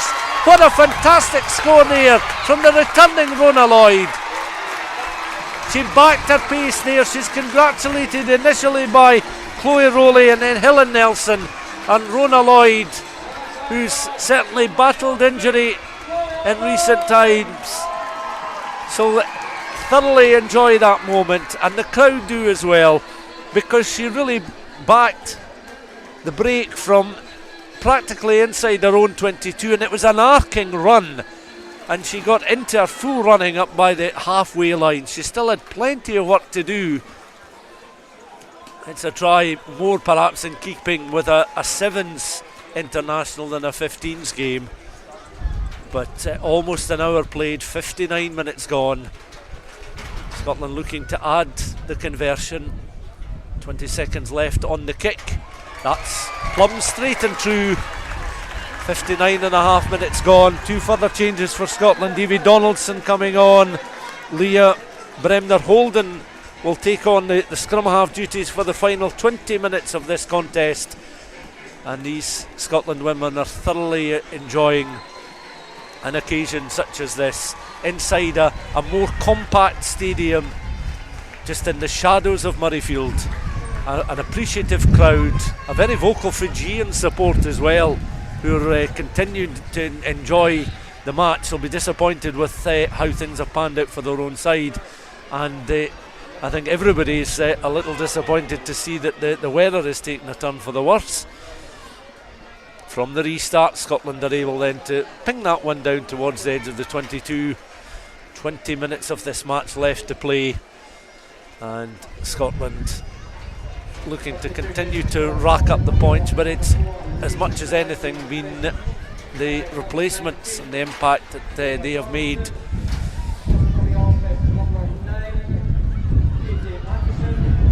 So just confirmation there that Katie Mathinson has been replaced, and Leah Bremner Holden is the replacement scrum half. The referee, just wondering what the stoppage is here. I think Fiji, were they looking to make a further change?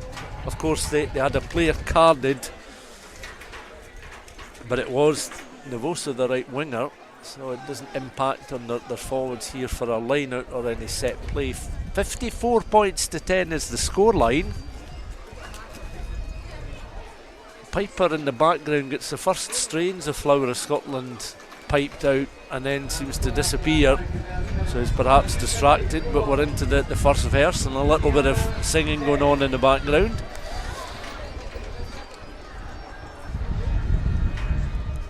A lone seagull flying overhead, floodlights burning down around the hive, and there's a few more spectators beginning to sing.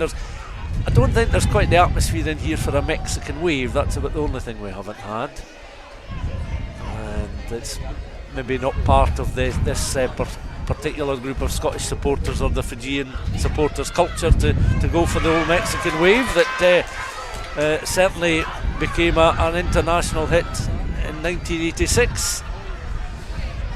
As it recycle ball now, Fiji going once more. Nabura in towards that 22. Crowded out, referee, forward pass. Scotland just settle themselves down once again. Fiji going to the bench once more. Lomani, Kalora Lomani is stripped and ready to come on. One of the Fijian players opting to wear the long black sleeves underneath her white Fijian top with the number 21 on the back. Another set piece, another indication of the strength of the wind. Certainly got a bit colder in Edinburgh the last few days, temperature having dropped during the course of the week.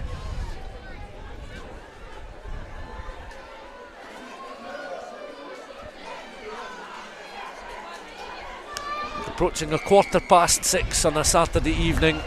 Scotland winning the penalty at the scrummage, and from between their own 10 and 22, in between the 5 and 15 channels on the Scotland right, they'll have an opportunity to play this one into the stand where we're occupying space alongside the other members of the press, and that will land, I think, in the third or fourth row of the spectators just in front of us there. One or two trying to read the flight of the ball and catch. Not a souvenir for them today, because it will be launched back down in the direction of the ball boys and girls down there, as Ellis Martin now does require a quick wipe of using the towel. Wipes the ball in the towel, throws the ball in, immediately it comes back, and it's an early touch there for Bremner Holden, taking on the duties at number 9. Has it back once again up towards that 10 metre line, still going, wrestled to the ground eventually, but Scotland making some headway up towards the edge of the 22. Bremner Holden again looking to offload there. Nelson and Scott just their left hand side, so all the replacements then coming in. Scotland though just knocking the ball forward, and a gust of wind perhaps just caught that Bremner Holden pass, and it was in the direction there of I think one of the replacement front row forwards, as you can see that Novosa is desperate to get back onto the park, and Fiji back to a full complement of players, with Novosa, the right winger, returning to the field of play. Vidriaki is stripped and ready to come on the park as well, one of the Fijian forwards. Aviami Vidriaki. So she has hands and hips, watching on and watching the replacement scrum half here, Kalora Lamani, feeding the ball into this scrummage. 16.5 minutes of the game left to play. Scotland 54, Fiji 10, on the back of a comfortable home win against Wales. And to come close at the moment to landing 100 points across those two internationals will delight Bryan Easson. Of course, they could hit that 100-point mark across the two games, because they've still got about 16 minutes of this contest left to play. Scotland looking to Bremner Holden there to make the tackles and slow up Fiji as they were trying to gain some territory between the 10 metre line and their own 22. One or two rather wearisome looking Fijian players, and certainly I think it could be their fly half that's taken a knock there. Ravuta, she's down receiving a bit of treatment to the leg, and on now comes Vidriaki, running on with purpose, and it is the Fijian fly half who's down, just receiving a little bit of treatment. 15.5 minutes of the match left to play. I would imagine that collectively there'll be a fairly contented Scotland coaching staff, number of backroom staff as well, those involved in the media watching on just in front of us.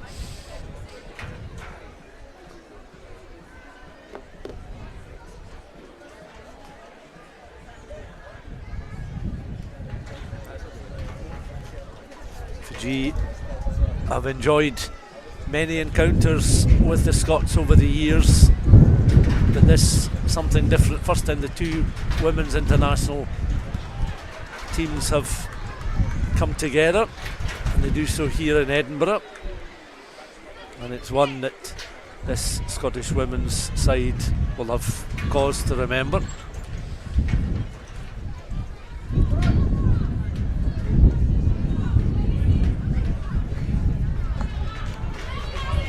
Another change for Fiji. Alisi Gallo gets a warm round of applause from the Fijian supporters as she comes onto the park for the remaining 15.5 minutes of this match.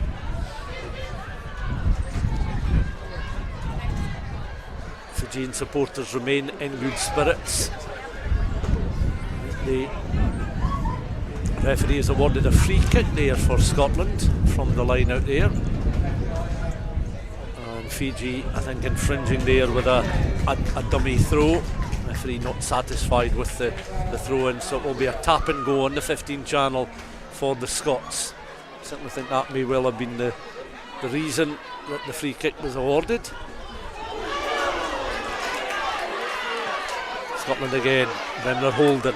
Little grubber kick into some space. Fiji though are able to close the door, and Nabura very quick onto her feet then, and away she goes. And a penalty has been won there by Nabura, the replacement. Again in between the channels up towards the broken 10 metre line, and it provides Fiji with an opportunity to kick this one back into Scotland territory. 54 points to 10 for the Scots. Rowley, Thompson, McGee, Skeldon, Malcolm, penalty try, all impacting on the scoreline from a Scottish point of view in this match. Just 14 minutes of the game remaining. Of course, the capital, a busy city with the Edinburgh riding of the marches tomorrow afternoon up the Royal Mile. And of course, the part of the Royal Mile in St Giles Cathedral being used as a film set at the moment. So plenty going on in the capital, as is always the case. Fiji now, a little break on here, trying to bring the left winger into play there, Milania, and that was some good work initially from Lamani to bring Menalia into play there. The ball almost deflecting off the hands there of one of the Fijian forwards. Ruben Akaduva was able to take the ball on eventually and was forced backwards there. Scotland though have been able just to nullify this Fijian attack, and Fiji forced into the infringement just outside their 22. Scotland 54, Fiji 10, 13 minutes of the game left to play. Remember, stay with us for further reaction from the Scotland camp.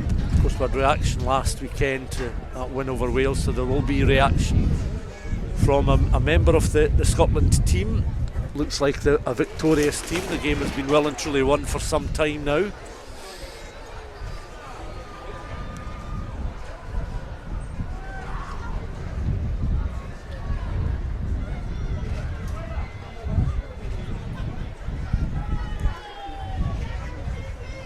Minutes of the game left to play. Rugby Radio bringing you live coverage of this Women's International from the Hive in Edinburgh, and Scotland are certainly playing to a finish there. They're not making this a sort of pedestrian walk towards the finish line. A victorious afternoon certainly for the Scots, no question about that, but they'll want to add to their tally if they possibly can, show how clinical a side they can be. Fiji though showing upper body strength here, forcing the Scotland collective back. Bremner holding again, out very quickly to Hill and Nelson, floated pass out towards the left hand side. The wind, as you can tell, has increased in its strength once more, so there won't be any long loop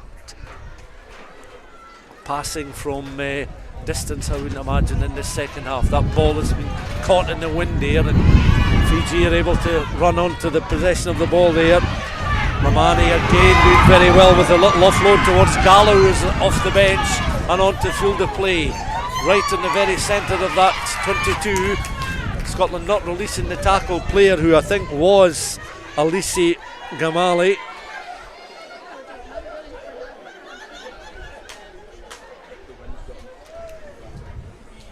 We're kind of at that stage in the year where, when you've been at a game like this in these blustery conditions, you kind of have a hankering for a bowl of soup. So that may well be on the menu a little bit later on. 11 minutes of this game left to play. Scotland player down, receiving a little bit of treatment.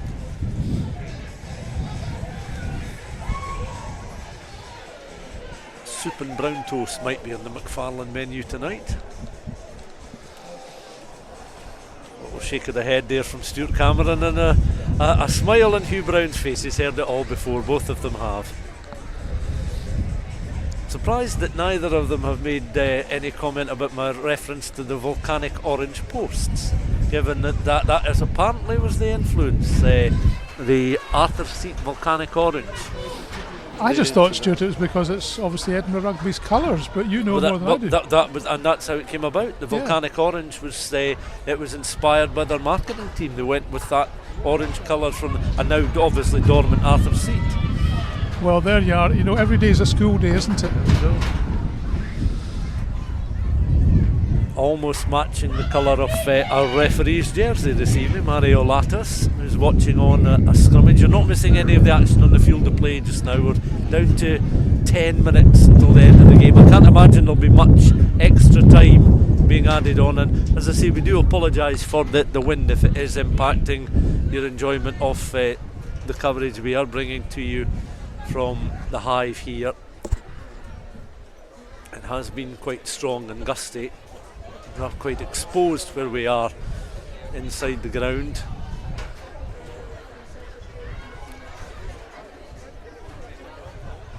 So this scrummage, both sets of players really straddling the 22. It's a put in for Fiji, and Lamani feeding the ball into the scrum. Lamani just picking up and working it round the corner. She was trying to offload there towards Rapika Tovey.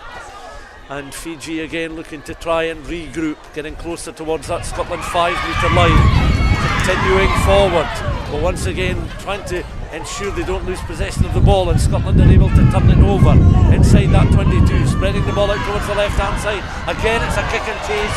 The tackle comes in after the ball was launched forward there, and Fiji now are finding some space in that 22, or in and around the 22, as the wind increases in strength.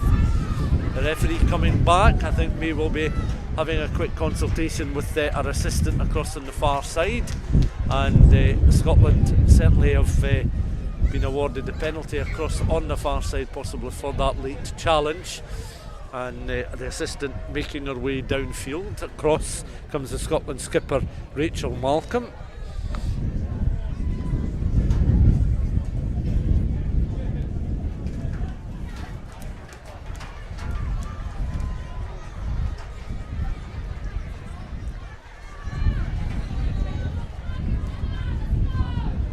Play will resume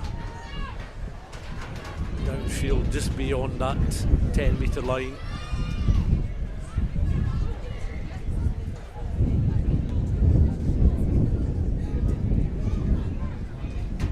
A tricky afternoon for these goal kickers just because of the strength of the wind.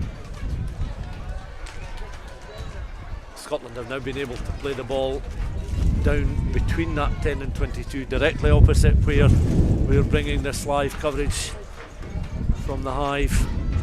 So I'll get a good view of the throw in here, which is remarkably straight given, as I say, the conditions here, and Scotland are able to now try and settle into a forward maul. Back it comes through the hands of Thompson. Just almost overrunning it there was both Nelson and Scott, and Fiji managed to turn over on their own 10-metre line. They go once again up towards the 10. 7 minutes of the match left to play. Scotland 54, Fiji 10. Scotland this time winning possession back once more. A bit of tete-a-tete there between themselves and Fiji. That's gone out in the full. There's been very little of that, in fairness.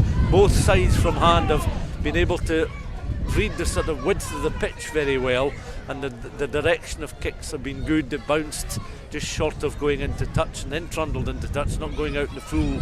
So there's really only been that mistake there and a restart kick which didn't reach the Scotland 10. Other than that, kicking from hand has been pretty good from both sides, given the conditions that they've had to deal with during the course of the 73-74 minutes this game has been played.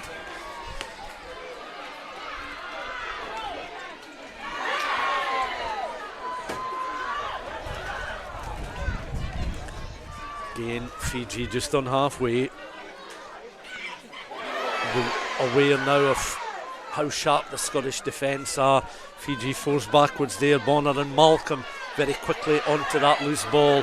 Fiji unable to get their scrum half there, the replacement scrum half Lomani over the ball and recycling quickly enough there. Lomani again, you can see her reaching in with the studs of the right boot to try and drag the ball out. She's got it out now, back to her fly half there. Nabura, the replacement fly half, wearing 22. That's sailing over the open arms there of the Scotland right winger Rona Lloyd, who scored that marvellous try, running about 80 metres. And so want another opportunity if she's managed to get her breath back now. There is a Fijian player down in some discomfort inside the Scotland 22. Scotland play it long downfield, but again it's been caught in the breeze. Bounces once, Lamani again into open plane up towards the halfway line, taken on there by Nasiwa, the Fijian number 8. Recycled again once more by the replacement scrum half. Fiji in those white jerseys trying to find some room across on the far side. Once more a rather unconventional, hopeful pass in the direction there of Nevoso, the right winger, who was far in field there, and that was a rather hopeful attempt to continue the move out on that right hand side. Meanwhile there's a stoppage here. I'm wondering if it is the number 19 Vidriaki. I'm not 100% sure from here. She's sprawled out on the turf in some discomfort. In fact, no, I think it is actually Nasiwa. It's the number 8, the Fijian starting back row forward. So the Scotland players in a huddle now. Fijian players, 1 or 2 of them receiving some treatment on the park. Their number 8 Nasiwa inside the Scotland 22, some distance away from the rest of her team. 1 or 2 of the Fijian players coming together in small little huddles, obviously discussing tactics for the remaining 4.5 minutes of the international. Bring in Hugh Brown just for a few moments, because Hugh's going to spring back into action just at the conclusion of the game. If you were to say to this group of supporters a week ago, Hugh, that Scotland would play Wales and play Fiji and the combined tally of points would be close on 100, I wonder what the response would have been. I think that it would have been very much surprised, Stuart, because it's been a fantastic display by the Scotland team today, and let's remember that these players are actually putting themselves in the frame for a place in the World Cup next year, so they had to be at 100% today to impress Bryan Easson and make sure that they really were on his radar for the World Cup next year. And these conditions have made certainly playing very difficult, but there's not been too many errors in the game as a consequence of the win. Both sets of players have been able to deal with the conditions very well, if it's as bad up here as it is in the park. I think you're right, Stuart. I do feel for the kickers, particularly when taking conversions and things, even right in front of the posts. It's been very, very tough to get it between the sticks, so it's been a really tough day conditions wise, and because, as you keep saying, of the way that the pitch is in terms of its positioning, the wind has blown right up and down. It did favour Scotland in the first half. In the second half it's favoured Fiji. And Scotland pinging the ball forward, again using the width of the Hive artificial surface there, the ball trundling into touch, but what that has done is bring Scotland deeper into Fijian territory across on that far side. The ball will be a Fiji throw in. Another glance at the clock, 3 minutes of the game left to play. Looking at sort of past results involving these sides, going right back to the early international in 1982.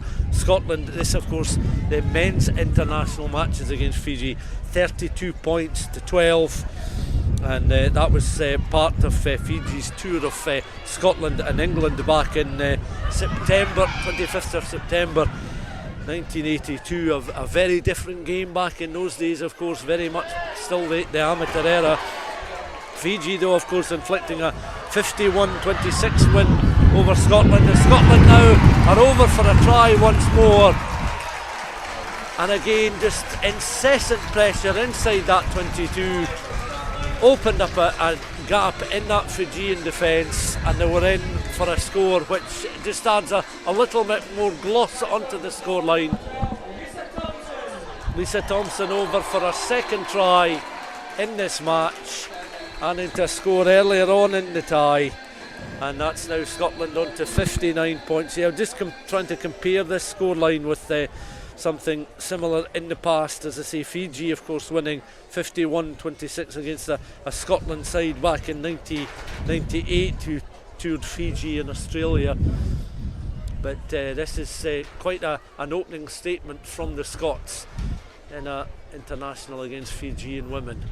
Posts are swaying from side to side. Scotland's fly half there looking to add the extras. Meryl Smith's kick just drifting short and wide off that left hand post. A minute and a half of this match left to play.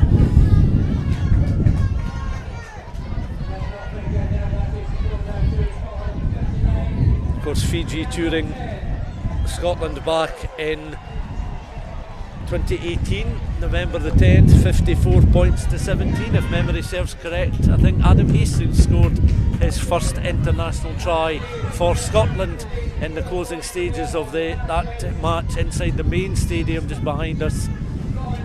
Scotland now just playing touch finder there with a minute of the match left to play. As we mentioned, Hugh will be ready to bring you reaction from the Scotland camp.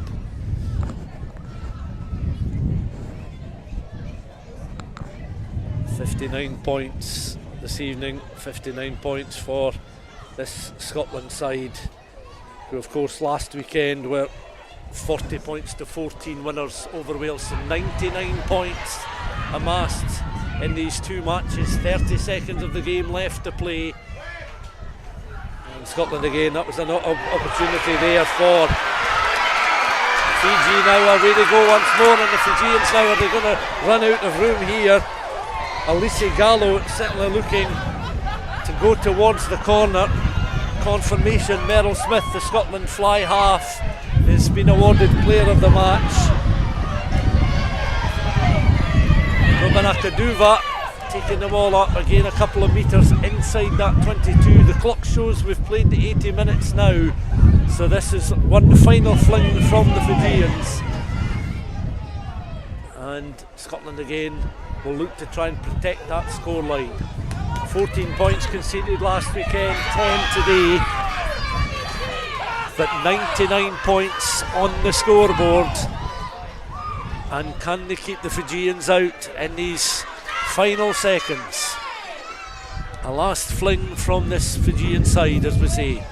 They're going towards the line once again. Scotland trying to reorganise the defence, and they're just positioned with the post to the left hand side. Fiji looking to spread it out now towards the open side flanger. Wasega, who scored right on the stroke of half time, made that excellent break in the first 12 seconds of the tie. Seems a long time ago now. Another Fijian player is down inside the 22, receiving some treatment.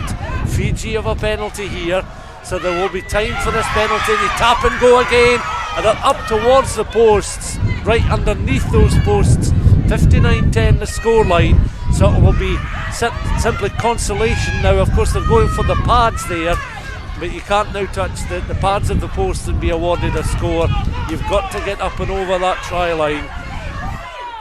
Fiji now with that right hand post just towards the left, and raise their arms. They have managed to breach the Scottish defence.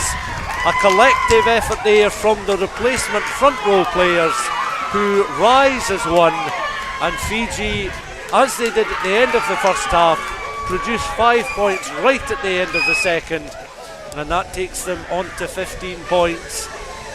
And that certainly was a hard score there from the Fijians. Well worked score, a hard worked scoreline from the visiting side, and they'll look to try and kick the extra points here 2 minutes into added time. This will be the final lines of the script delivered.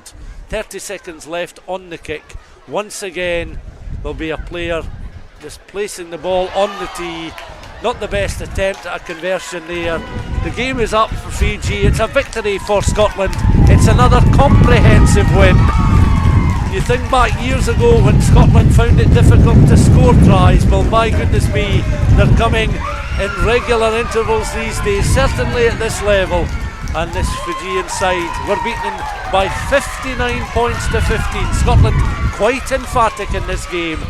They were able to soak up early pressure, and then they've certainly hit Fiji with tries. Rona Lloyd, Chloe Rowley, 2 from Lisa Thompson, Francesca McGee, Lana Skeldon, Rachel Malcolm, a penalty try, all counting in favour of the Scots player of the match, Meryl Smith.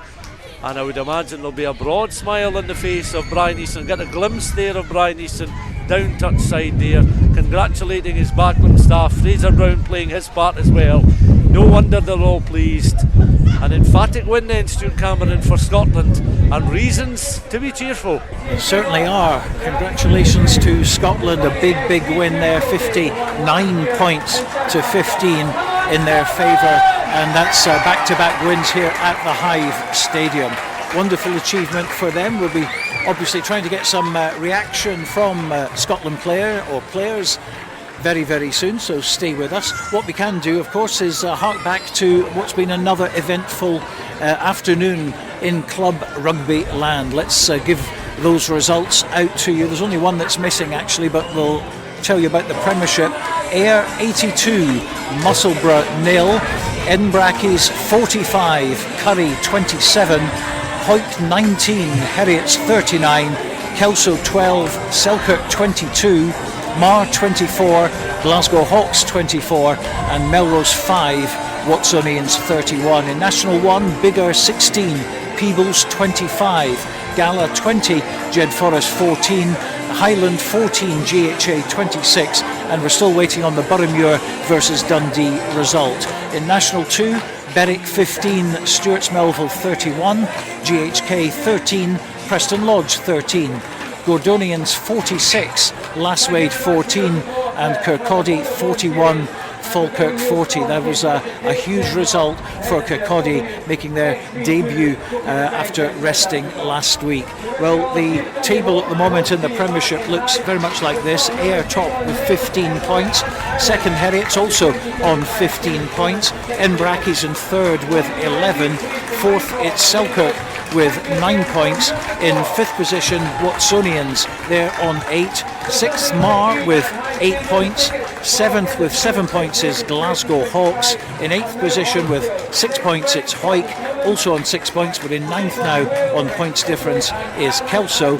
In 10th position, Melrose with 5. 11th is Musselburgh with 4, and in 12th position, Curry with 3. One thing we can do though is talk to Neil Armstrong, the captain of Edinburgh Accies.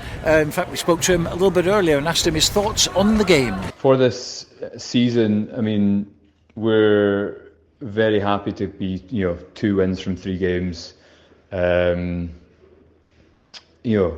pushed Heriot all the way, but ultimately they were too clinical for us last week. We just have to keep getting better week in, week out. There's a lot of rugby to be played, so we just got to keep the heads down and make sure we turn up at the weekend. Yeah, that was a huge win for us today. To beat the reigning champions is one thing, but to do it so emphatically is quite another. So we've got to take a lot of confidence from the way we played today.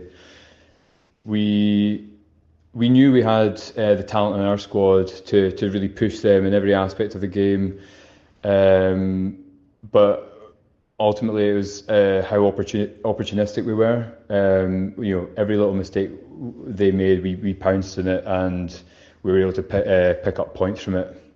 The most positive thing from us today was, not only did we win, so comfortably, but ultimately we've got a lot of ways that we can still improve. So, we're just working week in, week out to try and get better, because, we're going to come up against a lot tougher tests, but we're not taking it for granted.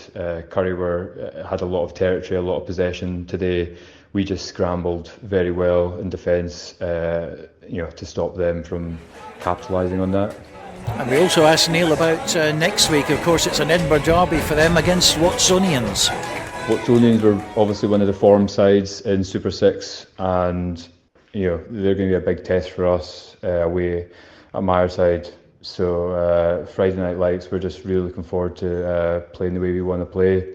If we can match some of these bigger teams physically, we know that when we get the ball out wide, we're very dangerous. So if we can exploit the little gaps that turn up, we really get excited. But we're not underestimating the challenge that's coming our way. Watsons are very good. They've got their first win on the board now, and they'll be looking to kick on from that. Fair play to Edinburgh Accies, of course not one of the Super 6 sides, but doing very, very well at the moment in the league, beating Hawick in the first day of the season and turning over Curry as well. They lost, of course, to Heriot last weekend, so it's going to be Watsonians for them next Saturday. OK, it's ended here, 59 points to 15 to Scotland. As I say, we're hoping to get some reaction from the Scottish camp very shortly, but let's rejoin Hugh Brown, who's talking to Stuart McFarlane. And Stuart, it really was a resounding victory for Scotland in the end, 59 points to 10. And we were talking earlier about the two games last week against Wales and this week against Fiji. 99 points, just short of the century. I don't think anybody would have predicted that, would they? No, I think the fact that Scotland were as clinical all the way through, particularly the second half of last weekend's game, and for the vast majority of today's match, I think, and also the fact they were disciplined defensively, I think that would say something that will undoubtedly please Bryan Easson. Now, they're aware of the standard of the opposition. Fiji, certainly in the women's game, they themselves have got some work to do, but you still have to beat what's in front of you, and they did so emphatically last week. And of course, this afternoon, Hugh Brown, I think, is going to hand over a microphone to one of the victorious Scottish players. You have a guess now? Yes, I do indeed, Stuart. I've got Lana Skelton with me. Lana, what a brilliant victory that was. Yeah, it was absolutely phenomenal. Like, we knew it was going to be a tough one against Fiji. The style of rugby they play is really hard to handle at times, but I feel like we put in an 80-minute performance there across the 23, which is what we were looking for heading into WXV. The strange thing was that these two teams had never played each other before today. I know, like, I've been around since 2011 and I've never played them, but it was a fantastic spectacle of rugby, and yeah, like, thoroughly enjoyed it. Over the two games, 99 points scored in the Wales game and Fiji. That is incredible. Yeah, I was just saying to Eliane actually on the bench, I've never been part of two games back to back where we've scored so many tries, which is fantastic, showing that our attack is improving as we move through each game. But yeah, just excited to be part of it, and yeah, we're definitely growing and heading the right way. Of course, it's a lead up towards going to South Africa and then next year's World Cup. Do you think you've booked a place in the team? I mean, I hope so. I'm doing the best I can out there, but yeah, got these young pups coming through here pushing me hard, but yeah, fingers crossed that I'll be around for another wee while. But yeah, it's an exciting squad that we've got at the moment. Is there a good morale in the team then? Oh yeah, the culture that we've got is fantastic, and yeah, like, it's just something that's really special to be part of. How do you think women's rugby has progressed over the past few years then? It's obviously come on leaps and bounds. I think just the support across like the media and like just in general from like our nations, etc. Like, I just think it's improving each year, each season, and like the exposure we're getting across the channels is just what is really pushing us forward, and how we're pushing it forward as well, how we integrate with the public and hopefully inspiring the next generation. And it's been a really good crowd today at the Hive, really cheering you on, although we had the Fijians in front of us who were cheering on Fiji, but you must have been really bolstered by the home support. The support at the Hive is always fantastic, if I'm honest with you. It's really the 16th person pushing us over the line, and yeah, our home crowd is always fantastic, and I love playing here. Well done, Lana. It was a brilliant game. The whole team performed really right the way through the whole 80 minutes.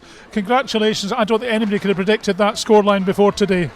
Absolutely not, but yeah, just a massive thanks to everyone that came down and supported us, and looking forward to heading to South Africa next week. Have a good night tonight. I will do, thank you so much. Nice to speak to you. Lana Skelton there, who joins me live here at the Hive. Thank you very much indeed to Hugh Brown. What a long day it has been.